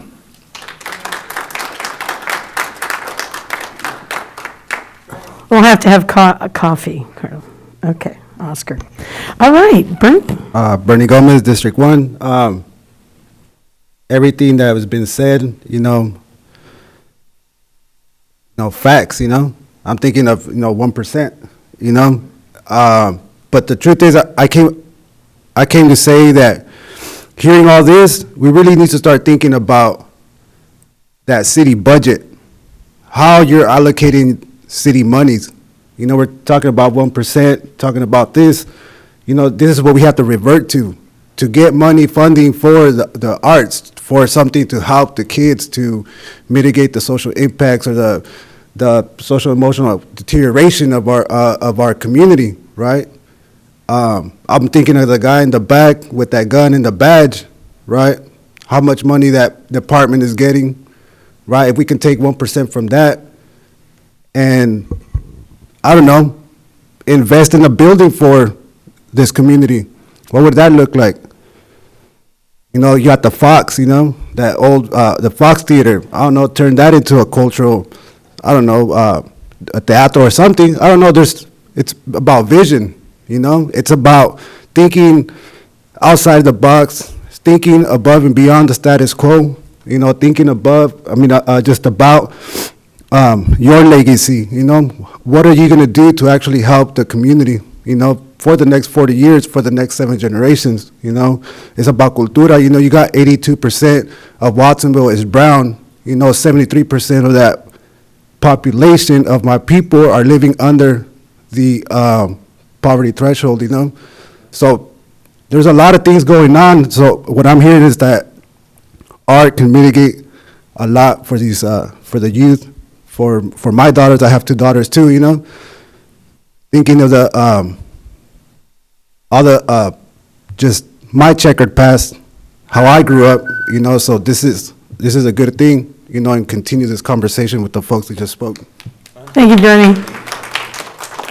Okay, seeing no one else at the then we're going to have someone else at the podium. Welcome, Bill. I was waiting for the timer, or is it when I start talking? Whenever you start talking, not when I'm talking. Well, good evening, Mayor, council members. My name is Darth, last name is Vader, and so I'm probably the only one that's going to speak in opposition to the crowd. But what I would say is, if we're going to make it fair and equitable, let's cap it at 50, take it to 1%, and let everybody pay it.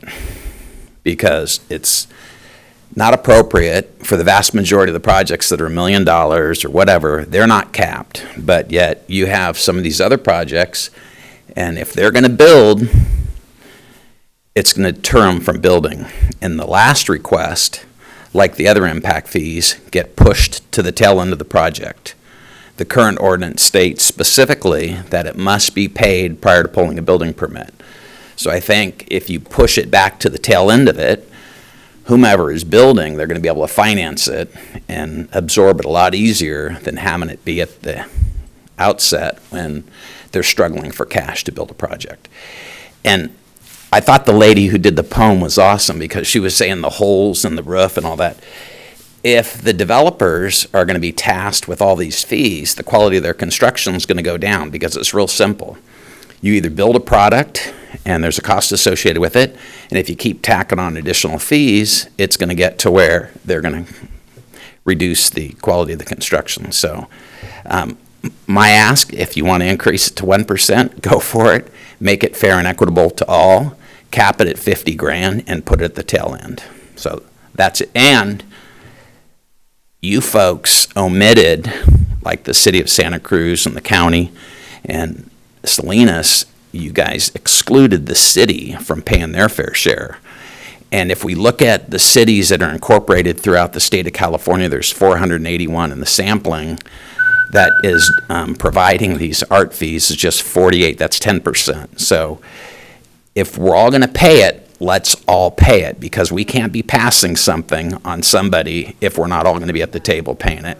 Thank you. Thank you very much. Bye. Okay, thank you. Clarification, there was a question, or rather a statement, a very loud statement that said, this goes in the general fund and anybody can put their hand in the piggy bank and grab for it. Could I get Cindy or someone else to explain where this money goes specifically? So we can all understand that as well? Is that okay, Council? I just turned it Yeah, off. there you go.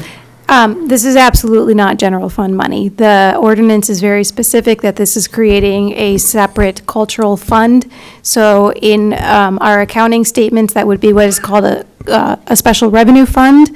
So for all of those special revenue funds, of which we have many, many, many, many in the city, they each have their own specifications of how that money can be spent.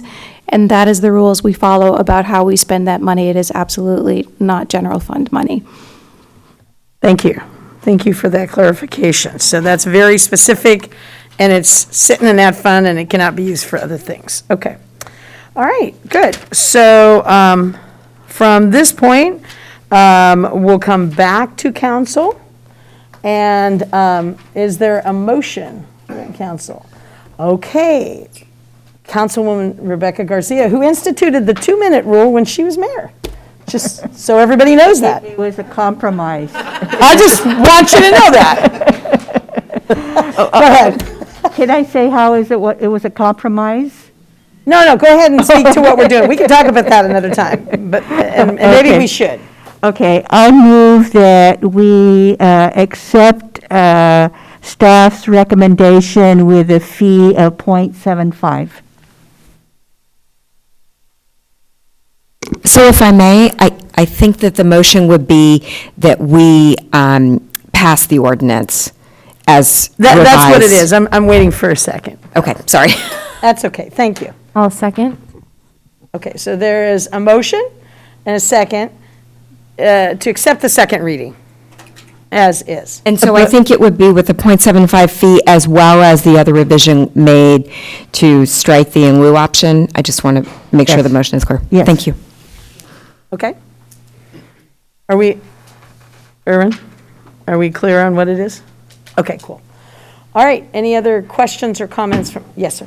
Thank you. I have a question. I know I made the recommendation of the in lieu fee, but I've since had counsel, and this means that no private developments will put in any art. Is that correct?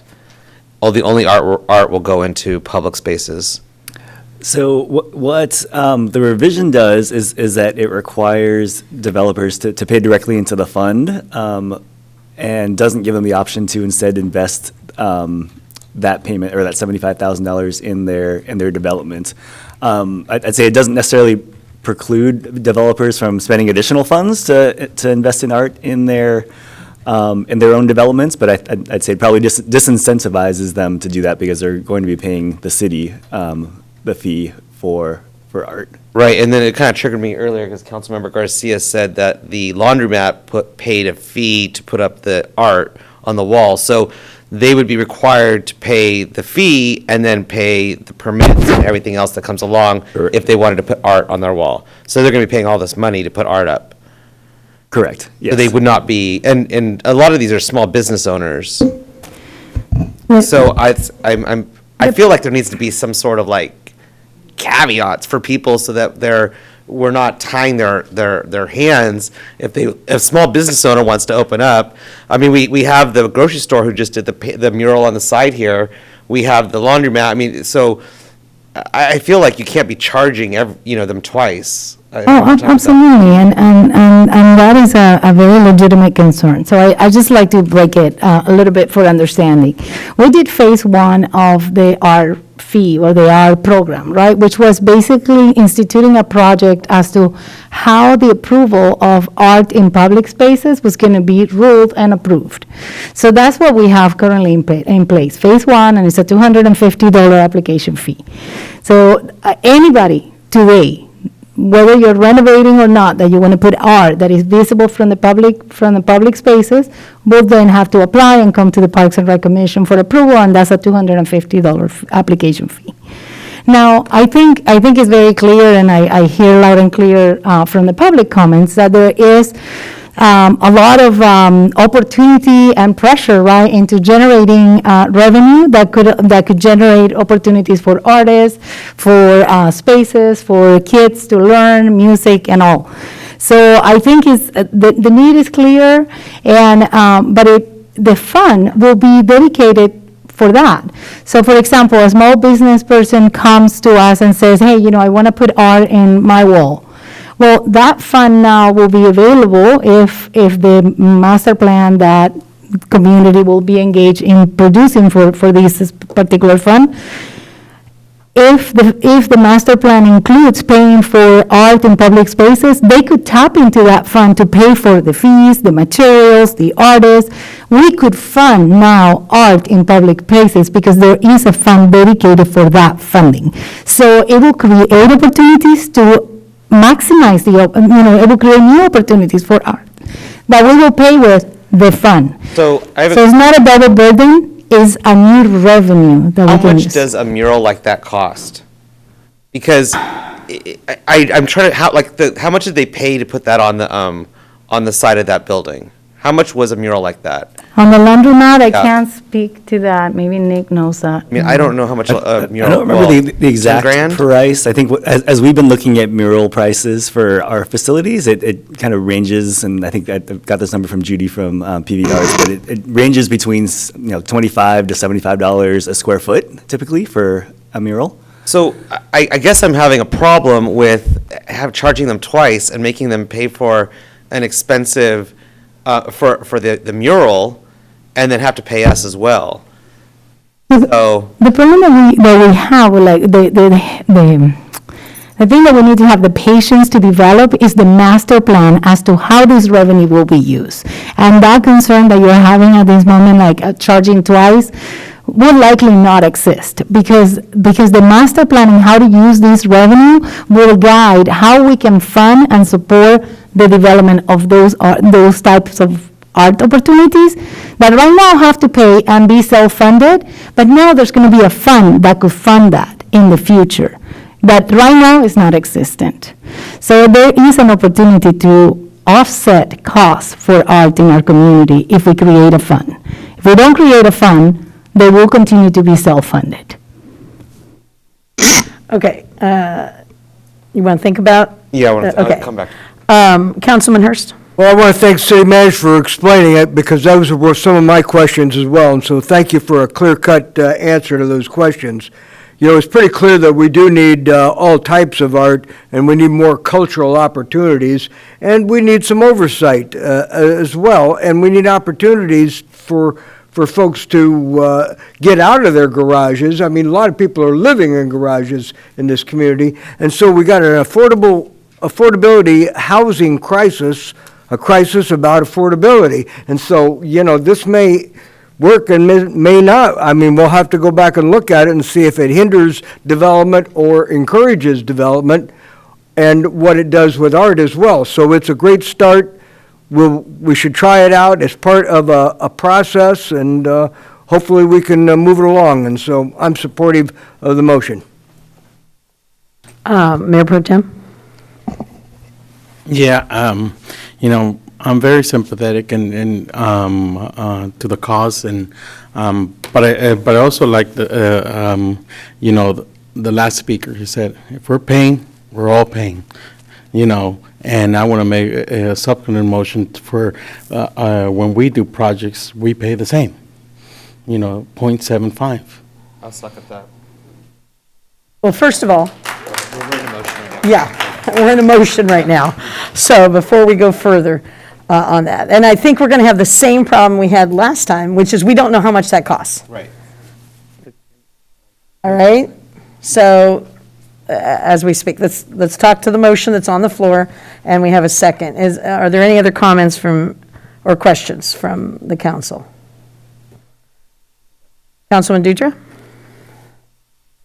You know, when I saw that, I was really surprised, you know, that we excluded ourselves, you know, and I think if we're going to be expecting this from developers, we need to expect it from ourselves as well. So I would be very supportive of a motion like that.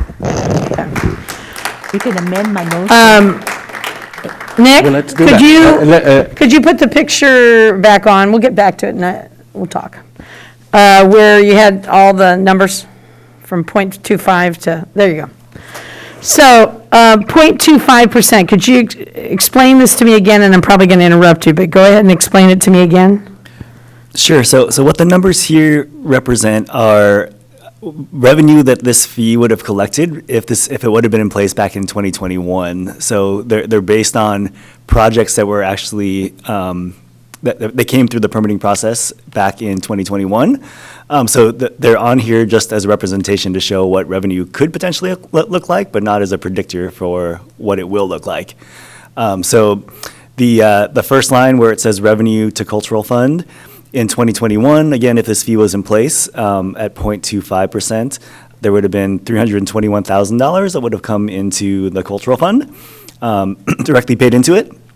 And then that second line where it says art potentially in developments, that represents really one project that met that $75,000 threshold that would have had the option of either installing art on the development or paying into the cultural fund. So the total investment in arts would have been about $396,000. Okay, so that would be in that particular fund? Yes. That amount, if it was modeled on the year 2021? Yeah. Would be in that. And at 0.75, we'd have $866,000. That's assuming that all of the developments that Would continue as is, knowing that they would have to pay those fees? Yeah, or would have just paid directly into the fund Okay. for the changes. Okay. And I'm a teacher, and I know I got ragged on for being a teacher, but I'm going to tell you, I'm a teacher, so I'm all about the art and the music. I grew up playing the piano. I grew up playing the clarinet. My mom was a music major, so art is a part of our lives. my grandmother played the old Spanish songs of early California, and she taught the dances to my family, But I've got to balance this with the reality of where we are and where we're headed into in inflationary times, and we want to have housing in the city of Watsonville. I think there's growth for it, and I think we need to keep our eye on it, and I know that everyone sitting on this council is in positive, but I'm not going to support the 0.75. I think it's too much for us to absorb at this time when we want housing and we want small developments, four units, 10 units, 6 units. We don't just want a 150 unit. And I don't think that people will look here. They'll look elsewhere. And I don't agree with some of the other comments, but I do 100% support the arts. I just don't do it at 0.75%. So I will be voting no on this. Yes. I'm wondering if we could send this back and see what numbers look like with the city portion, if the city had a portion and the public had a portion, because maybe it's in a way where we could, if we're both paying into it, we could maybe lower it a little bit so that, it makes sense for everybody. That's an interesting thought, but what's the world going to be different for the city of Watsonville? And where are those revenues coming from at the same time? I know, but we're expecting it from the public, so I think. No, I totally get that. Yeah. I do get that. And Mr. Vader's comment about putting it on the back end, was a good idea. Yeah. It makes it more palatable, but I still think there's room for compromise on this. That's what I'm saying. I think the back end, I liked that as well, because that way, they're going to be financed and they can pay it at that point. Yeah. Okay. So we have a motion on the floor. Are there any other questions or comments? Can I make a friendly amendment and put, this, that city The fee. portion, the fee on the city? Are you talking about on the city, or are you talking about putting it on the back end after they've already developed? You get both. Both put it But on. we don't know how much the cities is gonna, that would be like exactly the reason why it came back this time. We don't know how much it would cost. Well, if it needs to come back, we need to come back. But we wouldn't be coming back because so I have a clarification. Well, with all these amendments and the fabulousness that we're doing here, is it creating a new first reading? Yes, it is. And so we can't procedurally amend the motion, the original motion from, I think, Councilmember Garcia that's on the table, because that is a motion to pass the ordinance as revised at the last meeting. We cannot amend that to include changes. The motion to adopt an ordinance with the changes that Councilmember Dutra and Vice Mayor or Mayor Pro Tem Montesino are talking about would need to be a first reading with those changes to the ordinance. Okay, so the amendment, the motion would have to be voted upon. If it were voted down, then we can make a new motion that would be a first reading, and then it could add to those things. Okay, so let's move. If there's no other comments, let's move You to have to vote. create a new motion. Yes. With including what. But we're going to have to vote on this motion before we go any further, unless you want to withdraw it. No. She doesn't want it. So let's, City Clerk, if you'd roll call, please. Dutra? No. Estrada? Aye. Garcia? Yes. Hurst? Yes. Montesino? Yes. Quiroz Carter? Yes. And Parker? No. The motion carries. Now, can I make a motion to No, it's bring a- the information back? It's a done deal, Well, but we it's a can look done at deal. that. The to put it ordinance on. has been adopted as originally proposed, 0.75%, with no in lieu option, and that's what the council adopted this evening. That's correct. Okay. Moving on to number 11B, electric vehicle charging station usage fee, recommended by Public Works and Utilities Director Durenzo. And before you leave, I want to thank you all for your public comments. I do know it's difficult to get up there, because one day, not long ago, I was one of you who wasn't here, who went up and said it. So thank you all for coming and spending your time this way.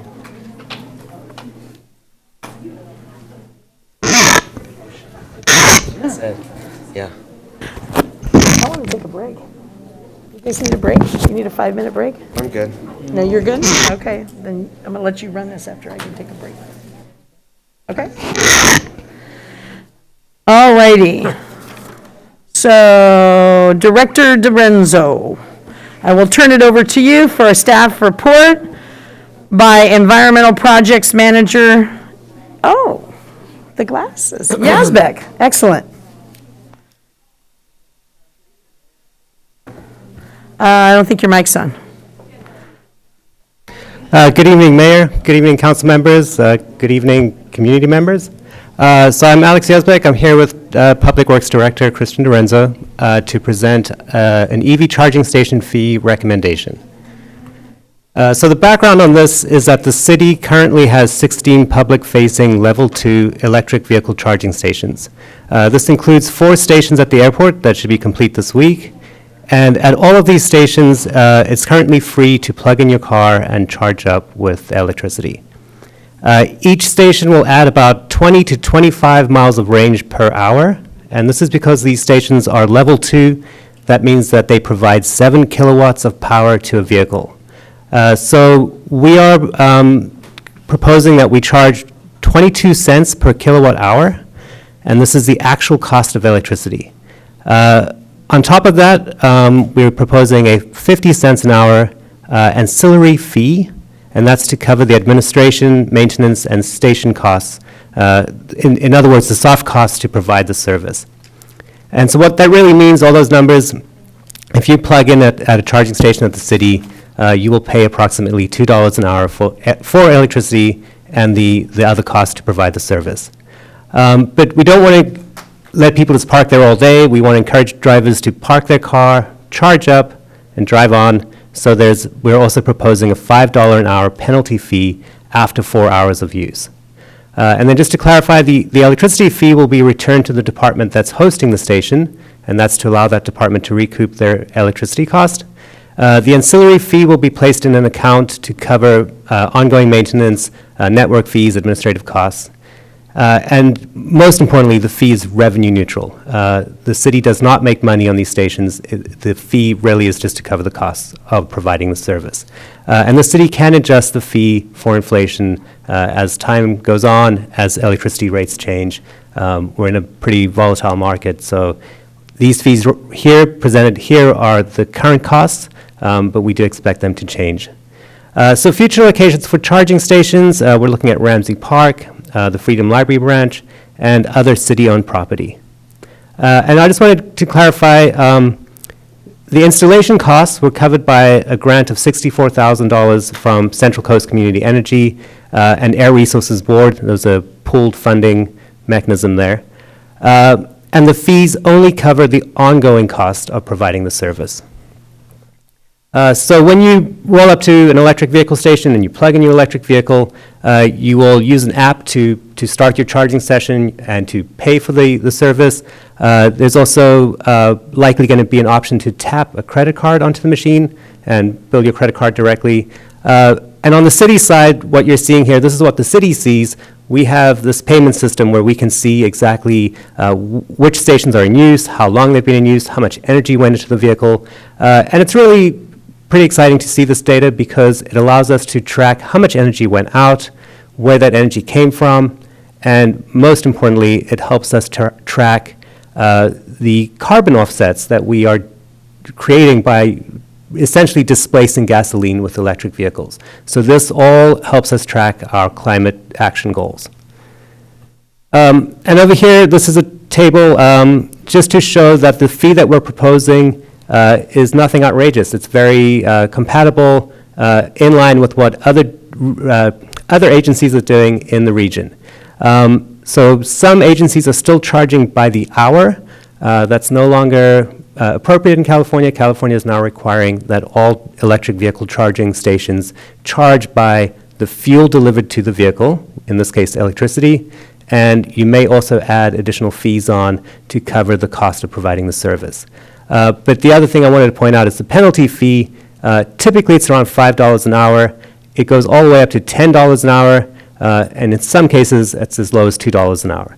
But we really wanted to start out in Watsonville with something that we think is accessible to residents, really encourage people to charge their electric vehicles, adopt electric vehicles, and at the end of the day, it is cheaper to drive an electric vehicle than a gas-powered vehicle, especially with the current gas prices.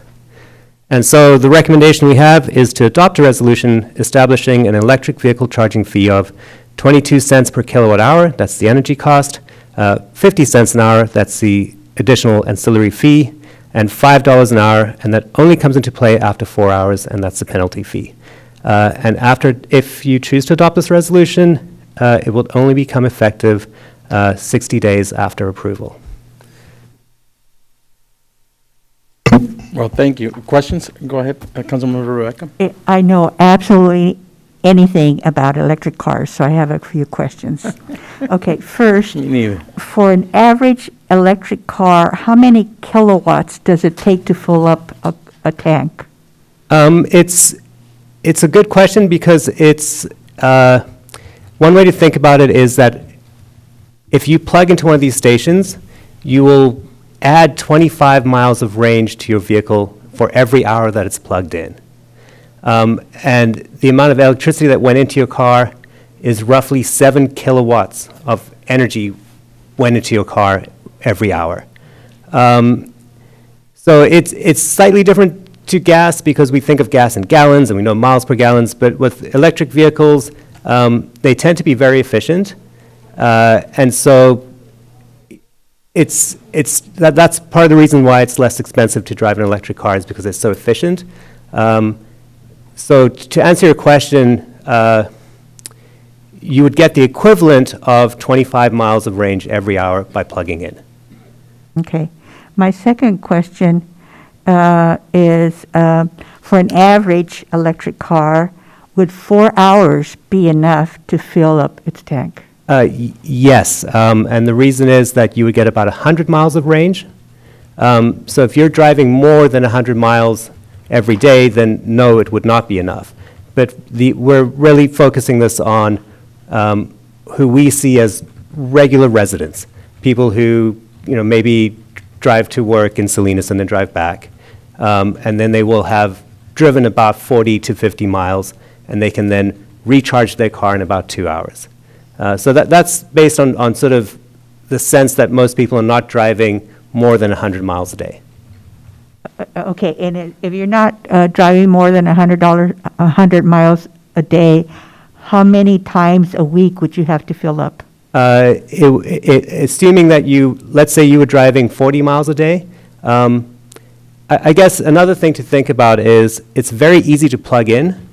And so you tend to plug in an electric vehicle more frequently than you would visit the gas station with a gas car.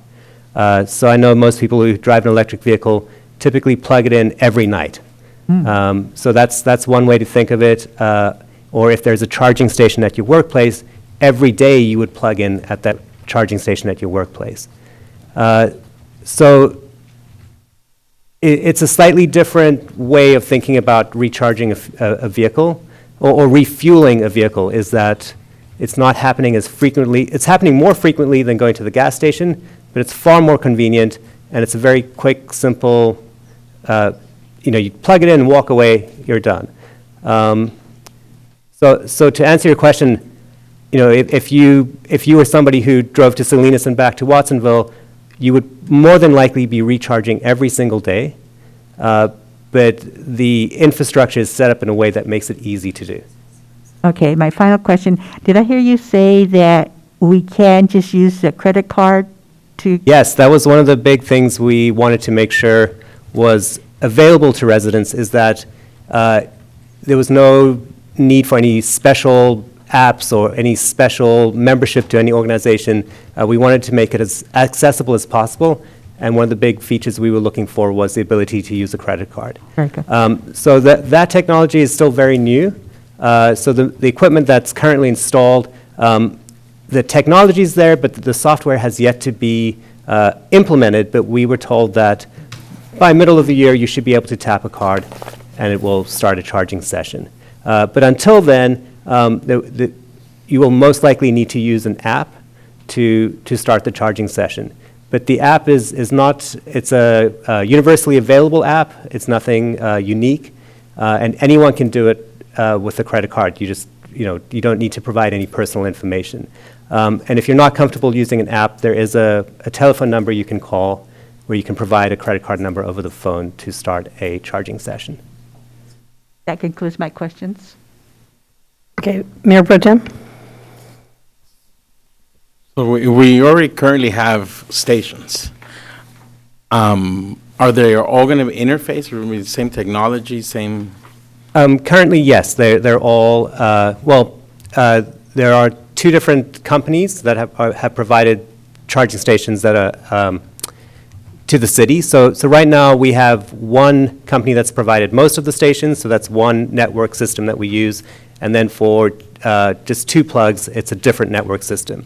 But our goal is, as we move forward, to only use technology from the one company so that we have consistency and we can track everything from the same place. Okay, and do we, because I see some at Target, I see some in other areas, are we charging more or less or equivalent? The fees vary. Some of the ones, especially ones that are geared towards fast charging, like if you have a Tesla and you use a Tesla station, the fees are all over the place. Some places it's a profit-making business for whoever's providing the charging. Other places, charging is provided at a discounted rate. So, for example, some Target shopping centers will provide low-cost charging to encourage you to go there, charge your vehicle, and shop while you wait for your vehicle to charge. At the city, our goal is to provide charging at a cost-neutral rate. So we're only recovering the cost of providing the service. We're not making any money. But I would say that regionally, we're probably on the slightly lower end because my assumption is that we're getting our power through Central Coast Community Energy, and it's slightly cheaper than if we had stuck with PG&E. But I think we're, depending on where you go, it's going to be more or less the same. It's going to be more or less $2 an hour. That's pretty much a relatively standard rate. Do you have anything to add? Maybe Mayor Pro Tem, Target has Tesla supercharge stations that I use frequently.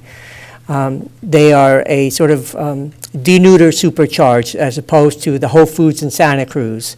The Target pushes out 65 kilowatts an hour, so 3 times as much as a level 2 charge. That is a DC charge station, a direct charge, a level 3 charge station at Target, the Tesla supercharge stations. On the other side of the parking lot is Electrify America that just went live about 4 to 5 weeks ago. They've been sitting there for quite some time. These are both for-profit organizations, obviously. So Tesla, I confirm because I anticipated this question may have been asked, and I paid 39 cents a kilowatt at the Tesla charging station. So the infrastructure that is being provided from the city on behalf of the community, those are considerably cheaper than your private sector infrastructure. Okay, and a related questions, and I know even in my neighborhood, people are seeking out the Teslas and the electric vehicles.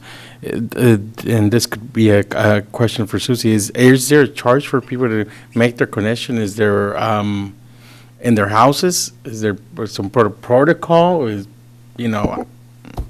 Or people can just plug in? Like I said, I don't know much about electric vehicles. It's just, do I just plug in like a regular cord and just plug it in? I have no idea. You can plug in. You can. It would take you a long time to charge. It actually only generates, if you charge a standard 110 voltage, it'll only generate about 4 miles in an hour of charge. So granted, you're plugging in your toaster in that same outlet, right, or your blender. So what a lot of homes do is they will charge 220, which is a plug that you'd have for your washer and dryer. So it has the amperage ideally get a permit for that, and then purchase anywhere between $350 to $500 for the actual station charging device, which you can either buy it through Tesla or through your own EV vendor, or there are aftermarket products available. And I've seen those. I've seen people say they've purchased and installed that for under $500, and now then they program their vehicle to charge at off-peak rates, so they'll charge overnight as opposed to any other time, and pay exponentially less than they would elsewhere. Thank you for that information. Councilman Hurst? Yeah, just two quick questions. The ones at the airport, I assume they'll be outside, on the outside of the perimeter fence, not on the field, the air side of the airport? That is correct. That's good. And what's going to prevent people with just gasoline vehicles from parking in these spots? So that's a great question. So there's going to be signage at all of these stations alerting people to the fact that these are reserved for electric vehicle charging only. But this is a conversation we need to have with parking enforcement to see what can be done, what sort of process we can implement to discourage that sort of behavior, and also allow people to report it if they see it. But again, the fee will be enacted 60 days from whenever it's adopted, hopefully tonight. And so we're giving ourselves 60 days to discuss this with parking enforcement and come up with a plan. Thank you. You know, sometimes parking is kind of a premium location, and you might notice that some people just park wherever they want to, whenever they want to. Thank you. Any other comments or queries from the, okay. So we are at the point of, is that public comments? Is there anyone from the public who would like to make comment on 11B? Well, Jimmy, do you remember we had that? Thank you. Could you please identify yourself? District 7. Thank you, Steve. Cabrillo trustee. Jimmy, we had that talk about, well, Cabrillo was mentioned on the screen, but we have two campuses, one in this community. I'm hoping you're going to include this community because Matt Wetstein, our president, wants at least one station on our Cabrillo campus on Brennan Avenue. The price is acceptable, and I would strongly urge the council to vote yes in favor of this. Folks, the time has come. Let's face it, everybody in the watching audience, we are saying goodbye to gasoline-powered cars. I know some of you, this is almost like maybe withdrawing from heroin, but the time has come to recognize that it's time to get rid of them. They're not our friends anymore. They're causing us terrible, terrible damage in our weather, and not to mention the air quality, the cancer rate. Hello, it's time to go electric and accept the fact that electric cars are the future. So please vote yes. Thank you. Thank you. Welcome, Pam. Thank you, Pam Sexton, and I am an EV driver, and I'm also a volunteer with Regeneración, Pajaro Valley Climate Action, and I want to speak strongly in favor of this. We need to act in whatever way possible toward the climate goals. Everything he said about EV vehicles, yeah, I know it from my experience too. And the after 4 hours, well, a question I have is, a lot of spaces have 4 hours as a limit. And so it's really important having that limit as an EV driver, because if you don't, somebody can just park there. And I mean an EV will just stay there, and I need to get charged, and there's no space. So I think that's what that's about. It's not a penalty on the driver. It's a way to create a social contract that we don't overstay our EV charging. But strong support, and thank you.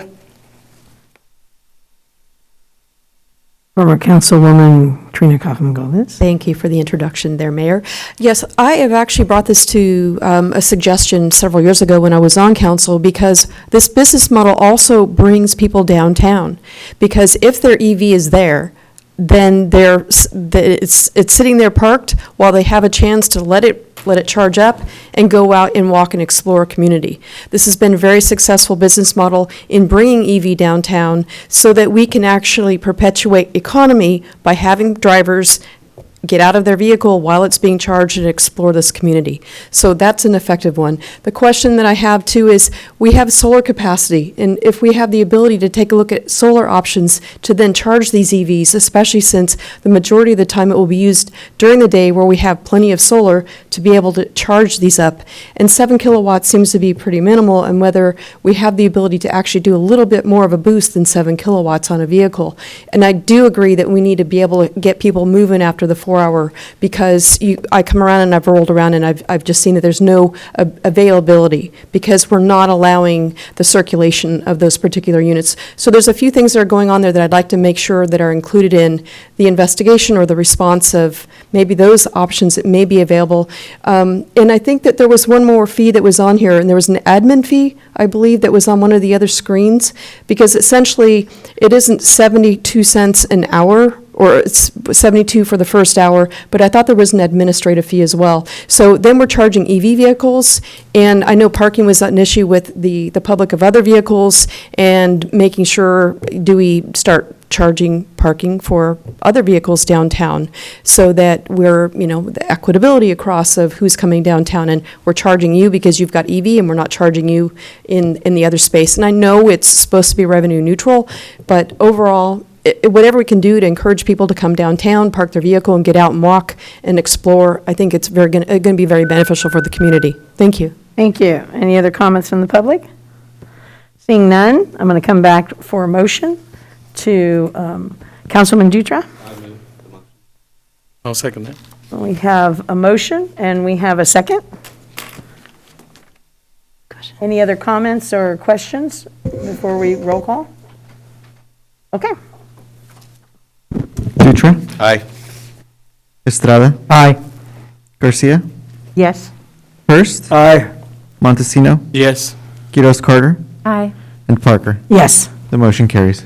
Excellent. We move on to new business, 12A, approval of project lists. I clap for the glasses. Very nice. Approval of project list for transportation projects funded by Measure D and SB1, and yay, Principal Engineer Fontes. There he is. He promised he would give a report, and he's here. Thank you, Murray. Long and prosper. Thank you, dude.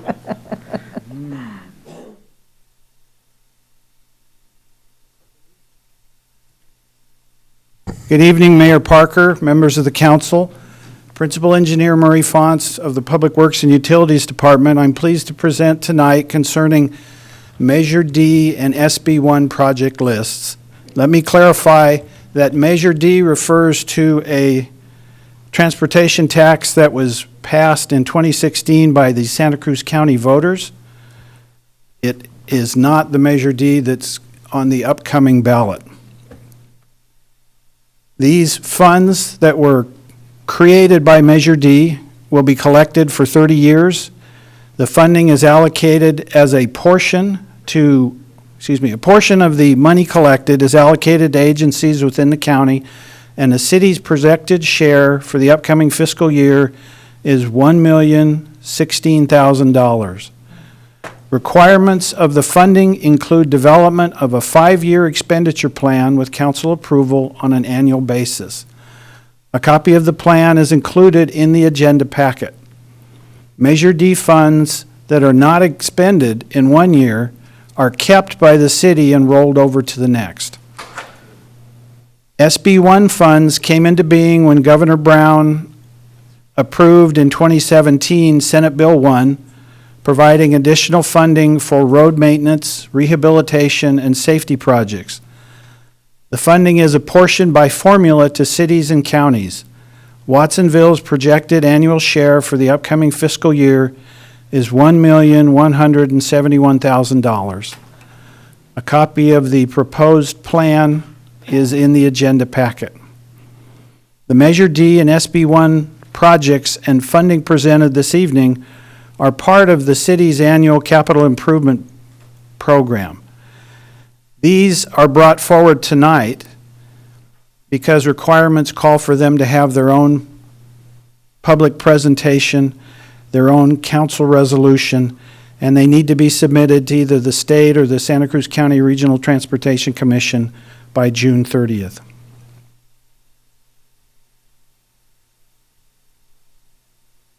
Transportation funding types come in two forms. One is a grant, which is a one-time allocation awarded competitively for specific projects that satisfy particular requirements. Once awarded, they can't be used in a different format.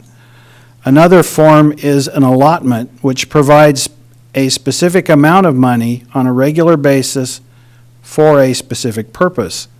The city can choose to invest these funds, for example, in transportation projects as they deem appropriate. Measure D and SB1 are regular allotments, and they can be used only for transportation. For example, we couldn't pay an art fee with the transportation funds. We'd need to find another source for that. By using it for pre-construction activities, using these funds, such as design and permitting, the city can develop projects that are more competitive for grants. And then the city can use these funds as a local match on grant applications for construction funding. Projects that are presented tonight fall into three categories. One is construction, that's when the project gets built. Another is design, and this includes preparation of plans, environmental documents, permits, and other pre-construction activities. And a third are programs, which would include education and activities, as well as annual operations and maintenance. This is not an eye chart. This is this year's Measure D project list. It's a 5-year program. It is revised from year to year, so it allows the city to make adjustments where things may need to be changed. Tonight in the presentation I share with you, I will focus on those projects being funded in the upcoming fiscal year. Measure D funding for the upcoming fiscal year falls into the three categories of construction, approximately $1.6 million, design, $950,000, and programs, $345,000. This year's proposed expenditures totaled $2.9 million. This is more than the allocation of $1.1 million. City can do this because it's rolled over or saved funding from previous year's allocations to finance two major construction projects on Freedom Boulevard and Green Valley Road. SB1 funding proposed for this year, this upcoming year, is $250,000. This is less than the $1.1 million allocation that the city's receiving. The unexpended funds will be used for future construction projects. Funds to be spent this year will be used for road repair work throughout the city. I need to add the caveat, some of the SB1 funds that are being spent this year were allocated previously and are not part of that $250,000 and are not. Here's one of the projects being funded by both Measure D and SB1, as noted by the two logos in the upper right-hand corner.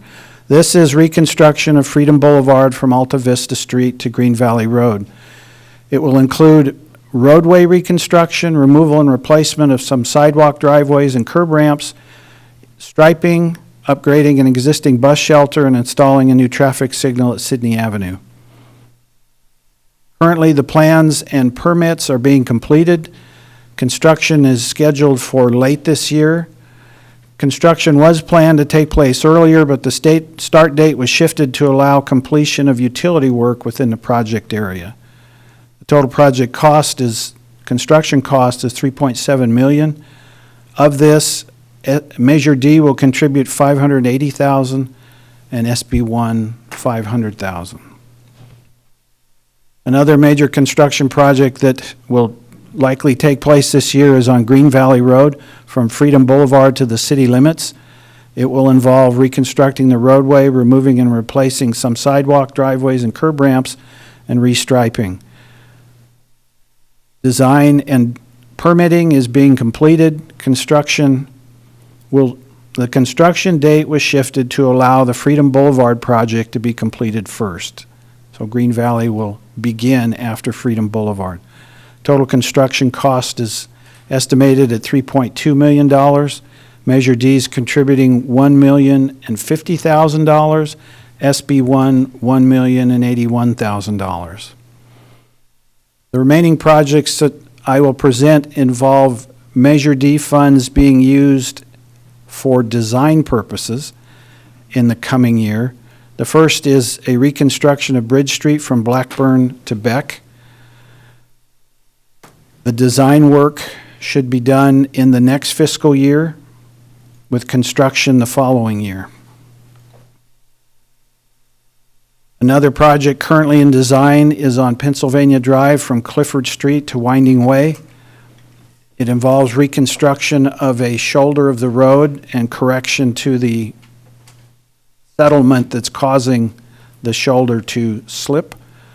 Design is underway and will continue through the next year. Construction is scheduled for fiscal year 24-25. We're estimating the cost to be $2.5 million, and with our current financing, that's where we can make the project fit in. The Harkin-Sioux Road Highway 1 pedestrian bridge and Safe Routes to School project is in design at this time. This is a project that will provide a pedestrian bridge on Harkin-Sioux Road across Highway 1, as well as bicycle improvements along that corridor of Harkin-Sioux Road, and other bike and ped improvements throughout the Pajaro Valley High School attendance area. Design, environmental documentation, and project management is being financed partially through Measure D in the coming fiscal year. We're working in coordination with Caltrans to get this project built. The current construction date is fiscal year 23-24. The Lee Road Trail project involves developing a trail that would start at the driveway to the high school of Pajaro Valley, extend to Lee Road, and then run the length of Lee Road from Harkin-Sioux Road to the railroad crossing in the city of Watsonville. Currently, the city is working on phase 1 of this project, which would be from the high school driveway to a driveway into the land trust property on Lee Road. Design and permitting is going on. Funding has been secured for construction. We're also trying to acquire right-of-way, and that seems to be on the critical path. So if things fall into place, construction would be next year.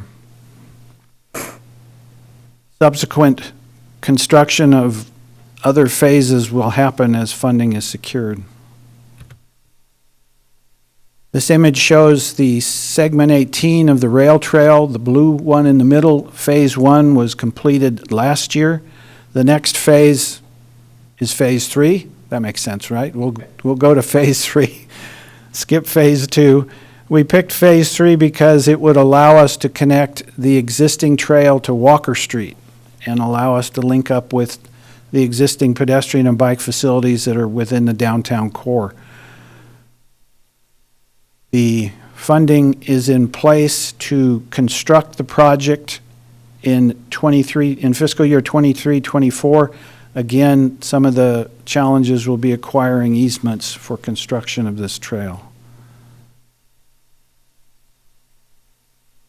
This image shows 2 projects. One is we're calling the Downtown Revitalization Project, and another involves sidewalk improvements on Lake Avenue. The design of the pedestrian improvements is using recommendations by the recent Complete Streets Downtown Plan.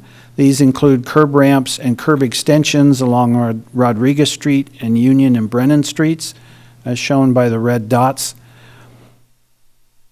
Staff is coordinating with the current downtown Watsonville specific plan to ensure that the improvements fit within the guidelines of both plans. Design will happen in the coming fiscal year, and construction the following year. The blue line represents an area where sidewalk improvements are being designed. These are being done because it's going to be part of an undergrounding project done in coordination with PG&E. This is Lake Avenue from Union Brennan to Rodriguez Street.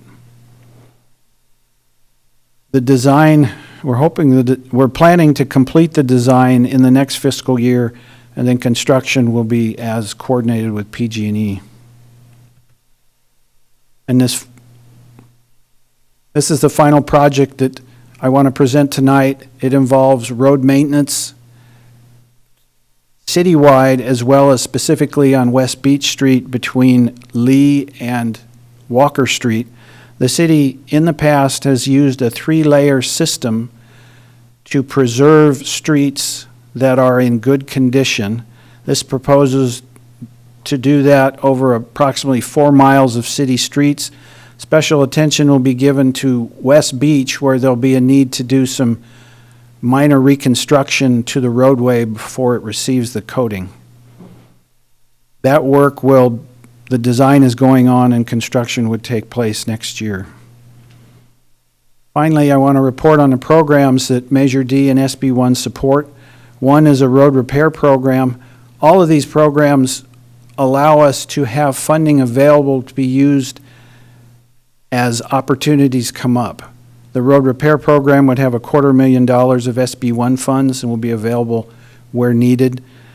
The other 3 funds would receive $100,000 each from Measure D and support trail maintenance and improvements, pedestrian and traffic safety, and citywide bicycle facilities. An example of how some of these funds have been expended in the past include the ongoing bicycle and pedestrian safety training and programs done in schools and throughout our community, as well as the Street Smarts traffic safety media campaign. Those are the projects proposed for the upcoming fiscal year. Staff recommends that the City Council adopt resolutions approving the list of transportation projects to be funded by Measure D and SB1. That concludes my presentation. Thank you, Murray Fonts, Principal Engineer. Let me go to City Council for any clarifying or technical questions. Councilwoman Garcia. Yes. Murray, Measure D will be used to reconstruct pedestrian facilities from Clifford to Winding Way on Pennsylvania. You used the word shoulder. Is this the walkway that is currently shut down, but pedestrians continue to use? It does not include that corridor. I've reached out to our consulting engineer who's working on the Pennsylvania project to provide a cost estimate for that work. That'll allow us to come back and provide clear information as to what it will take to repair that pathway. And so we would be able to use Measure D funds for that pathway, for that walkway? Repairing the pathway is an eligible expense for Measure D. Were we to add that project, we'd need to find the money and take it from somewhere else. Oh. Okay, that's a disappointment. Okay, my second question is, SB1 will be used for road repairs on West Beach Street and other locations. What are those other locations?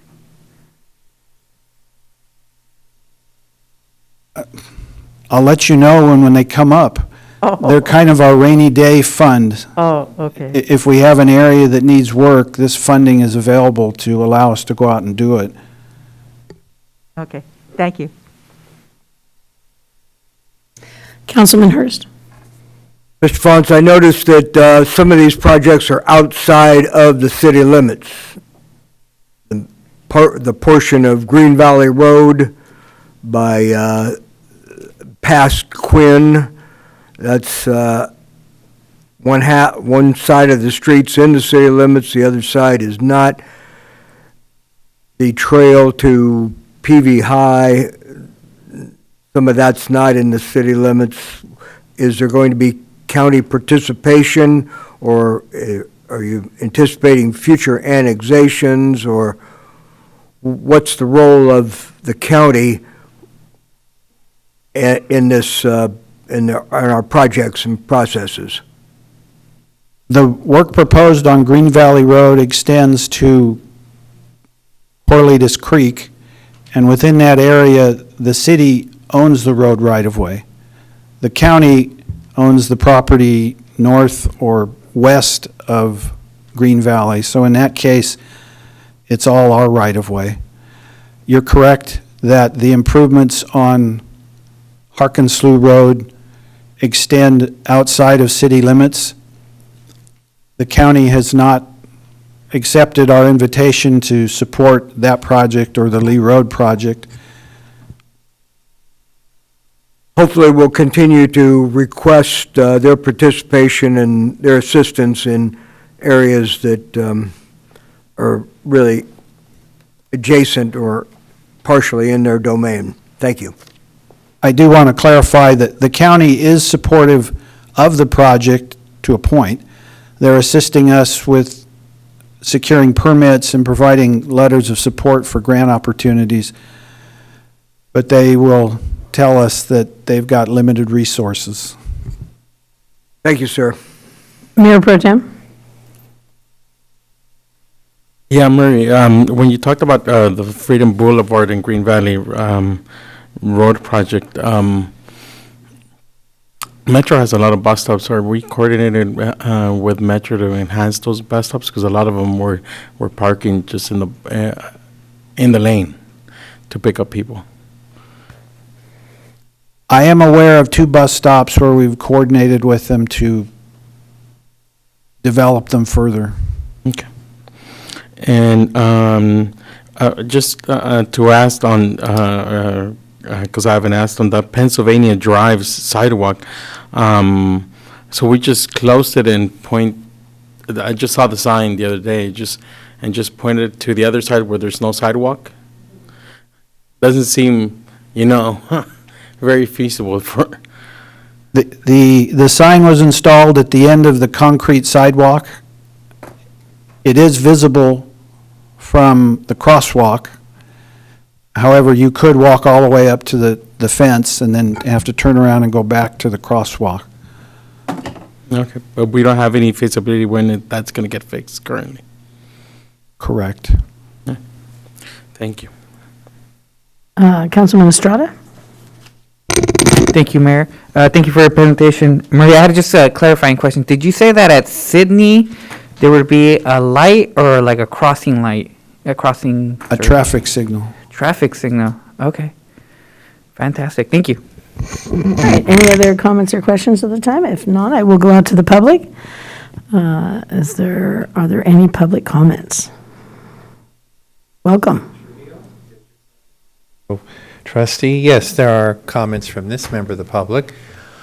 Murray, there are man-eating potholes on Industrial Road and Ohlone. I know I've lost 2 tires this year due to those big, giant, huge potholes.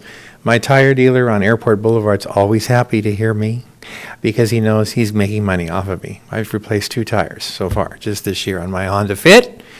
And they are scary and they're nasty. And those aren't the only ones. All these projects, Murray, definitely need to be done. They're all very much needed. And the one closest to me, which would be Bridge Street between Beck and Blackburn, would be that road could use a facelift, a tummy tuck, and a butt lift. That's for sure, because it looks just awful. As well, Ari, because you live far from there. You know what I'm talking about. I do. So, I'm asking, please, the city council vote in favor of this, because we really need to get this done.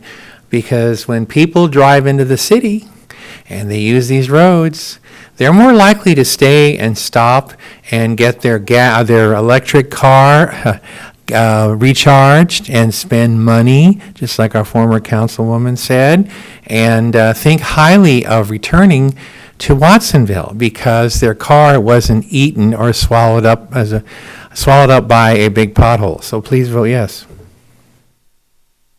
All right, are there any more public comments? Yadet Hernandez, District 4. I brought this issue to Paco before regarding, I just wanted to know how is the money going to be allocated on SB1 for, if you can go to the slide, you said it's a construction program, sorry. It's under programs for the pedestrian and safety, traffic safety crosswalks.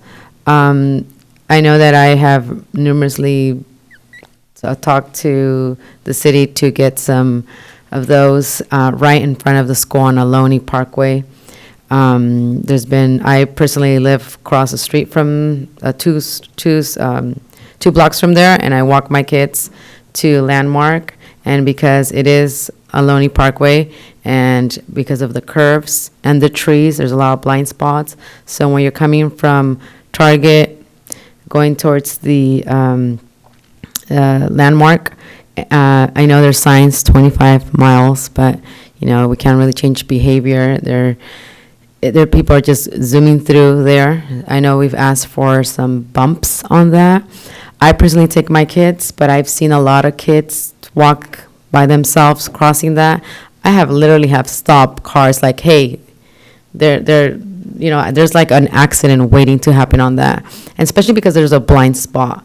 And even if you are going 25 miles per hour, the way where that crosswalk is in the corner of Kingfisher and Ohlone Parkway, right in front of the school, I believe that it is extremely,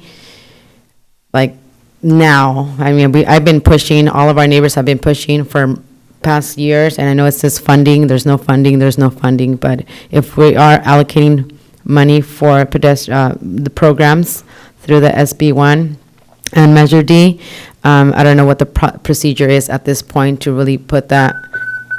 Thank you. Thank you very much. Any other members of the public? My name is Martha Vega. I reside in District 2. I wanted to say thank you to Principal Engineer Mary Fontes and Maria Esther for presenting today's presentation. It fills me with joy to know that these projects, the different phases, and to see that it's going to help make the city of Watsonville even more beautiful. So thank you. Thank you. Seeing no other public approach the podium, I'm going to come back for a motion. Councilman Dutra? I'll make a motion.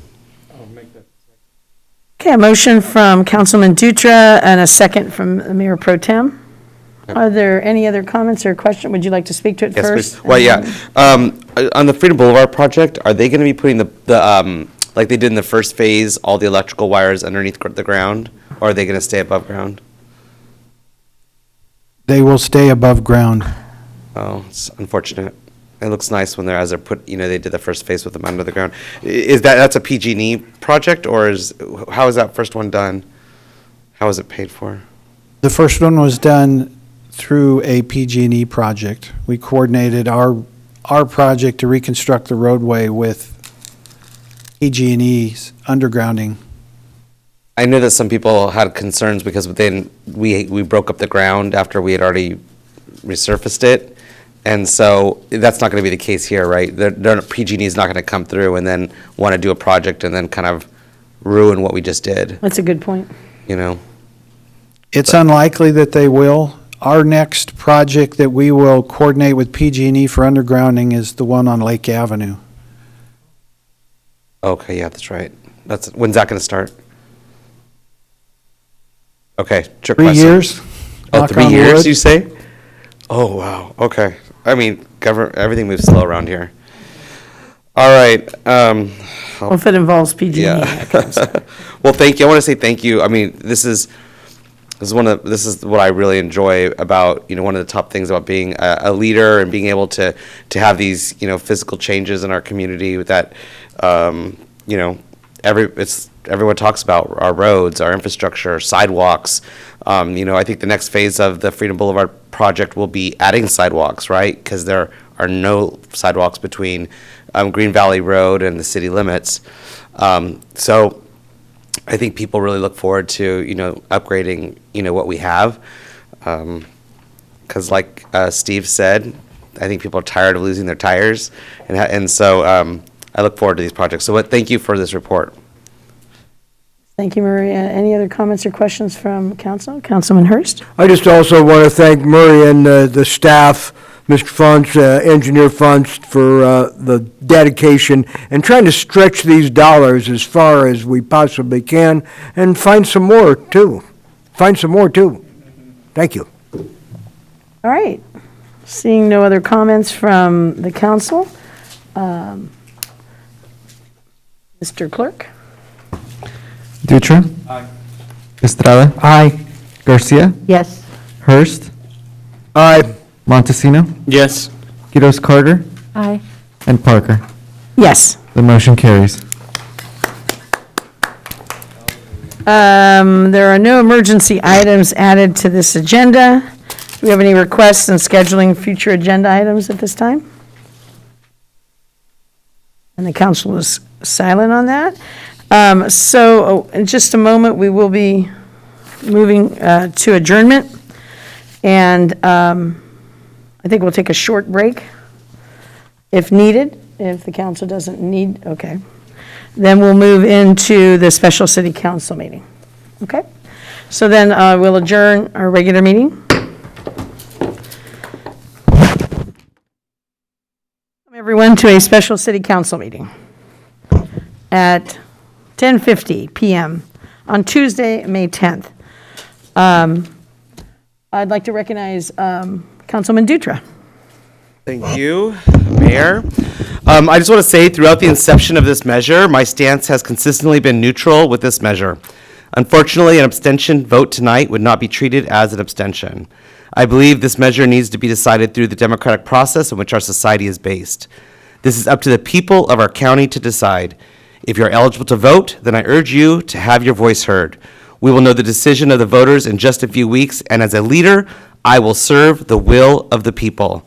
For anyone to put words in my mouth, which are different than what I'm saying right now tonight, would be wrong and misleading. So I will be not participating in this discussion. Thank you. Thank you, Councilman Dutra. And at this time, I'd like to make a statement as well.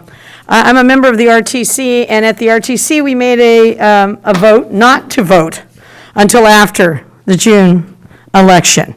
To make it very clear, we were going to let the people vote, and I still believe in that. I don't believe, I believe out of the 720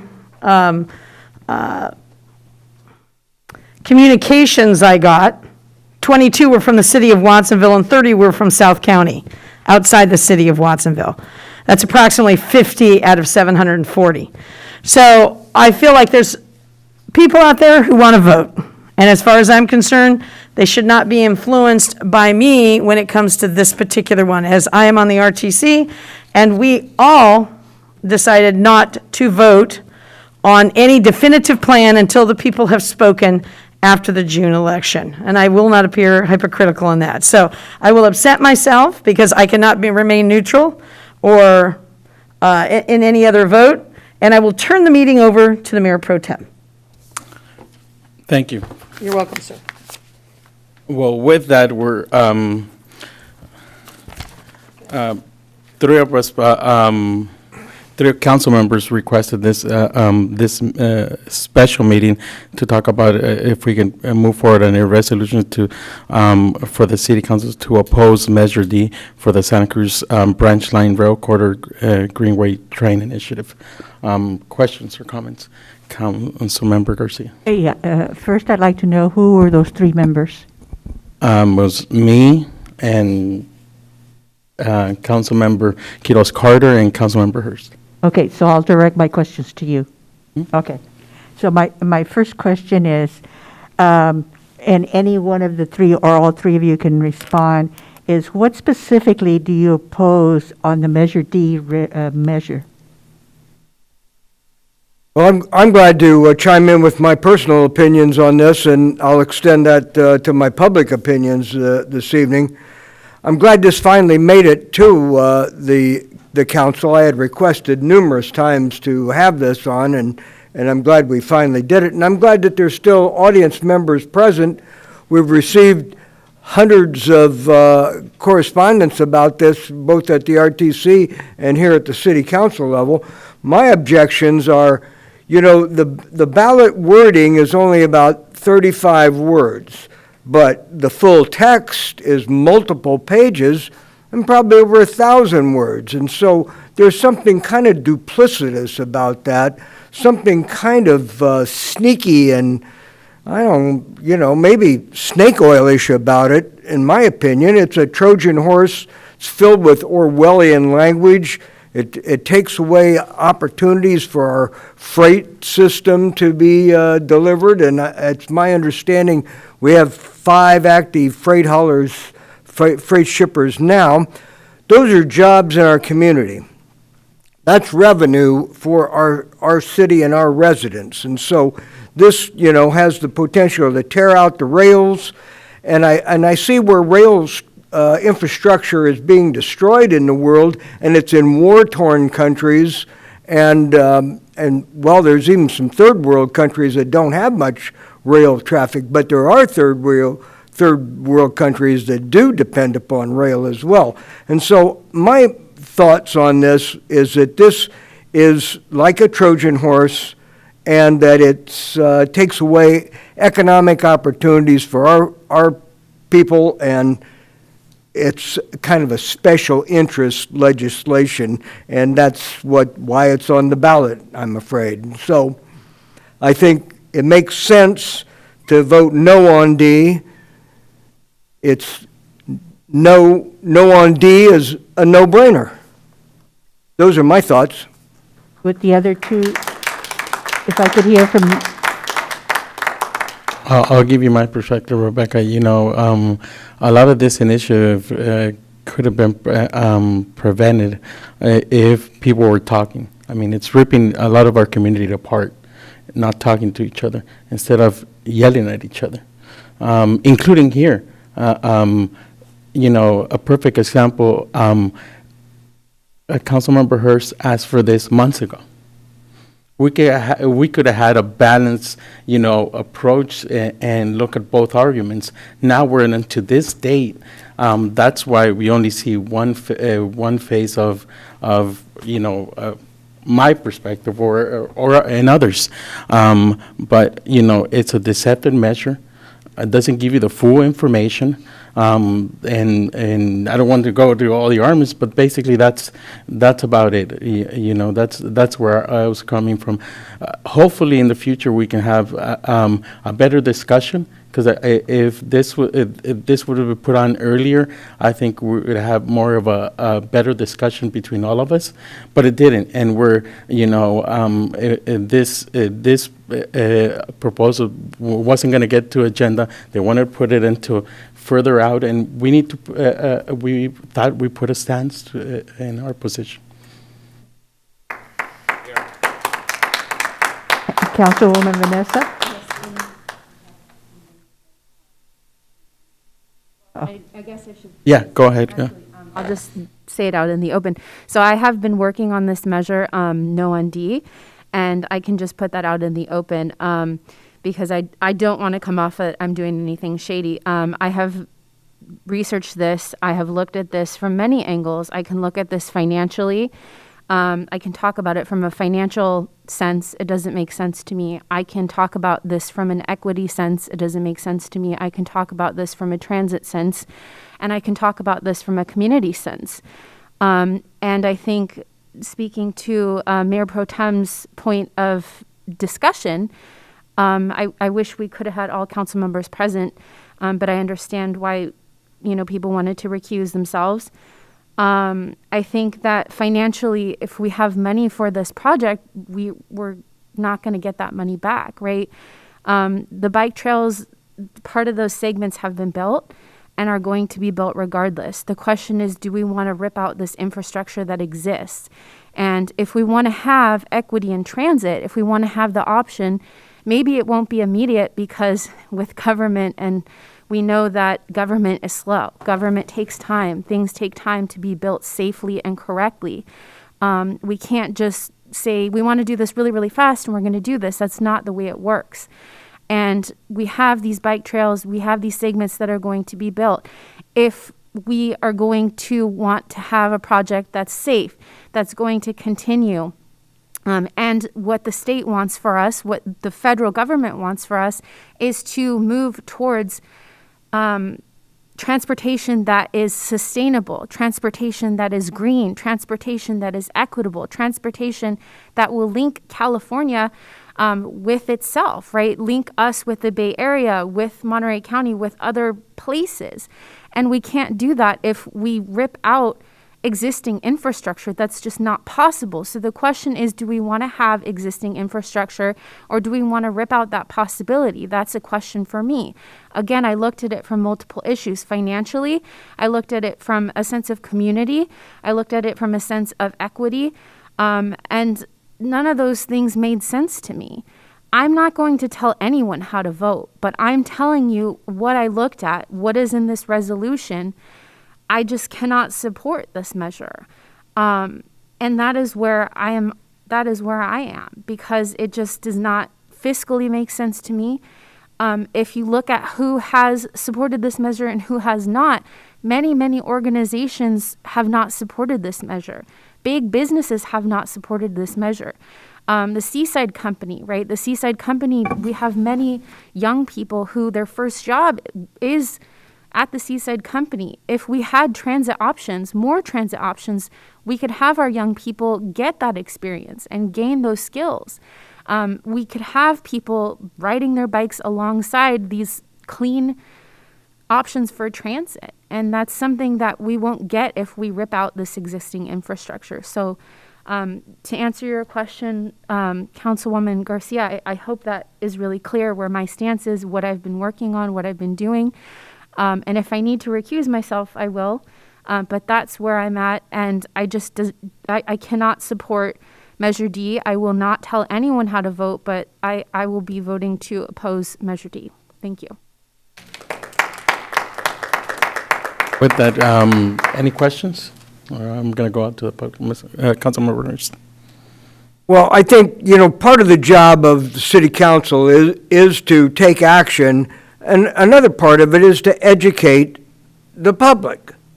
And so when we have things that threaten our well-being economically and transportation-wise, and a modification of the county general plan that may actually harm us, I think it's our obligation to sit here and have a discussion and vote, what we perceive as best in our public interest, and help educate the public on what I consider kind of a duplicitous initiative.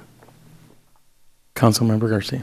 Just for my clarification, both of you mentioned taking out rail. And so does that mean by taking out rail that those businesses that depend on freight rail will no longer have freight rail? In my understanding, that's correct. There's talk about rail banking. However, there is very limited evidence, Councilwoman Garcia, that rail banking works. The idea is that rail banking, we tear up the tracks and we put them somewhere for later. But there's very limited evidence to show that rail banking has happened and where the tracks have been put back. So that would severely harm businesses that depend on rail.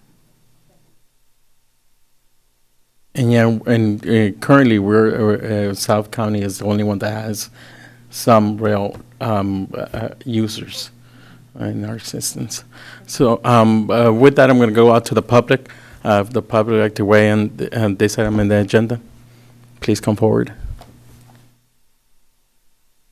Hi, I'm Judy Gittleson, Watsonville resident, and I have attended many of the RTC meetings, and I really appreciate you guys bringing this to the Watsonville community, because I think because of the confusing language, it's really hard to tease apart what is at issue. And what is at issue that I really appreciate that you're doing by encouraging the community to say no to Measure D is that it is a threat to our community. It's a threat to the public transportation, it's a threat to the equity, and it's a threat to the economy of the freight system, too. And I think that because of the greenwashing promotion by the other side, it looks like it's a positive thing. And that's the very confusing thing. So I really appreciate you guys taking a responsibility and being leaders and protecting our community from what could be a travesty. So thank you very much. And I guess, do I say I support your, You can. whatever? Yeah, thank you. Thank you. My name is Graciela Vega. I'm a mother, a teacher, and I'm really sad that Ari Parker is not here. She represents my district. I've been shut down on websites where I advocate for, like on Facebook. I've been shut down and made fun of because I'm advocating for Watsonville residents, and I explain how rail banking would actually hurt our businesses and future businesses. We're going green. We're moving forward. We have consciousness, and this is going to set us back. And we don't want to go there, you know. We're like, you know, the enlightened beings in the room, you know, like the superheroes. We just did the Nerdville conferencia. This is, you guys are the superheroes in the room. And I admire you for staying and moving forward with educating nuestra gente, our community, because that is a deceptive measure.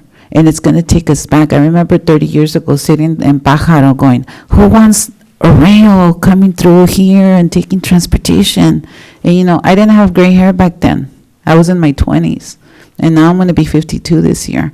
And I want to see that trail the trail and the rail together, and with the green measure that you guys put, bringing electric vehicles. I think it's in the right direction, you know, and it's our legacy, and it's our way of protecting our community. So thank you so much for being our heroes tonight. Muchas gracias. Thank you.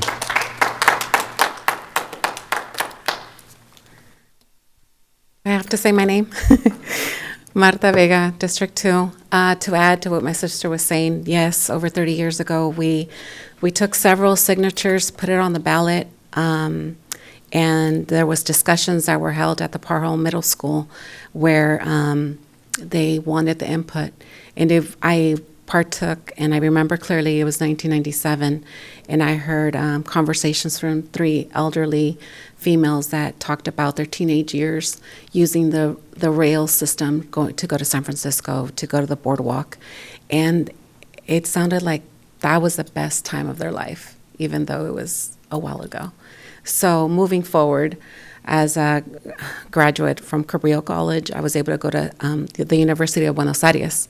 I used the rail transportation system there, going to New York, going to Paris. So coming home, you get to see what other communities have, and so having the rail system here, I would agree that as a resident, I think that having the rail here, voting no on Measure D, and I'm grateful. It takes lots of courage, Eduardo, Lowell Hurst, and Vanessa to be able to say that. So as a resident, I would hope that you stand on that. So thank you. Thank you. Oh, and as you age, I don't know if I want to drive. You know, it would be nice to be able to take the train and then just enjoy the view by the beach. I'm just saying. Thank you. Hello, council members. Alex Santana, within county limits, but outside of city limits. First and foremost, for council member Quiroz Carter, Hurst, and Montesino, thank you so much for expressing your support and expressing the importance of sharing the information and the reality of what Measure D could actually impose on our communities. For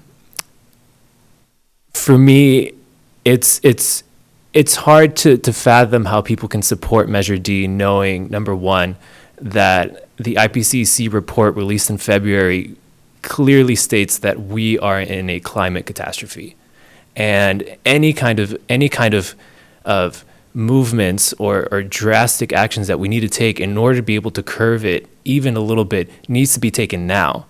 And the argument that Measure D puts out completely disregards all of the efforts that not only Santa Cruz, the city of Santa Cruz County, city of Watsonville is putting out to turn green out the door and in the trash. It really makes it so that there's only a finite group of people that can really benefit from it.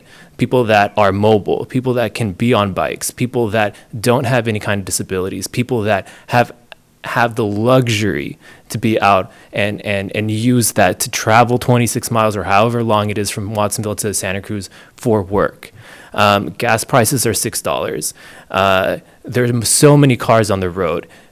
Our population, even though people say that it's decreasing, is increasing. More people are getting cars. Our back roads and our main highway is getting backed up, even for public transportation like buses.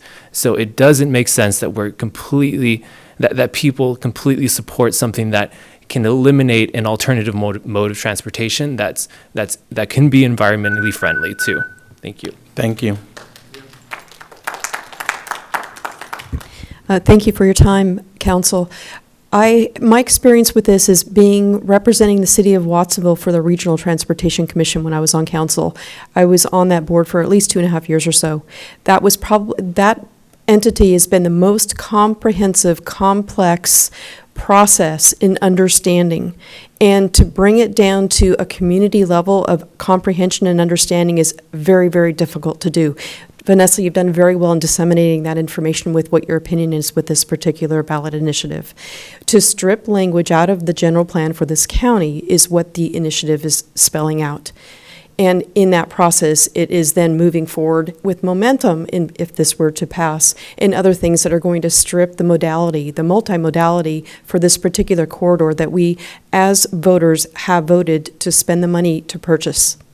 We have made the voters have decided to purchase it for multimodal. We have done studies to say that the most effective use of this corridor is for the mass transit. So now we go back here and we look at this particular initiative and who benefits and who does not benefit from it. And that is the strong point there in terms of if this initiative goes through, it's going to be a lot more difficult to move that battle and roll that ball uphill. The other issue that comes from this is the comment about let the voters decide. The voters decide an initiative when it comes to the expenditure, just as we did with Metro. We have millions of dollars available to invest in this infrastructure that does not necessarily need to go to the voters to request. It is available upon the request of the Regional Transportation Commission. And then at that point, with the investiture being made, then we go back and we don't even know what the price point is that we would need to even think about going to the voters about. That is yet to be investigated and won't have the ability to do so if Measure D is approved by the voters, and why it does become a concern for us. Because when you're an hour and 25 minutes going 17 miles from one government to the other government, we do have a serious issue. And it impacts also the education component with our youth and getting to schools that they cannot otherwise get there with other public transportation modalities. Thank you.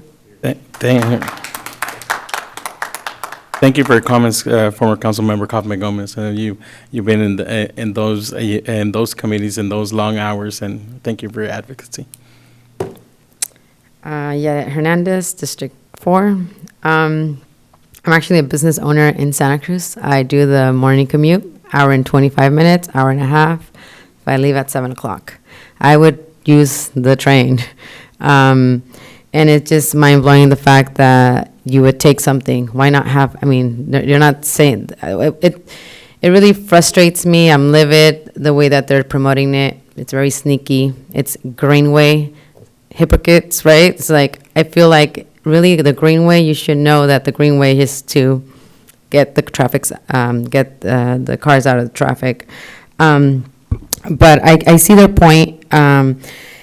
This is a very well-funded, shiny propaganda advertisements versus the ones I get for no on D, bad printing, and of course, all the money that's being put is coming from the North County, because it doesn't really going to benefit them. I mean, how many, and you see it in the traffic, no one really is coming down to Watsonville.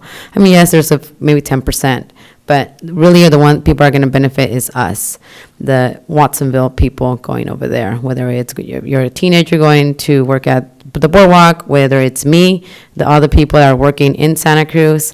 So I urgently ask everyone, because we're a little too late on trying to push the no on D, to text your 10 people personally, ask them. That's probably I think that's like the last resort at this point. I think we're all here in the same boat of no on D. It just doesn't, it's common sense. It doesn't make sense.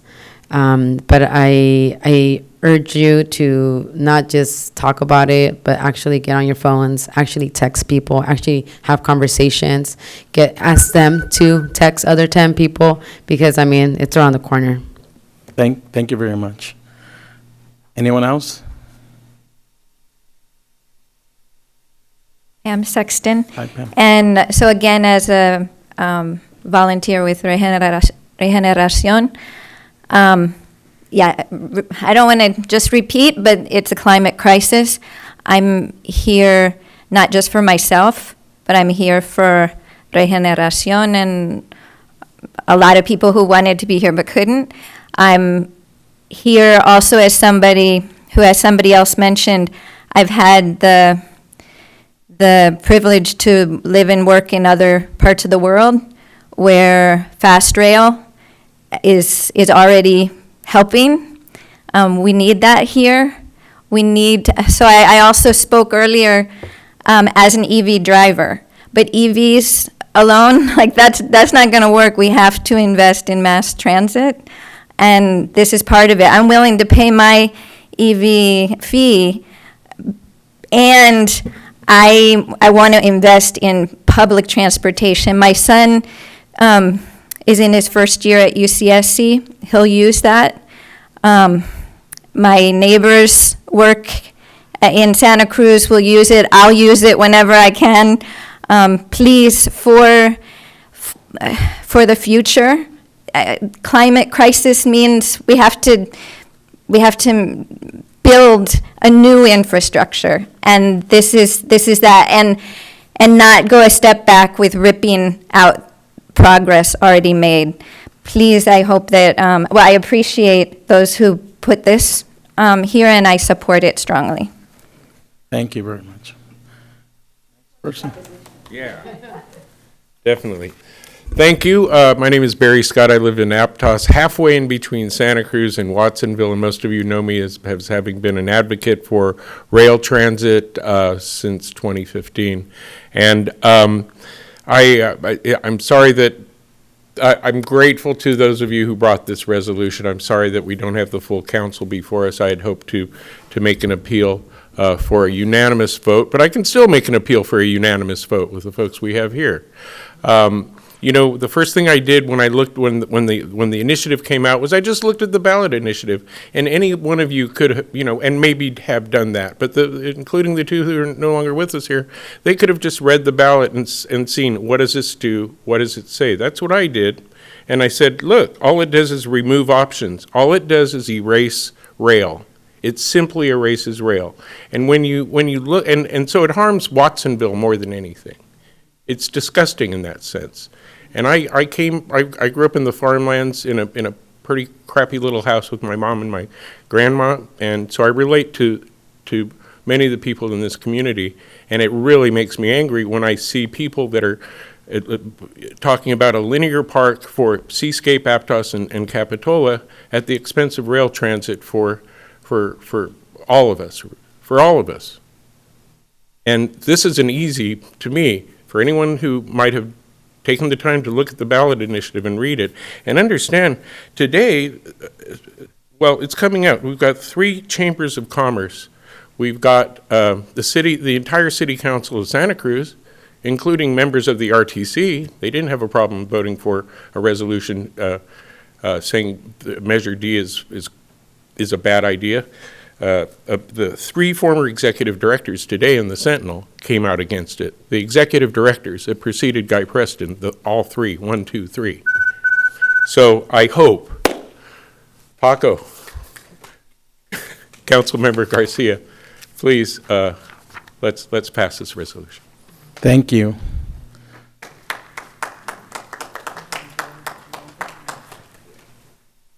Okay, I wasn't supposed to stay this late because I just came for the arts thing, but, you know, I'm glad I did because this has been the discussion in my house. You know, and I wasn't sure. So I wanted to say thank you for having this. Thank you for the audience, the public who've informed me and educated me, and Councilwoman Quiroz Carter, thank you for the way you broke it down. And I think, you know, you all know that you influence a lot of folks in our community. And I think, you know, it's important that we do hear, you know, I think it's important that I hear about how my, you know, council member feels about certain things. So I thought this was a great thing and I stayed for it. So this was very informative, and, you know, it is a shame that not all of the council people stayed. But I do want to say thank you to you all for staying, and thank you for the public who are speaking. And I'm not sure you guys are supposed to vote on this. And so I hope you guys would vote on it and against it. And because I think, you know, when people see this in the paper, it's like, oh, he's not even here. But if they see this in the paper, you know, then people will be influenced, hopefully, to, you know, think about how they're going to vote. Thank you. Thank you.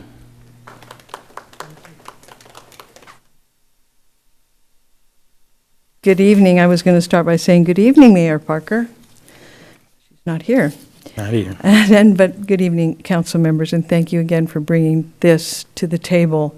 My name is Margie Medrano-Biddick. I'm a retired speech and language pathologist, and I worked in the Pajaro Valley Unified School District for 35 years. And part of my work, it was my job, my duty to interpret. I chose schools of where there were families of primarily Spanish-speaking homes, impoverished homes, and my duty was to explain their rights. I'm a special educator, and special education has a lot of laws and everything. And so they turned to me for the guidance as I interpreted some pretty nebulous laws sometimes. It changed, you know.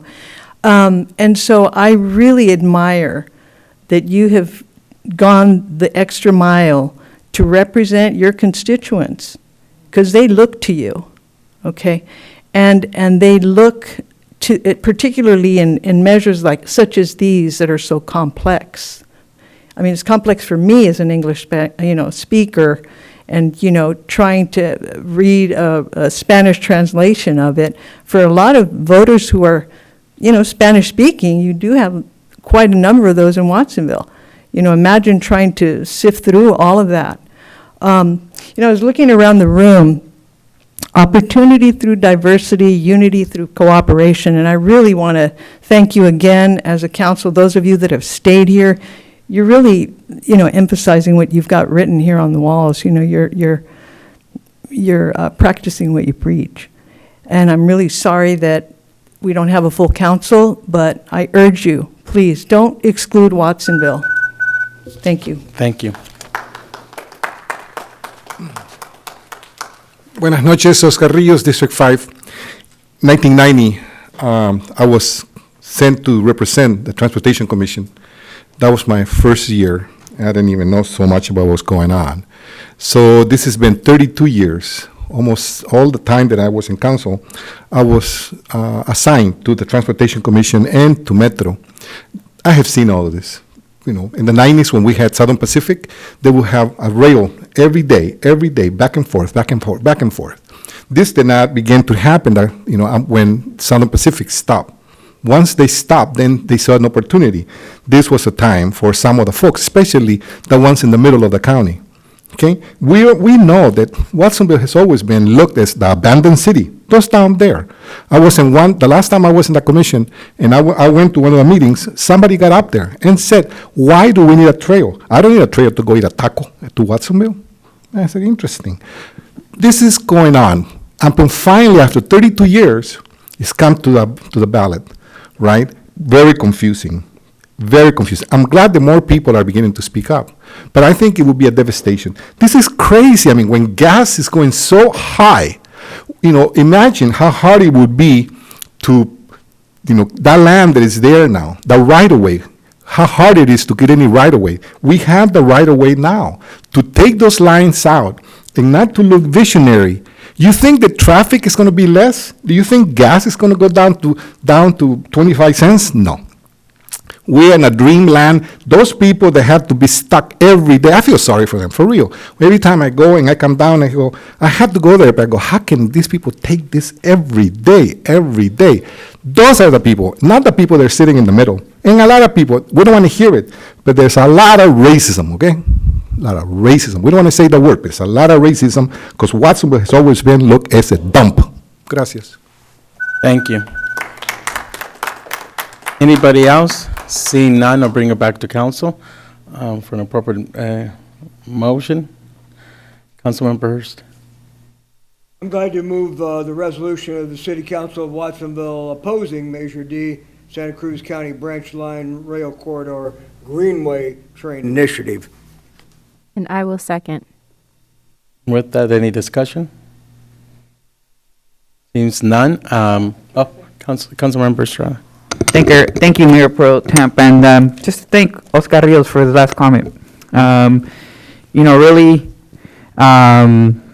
just to me, this initiative, this ballot initiative, and maybe another one that's on the ballot this year, are really tough for me as somebody born and raised here. Somebody that, I always say it, and I don't jest, but somebody that will be buried here in Watsonville. I'm going to raise my child here. I already have my home with my wife here.